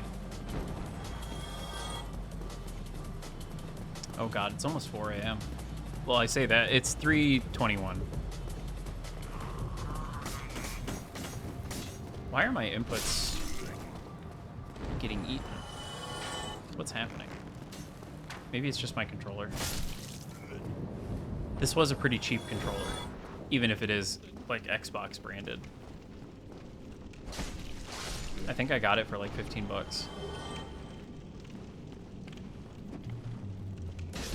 It's wired only, it doesn't have a battery in it though. There we go. Unlock that door, and what do we get for our troubles? The rusted iron ring, which has some extremely niche application. It is nice to have though. Like, it would have made fighting that Hydra a lot nicer. Who knows? Maybe if I have to go back down to Ash Lake for whatever reason, it'll make that not horrible.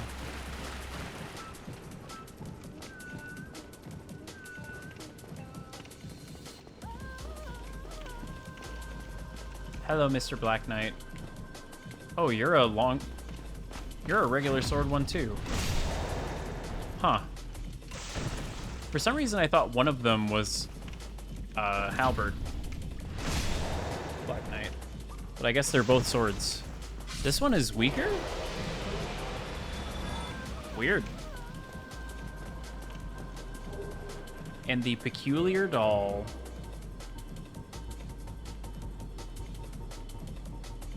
A strange doll in a strange dress. There was once an abomination who had no place in this world. She clutched this doll tightly and eventually was drawn into a cold and lonely painted world.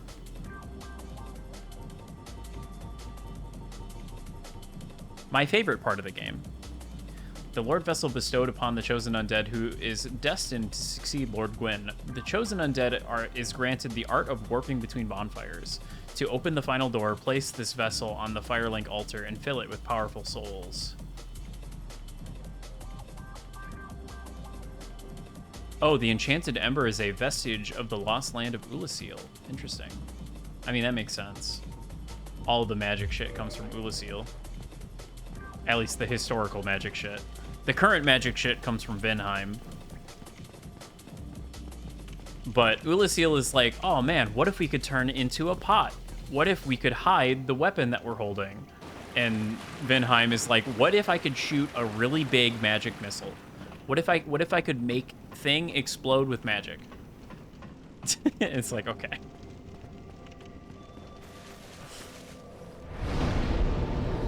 All right, time for pain. Actually, I probably want the Dragon Crest shield for this. Come to think of it. Wow. Oof. God, that hurts you so bad.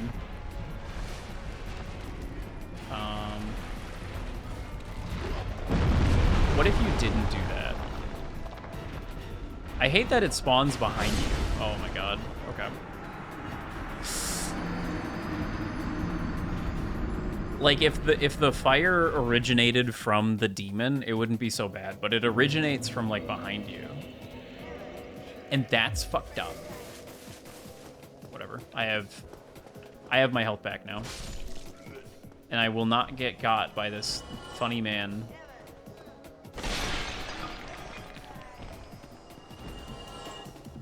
If only the cat ring existed in this game. That sure would be nice. Oh, that is not a lot of damage.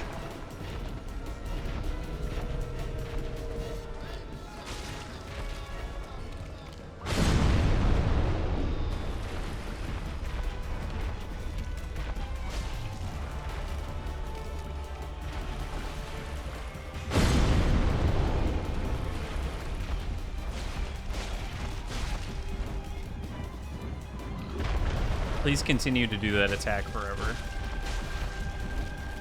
Please continue to do that attack forever. Oh my god. Oh, come on now.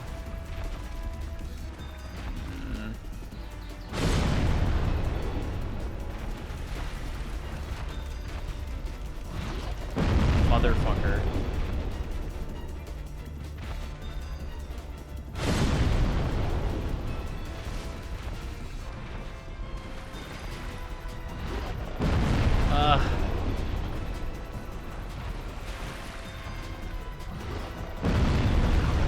There. Can you stop that?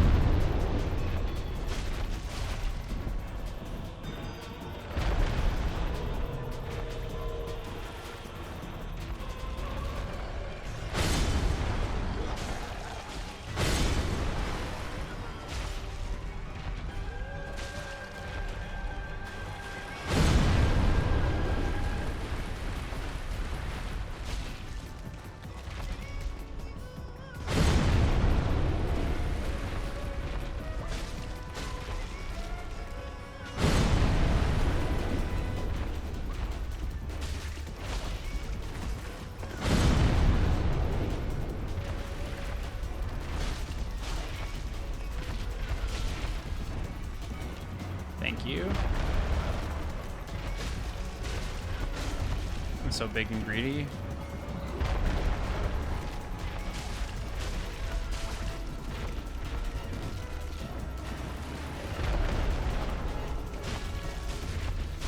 There we go. Not too bad, not too bad. And we get a nice Titanite slab for our troubles. Which is just instantly full upgrade to my sword as soon as I have the big flame. Which maybe I should do sooner rather than later. Even if Ruins of New Londo kind of blows. Maybe I should go get cursed. Maybe it would actually behoove me to go get cursed and then fight ghosts. I don't know. Let's warp out of here.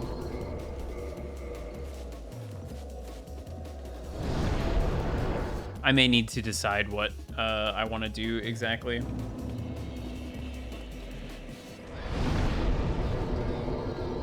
Let's see. Yeah, we're hitting that funny point where I don't know what to level up anymore. I think jamming it all into intelligence at this point is probably the move.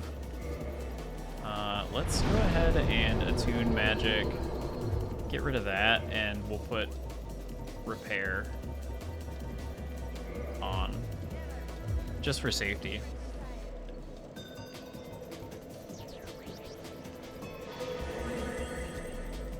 Oh, does that repair everything?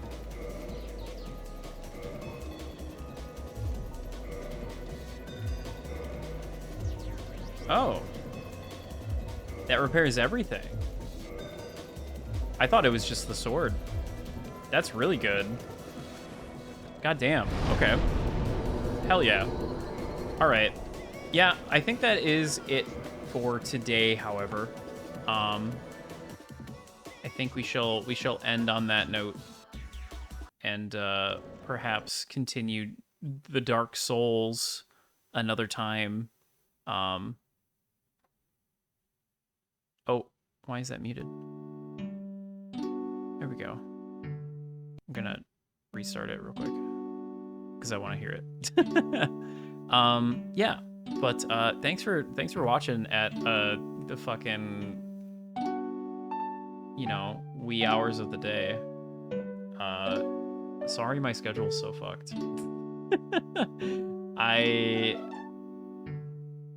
will maybe one day have a reasonable, normal schedule. I hope. You know, maybe. Maybe. Let's see.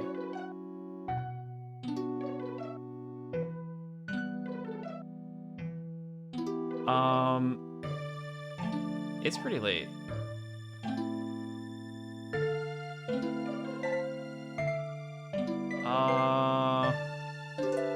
Yeah, I think we're just gonna end. No raid today, just end.